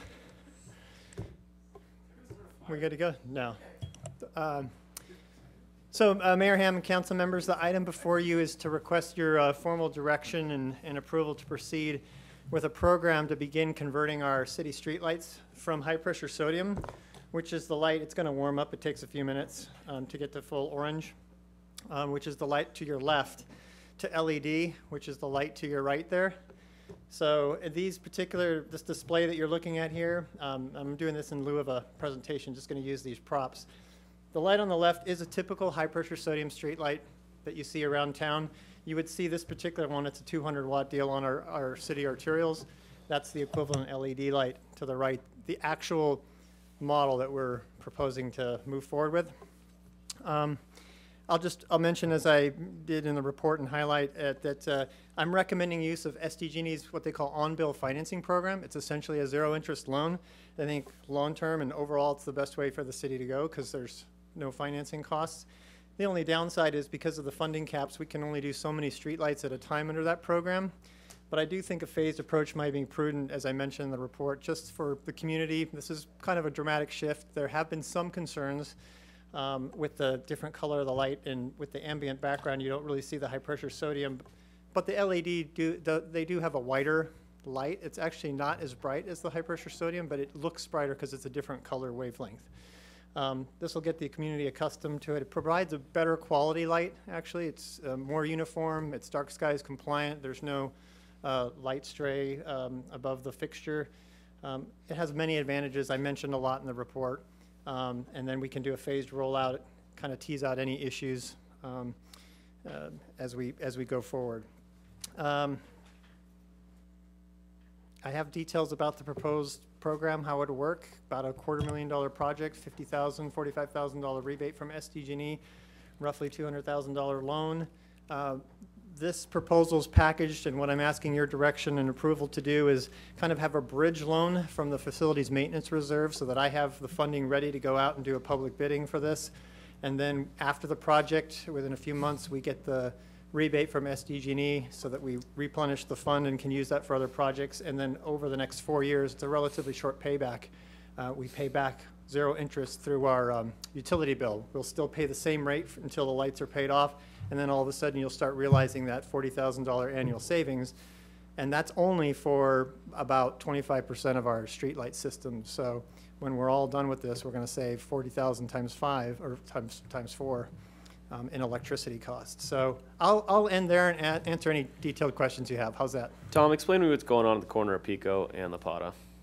So Pico and La Pata, on the traffic signals, I mentioned to your council before, we have the safety lighting, and we have 4 different LED lights from different manufacturers. We also have a few on La Pata closer to Saluda, where our electricians stuck in a few. And so we've been doing some testing. How we have arrived at this one is looking at light distribution, warranties, and we think this particular model, it has the most comprehensive warranty. It's warranted for 10 years. We think we'll get 100,000 hours of life, which is close to 20 years of actual service life. Great light distribution. Our electricians are really excited about it. And so and Caltrans and a lot of agencies in the state are using this particular model. You see them on the off-ramps. So that's what was going on there. We had some test units just to see how things were working, measuring light output and so forth. Okay. Any questions? Is the humming from the LED or from the other? It's from the high pressure sodium. It's got a gas in there. So Tom, are these going in, where's the first installation going to be? So I'm recommending that we. Because they're a little bright. Right. Well, we're going to work on like arterial streets. These are common for arterial streets, and so we would cover almost the entire corridor on Pico, Avenida Vista Hermosa, Camino Veracruz, Camino de los Mares, and La Plata, and then also the Rancho San Clemente Business Park. And the reason I'm doing that is because we're going to step down the wattage there, and that would be the unit that we would ultimately recommend in residential areas. You're going to step down the unit in the business park? Right, because it's a lower wattage anyway. It has a lower wattage high-pressure sodium bulb. But it'll be exactly what we would ultimately recommend in residential areas. So we'll get a feel for what the reaction and the acceptance level is before we just start putting these out in the residential areas, because there have been some concerns with the light, but the technology is getting better. In general, what we're finding is it's becoming less of an issue. Yeah, it's not as bright blue as it was Right. 3 or 4 years ago. That harsh, cool blue, Yeah. white. They're better now. They call them a neutral or moonlight white, as if you're out walking on a full moon. And that is what we would be able to get with this first round of on-bill financing. I'm purposely staying away from Del Mar, T-zone area. In past experience, we know that there has been more concern because of the globe lights. We'll do more testing and come back with recommendations for you in a future phase. Are these just plug and play, meaning that we're keeping the existing poles and just replacing the ballast? Yes, great question. So it's just the whole head that comes. It's the ballast and the driver are inside, but the poles and the mast arms stay. They literally just bolt off, new one on, connect the wires, good to go. Great. So this project that we're approving tonight is for about how many lights? About 700 or so. I think I have the number in there. Maybe 740 roughly. Okay. Which is Okay. about 25% of our city-owned streetlights. Okay. You weren't thinking of starting with a smaller sample at any time, like 50 or 100, or we gonna put 50 up and turn them on, or are we just gonna let her rip? I think the latter. We would get the 700 and have a contractor and roll those out. Yeah, and go. Let's go, baby. There's a lot of money to be saved in energy costs here. Again, as you're well aware, on our arterial streets, with very limited exception, we don't have people living right on the street. There are some areas where we use cutoff shields, and so I think that this would be a good way to roll it out, get it on the arterials where we just have traffic but no residents, that would be impacted, and let's get the community used to it. Well, you got a few on Veracruz that might be an issue. They but back up to it. But again, the light is facing out away, and we will use some what we call cutoff shields that come down to provide an extra cutoff so it doesn't trespass into somebody's second-story window. Okay. Great. Any other questions? Yay. I know it's taken me a while, but It's great stuff, though, Tom. Yeah, We've been talking about this for a few years now, Yes, we have. and the technology has evolved. The lights are better. Everything's better about it, and we're gonna save a lot of money here. So I'm excited. No cards? Okay. Okay, I'll read it. I move we direct staff to move forward with the first phase of converting the city streetlights from high-pressure sodium to light-emitting diode technology. I move that we authorize the city manager to execute the SDG non-bill financing agreement and related documents required by SDG&E. Approve a supplemental appropriation of $250,000 from the Facilities Maintenance Reserve undesignated fund balance to account 01481145300000000, and accept revenue up to $250,000 from SDG to account 0140003685500000000. By Baker, all in favor? Aye. Opposed? Passes 5-0. Thank you very much, thanks. sir. We'll keep you updated. Yep. And we'll turn these off, so. Yeah. Oral communications, part 2. Yeah, I could feel it. It's warm. Hey, Don. You see our parking lot?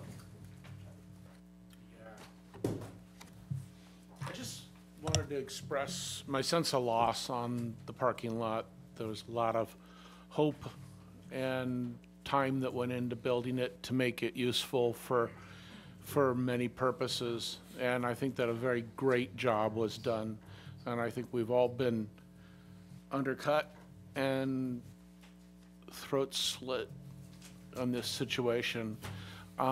Please don't give up on this. Really, we need the parking in North Beach. You have to live there, I guess, to get it. It comes and goes. You go there at the wrong time and it'll look like it's empty. But you go there when there's just an event at the casino and we can't find parking around our homes.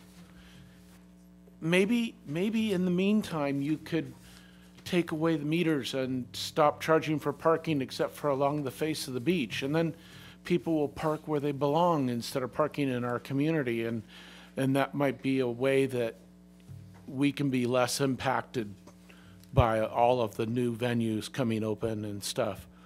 It's difficult to find parking often, especially if there's an event that comes in. We have to do a lot of, what do we call it? We pre-park cars so we can have spots, and it gets very difficult. So please keep us in mind on that, and I'm sorry that all of our time was taken like that. So thank you very much. Don, I'll say this. We're still in a good spot here. We've gotten direction from Coastal Commission. You know what they want for San Clemente. If we were to restart this discussion, frankly, we'd be very informed by it. So, by no means is this council abandon the project. It's just the timing's a little off, and frankly, we need to relook at what we're doing and figure out a better solution. So, we just are focusing on projects that we can all agree on. I mean, that's really what it comes down to, things that'll improve North Beach. So, I spent an hour and a half walking with him around the parking lot trying to explain how if he does anything like this, that we could lose the funding or we could lose the parking lot and we'll have nothing. And frankly, as he left, I said, thank you. Now we have nothing. So hopefully we can get there at some point. No, we don't have nothing, Don. We got plenty of sidewalks, so we're working on the sidewalk end. Yeah, that's wonderful. That's great. I was glad to hear that. Yep. Maybe we'll have more safety.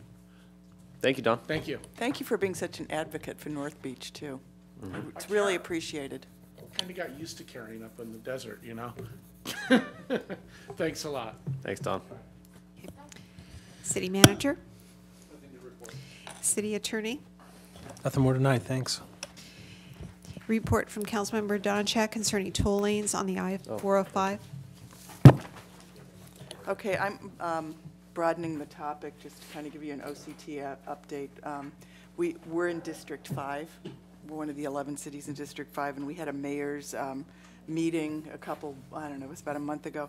This top sheet in your packet is kind of interesting. It shares with you the kind of money that the OCTA gas tax program pushes back to our community. So since 2011, there's been close to $13 million put in to our city, and you can see the list of the projects. If anyone asks you, the signal synchronization projects are probably one of the best feathers in our cap. The safety quiet zone, which is under bus and rail, is also a fabulous project that couldn't happen without OCTA funding. And then some of our bicycle and pedestrian projects are significant.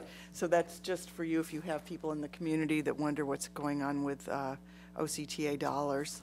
On the back page is a summary of the M2 freeway projects. There's 13 of those going on. And if anyone asks you, you have that. Okay, and then you've got a project overview. This is more than you'll ever want to know about Orange County, but it's kind of cool stuff.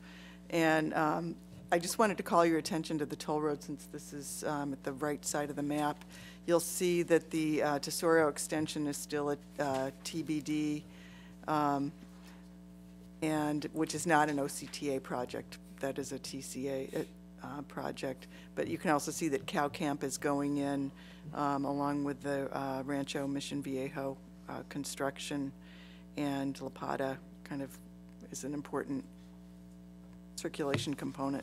So those are the big picture things. And then Councilmember Baker had asked for an update on the 405, which is, if you look at the map, it's at the freeway projects. It's at the top north end of the county. And I'm really, there's stuff to look at. You can look at the what the project looks like and how it's all worked out, but I'm going to call your attention to the terms and conditions next steps page. So basically, this is a Caltrans project, but we are, OCTA will be leading the project delivery and financing. OCTA will be setting the toll policy. And what I want to say here is the project is coming. That decision was made when Caltrans said, we've got $82 million, we're putting it on the table and this project's happening. So then the conversation shifted to who gets the toll revenues. And so there's been a lot of successful conversations with Caltrans, and the tolling policy and the tolling funds will all stay in the county. So we'll have local control, and that's the message. And so the toll policy process is going to be kicking off, and it's highly dependent on a traffic and revenue study. So I'll be talking to you a lot about that if there's continued interest in this North County 405 highway. The next steps, the construction management agreement is under deliberation as we speak. A firm was recommended coming out of Regional Highways and the Regional Highways Committee yesterday, of which I'm a member of that, and so that goes to the full board next Monday. The California Transportation Commission needs to approve the project. The toll policy and the traffic and revenue study are huge, both as a funding mechanism and also in terms of how we look at any surplus tolls that may come out of the project expansion. And the hope is to open it in the year 2022. And I want to close by saying this. If there is interest in this, I'm not sure, I understand from a policy point of view why there's interest in this, but for us as San Clemente, what's going on in San Diego is far more important, because they're bringing toll lanes up the I-5 by 2045, and they will end at the city border. You know, the county border, and I'm happy to report on that if that's of interest to our council. But if you're concerned about toll lanes in our backyard at San Diego, is where the yeah, please report on that, because I thought San Diego made a comment that they weren't going to do any toll roads until they could see toll lanes. Toll lanes, I'm sorry. Yeah. Until they could see that they weren't convinced that people were actually going to use them, that they were going to be funded. Well, I they've remember there was managed pushback on that. It's not till 2045 that it comes up to the border, but what they've managed to do with our friends at the Coastal Commission is put a master planned project for the I-5 freeway expansion from soup to nuts in front of the Coastal Commission, and it was approved. So rather than having to go piecemeal with their lagoons and their coastal water issues, they've got, blessing for this expansion. So that concludes my report, unless there are questions. Well, yeah, and the reason I'm concerned about this particular toll idea is because so many San Clemente residents are going to be driving that way and using these facilities. I was under the impression that when we passed Measure M, that Measure M was for free roads in the county. And now we got toll roads in the county. And I don't understand it, and neither do a lot of other people around. It seems like an odd concept to increase the taxes on yourself to pay for something and then not get it, which is exactly what this seems like to me. And we've had this isn't the first time we've had this conversation. It's the $59 billion question in terms of how California is going to keep their nose above water in terms of infrastructure. There was a lengthy conversation on one of these committees that I'm on about the move. There's a pilot study going forward where they're going to be exploring both manual and automated ways to track your vehicle mileage traveled instead of tolls. And that project is kicking off in Sacramento. And that's another example of where a self-help county like Orange County is going to come out with a double dip. So, But I thought we as a city council said we're against things like this. This We is did. exactly what we're and I not. voted no on this 3 times as an OCTA district representative and OCTA board member. And then Caltrans basically came through with the $82 million. And we build, they operate. That's how it works. So you voted no on this? Well, thank you for that. 3 times. Thanks. Yeah. Because I still think it's a terrible idea. I mean, this is, it's terrible. I mean, my goodness. Well, since we're on the topic, I also had the opportunity last week to meet with somebody at the federal, with my OCTA hat on, at the federal level, the chair of the Federal Highways Committee, and they're dealing with the Highway Trust Fund as we speak, and there's no money at the national level for the bridges and the freeways, and it's so important to have consistency nationally when you've got freight and even automobiles traveling between states. Yet Caltrans fines $125,000 for every message board they've put up in Orange County to tell us how long it's going to take us to get to Orange County Airport, even if we're not going there. How wonderful, what a wonderful use of resources. Yes. Oh, you know what, I do want to, it's getting late, but I'm gonna, I got a question about this and I didn't have the answer. We have the first mobility task force meeting next week, and we're going to be contemplating for the mayor the traffic transit circulator and start working on that project. And the question was, how much do we think the grant might look like? And so I did do my homework on that. And so a typical grant is Laguna Beach gets, it's a 90-10 match. So we would have to pony up 10%, okay. Laguna Beach gets $3.6 million to expand their seasonal festival service and add a new off-season trolley during spring and winter months, and these are all over 7 years. Dana Point's project was $2.5 million, and they have funding from the Tri-Cities Trolleys initiative that failed, and they also have that hotel funding. Let's see, La Habra got $3.4 million for a year-round service with stops at St. Jude Hospital and Fullerton Transportation Center. And then, we were talking about this in a different context, but you can get awards as small as $90,000 if you want to do a special event shuttle for Independence Day, or $150,000 if you, Oakley gets from the Irvine train station to someplace in Lake Forest. So that's For any event, we can do that? We could. Say that amount again for the Oakley. Because we have the two surf contests in town, so if we want to do like parking at the high school and do it. So this is called Project V money, and the request, if you are interested in that one, we can submit more than one. We don't want to take our eyes off the prize, which is the transit circulator, but we, if you're interested in that, talk to city staff. Who's on the mobility task force? You and Tim?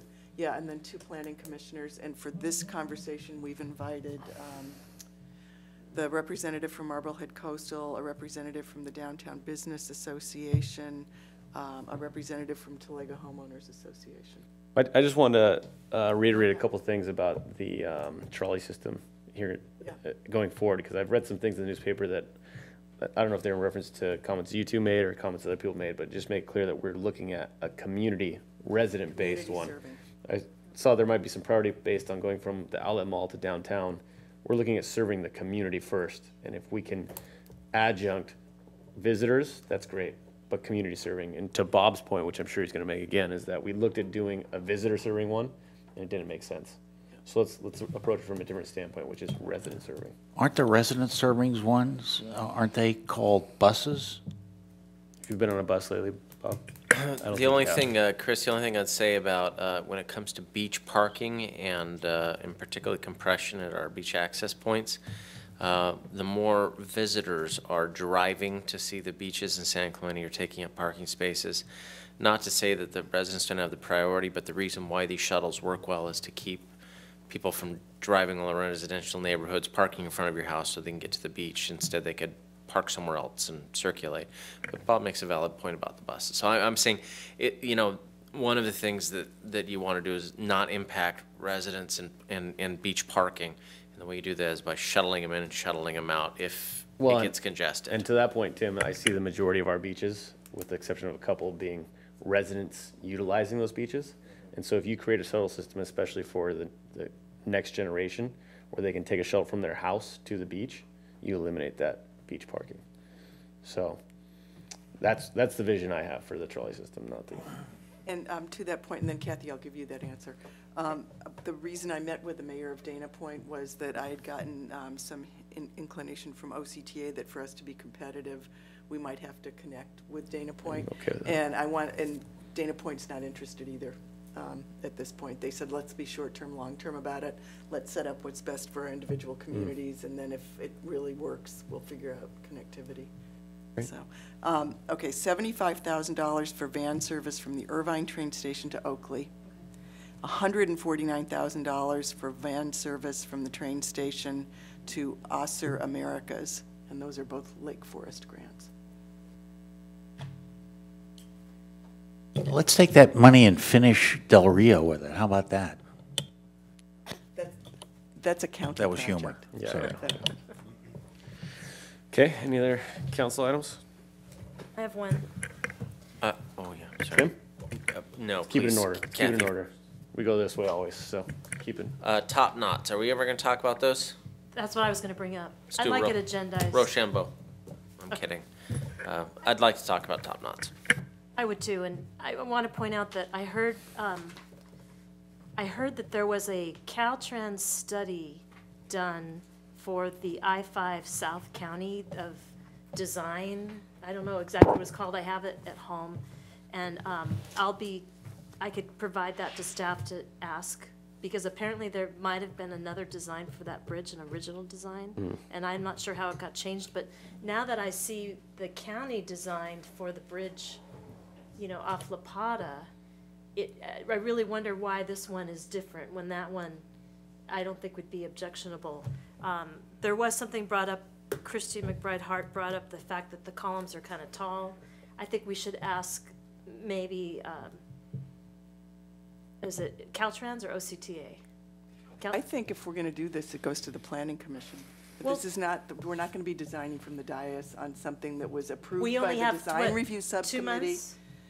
I don't care. It went through a process. It went from design review to I know I went through a Planning process, Commission. but no one had a simulation until OCTA came out with this great simulation that we all finally saw of what PICO would look like, and that's when people had It notice still of it. goes to Planning Commission. It does not belong at City Council.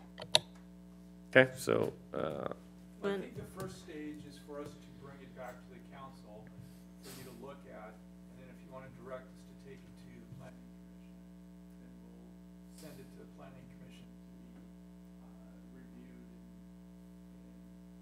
Why waste it coming to us? Because it's going to be just like the Beach Club all over again, where we're talking about the appliances. That's not what we're supposed to be doing. This bridge is more major visual than. I think the issue is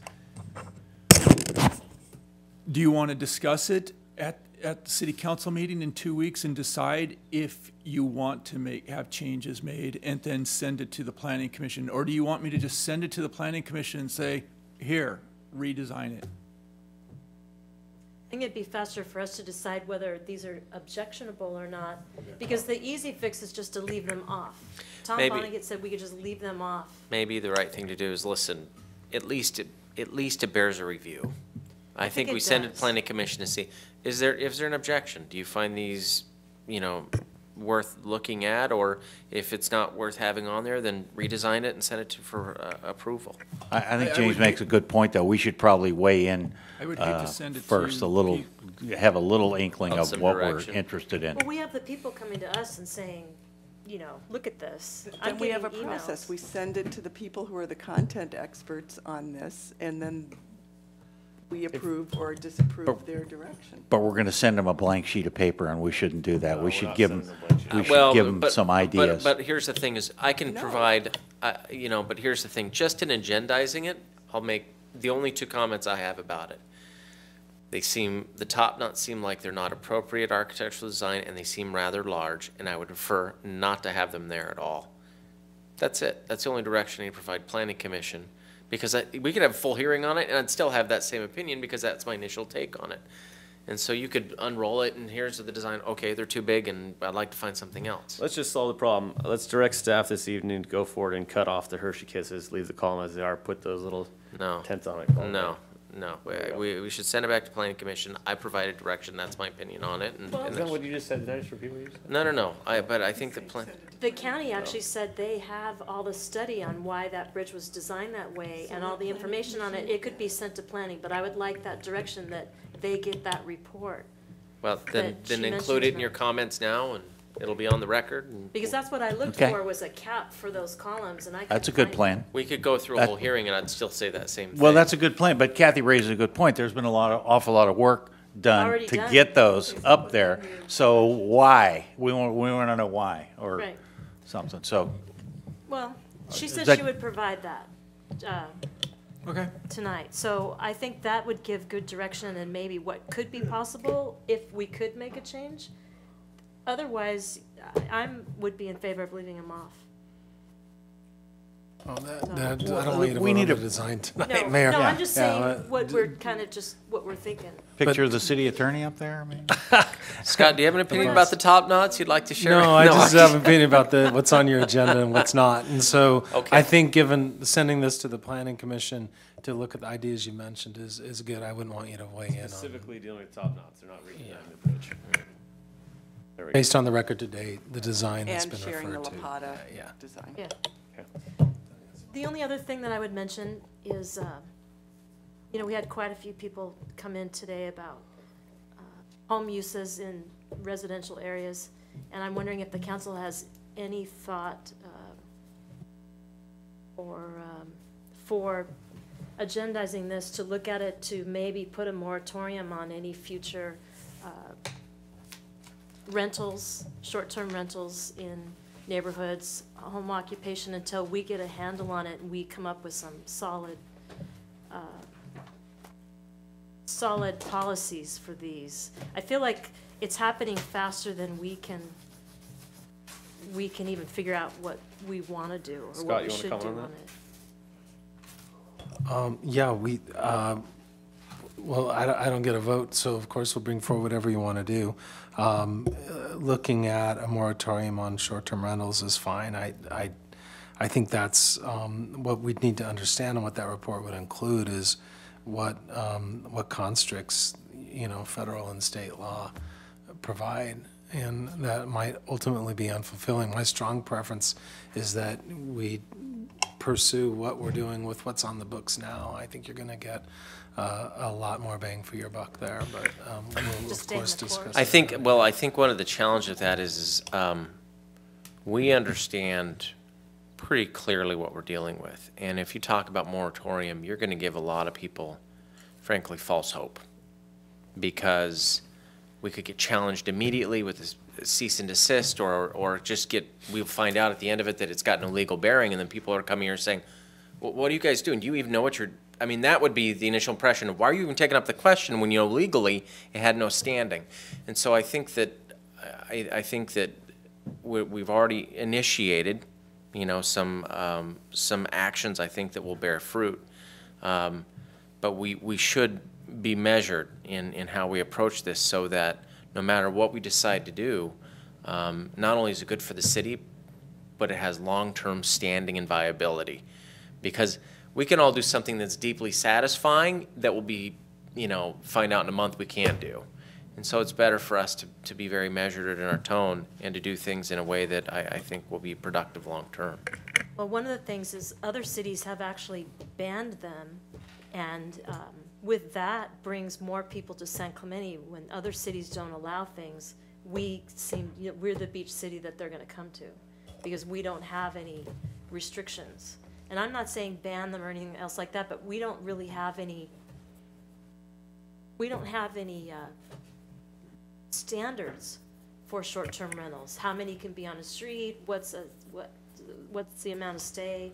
I'm just saying, that's why I wanted to say we should either take up a moratorium until we figure it out, or direct staff that we really need to take up this issue quickly and come up with some Kathy, let me standards. give you a different take on it, which is, this is a perfect issue for either OC Tax or League of Cities or ACCOC, where this is cutting-edge policy dealing with vacation rentals by owners and short-term rentals, and beach cities and entertainment cities like Anaheim. There are a consortium of us that if we got together at a policy level, it would make things a lot easier in the longer term, because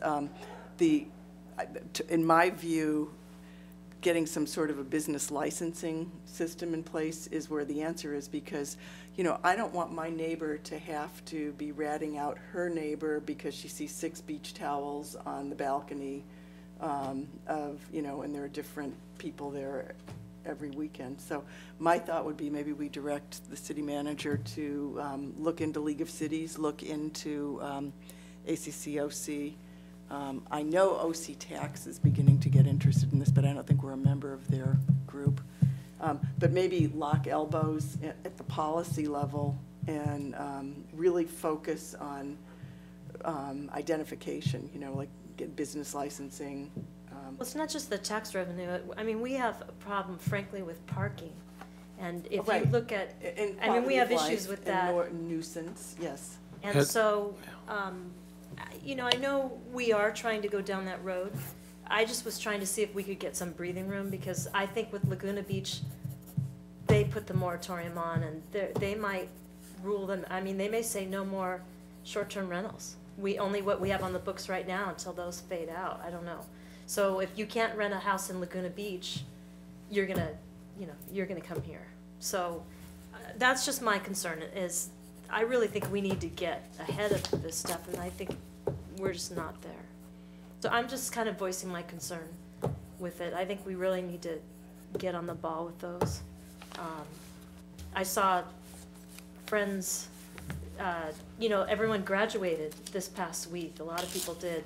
They were renting homes in very nice areas for an entire weekend celebration parties for those graduations. So, that's happening more and more. And we could come up with some rules where people wouldn't be able to rent a house for a big party type, say like a wedding reception or something. You should be using a wedding venue for that, not maybe single-family neighborhood. Mayor and Council, if I could, there is a League of Cities task force. I don't know if it's just city attorneys or if there's management too, but I'm familiar indirectly with a study that they've done of alternative approaches, what happened in Malibu, what Newport Beach is doing. San Francisco has a very unique approach, and it might be worthwhile for us to tap into that, give you that information back channel, and then report back. In the meantime, we have some enforcement efforts that are afoot, and just wouldn't want to comment on those publicly. Well, I just want to make it clear that we've given direction to staff to look at all options and make this a priority. That's underway. So. Okay. All right. I just wanted to bring Perfect. Okay. Bob? Had a nice time at the barbecue put on by the Chamber of Commerce in the city of San Clemente for the 2nd Battalion, 4th Marines down at Camp San Mateo a few days ago. Well attended by all. Not very nice to see all the young Marines with their young families. Also, Tim was there flipping hot dogs and no. And we were, Kathy and I were at the HMLA 469 Welcome Home down at the hangar on the base, and I thought they were gonna fly in, and I thought, oh, this is gonna be great. They came in on buses, though. I was kind of it was kind of anticlimactic. So, yeah, but anyway, nice to see those guys back home, and great stuff. I've never had that opportunity to watch people come back in the military service, and the families waiting for them, and new babies that they haven't even seen yet. I mean, That was pretty It's fun. mayhem. It's awesome mayhem. It Like, you is. know, families running I all really over the enjoyed that. place, and it's super. That was the favorite sign, a new baby with a sign that said, "I've been waiting my whole life to meet my dad." Oh, that's so That was cute. pretty good. Nice. I got had the pleasure of going to the Memorial Day celebration both at the community center and down at Parks and Fi. I think I saw a few of you there, and those are both great events. And I also had the opportunity to speak at the unveiling of the new Triton statue at San Clemente High School, which was a pretty cool experience, being a recent San Clemente High School grad and then being the mayor and There's being there no for the picture? unveiling. There is a picture. It's on the city's Facebook page and I think Oh. Instagram as well. Okay.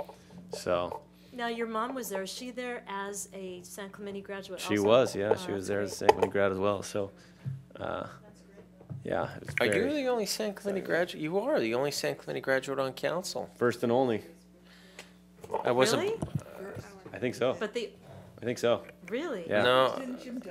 No. No, he came wasn't born post. here. Yeah. Yeah, you're right. You Yeah. might be right. We went back at least 30 years. I'm gonna create a little license plate for him. I wasn't born here, but got here as soon as I could. Yeah.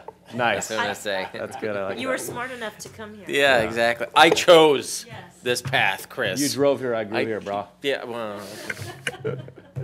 Here it is. So here's the photo of my mother and I at the unveiling of the Triton statue. So it's a Triton bust. I was hoping it was going to be a Triton statue, kind of like the Cardiff Kook. Oh, here's Memorial Day. That's a great celebration there at the community center. And I think it's keep going down. It's before that, yeah. Yeah. There it is. Perfect. Yeah. That's great. Yeah. So that's class of 2001 and class of 81 right there. Yeah. Look at all that turf. Yep. Yep. So anyway, with that, I move that we adjourn this evening in honor of. hey, Chris, really quickly, before you move on here, we have our next. When's our next? Don't we have commission and appointments and meetings? When is the 11th? Are we still open on the BP&R applications? Nobody mentioned that tonight. It closed today. Okay, never mind. Sorry. Did we get applications? Sufficient applications? I believe we had 7. Okay. So we're, yeah. Great point, Tim. Great point. With that, I move that we close in honor of Donna Wilkinson, the first female mayor of San Clemente in 1977, who worked tirelessly to improve the lives of San Clemente residents. She was instrumental in bringing the first city supermarket, and she worked closely with Tom Fuentes to have several opportunities to speak with President Nixon when he was in town, and she is survived by her 2 sisters, Nancy and Carol. So with that, we'll adjourn to an adjourned regular council meeting, which will be held on June 11, 2015, in the council chambers located 100 Avenue Presidio at 5 p.m. for the purpose of interviewing and making appointments to various city commissions and committees. The next regular council meeting will be held on June 16, 2015, in the council chambers located at 100 Avenue Presidio, San Clemente, California. Closed session items will be considered at 5 p.m. The regular business meeting will commence at 6 p.m. Second. Motion by Ham, second by Baker. All in favor? Aye. Passes 5-0.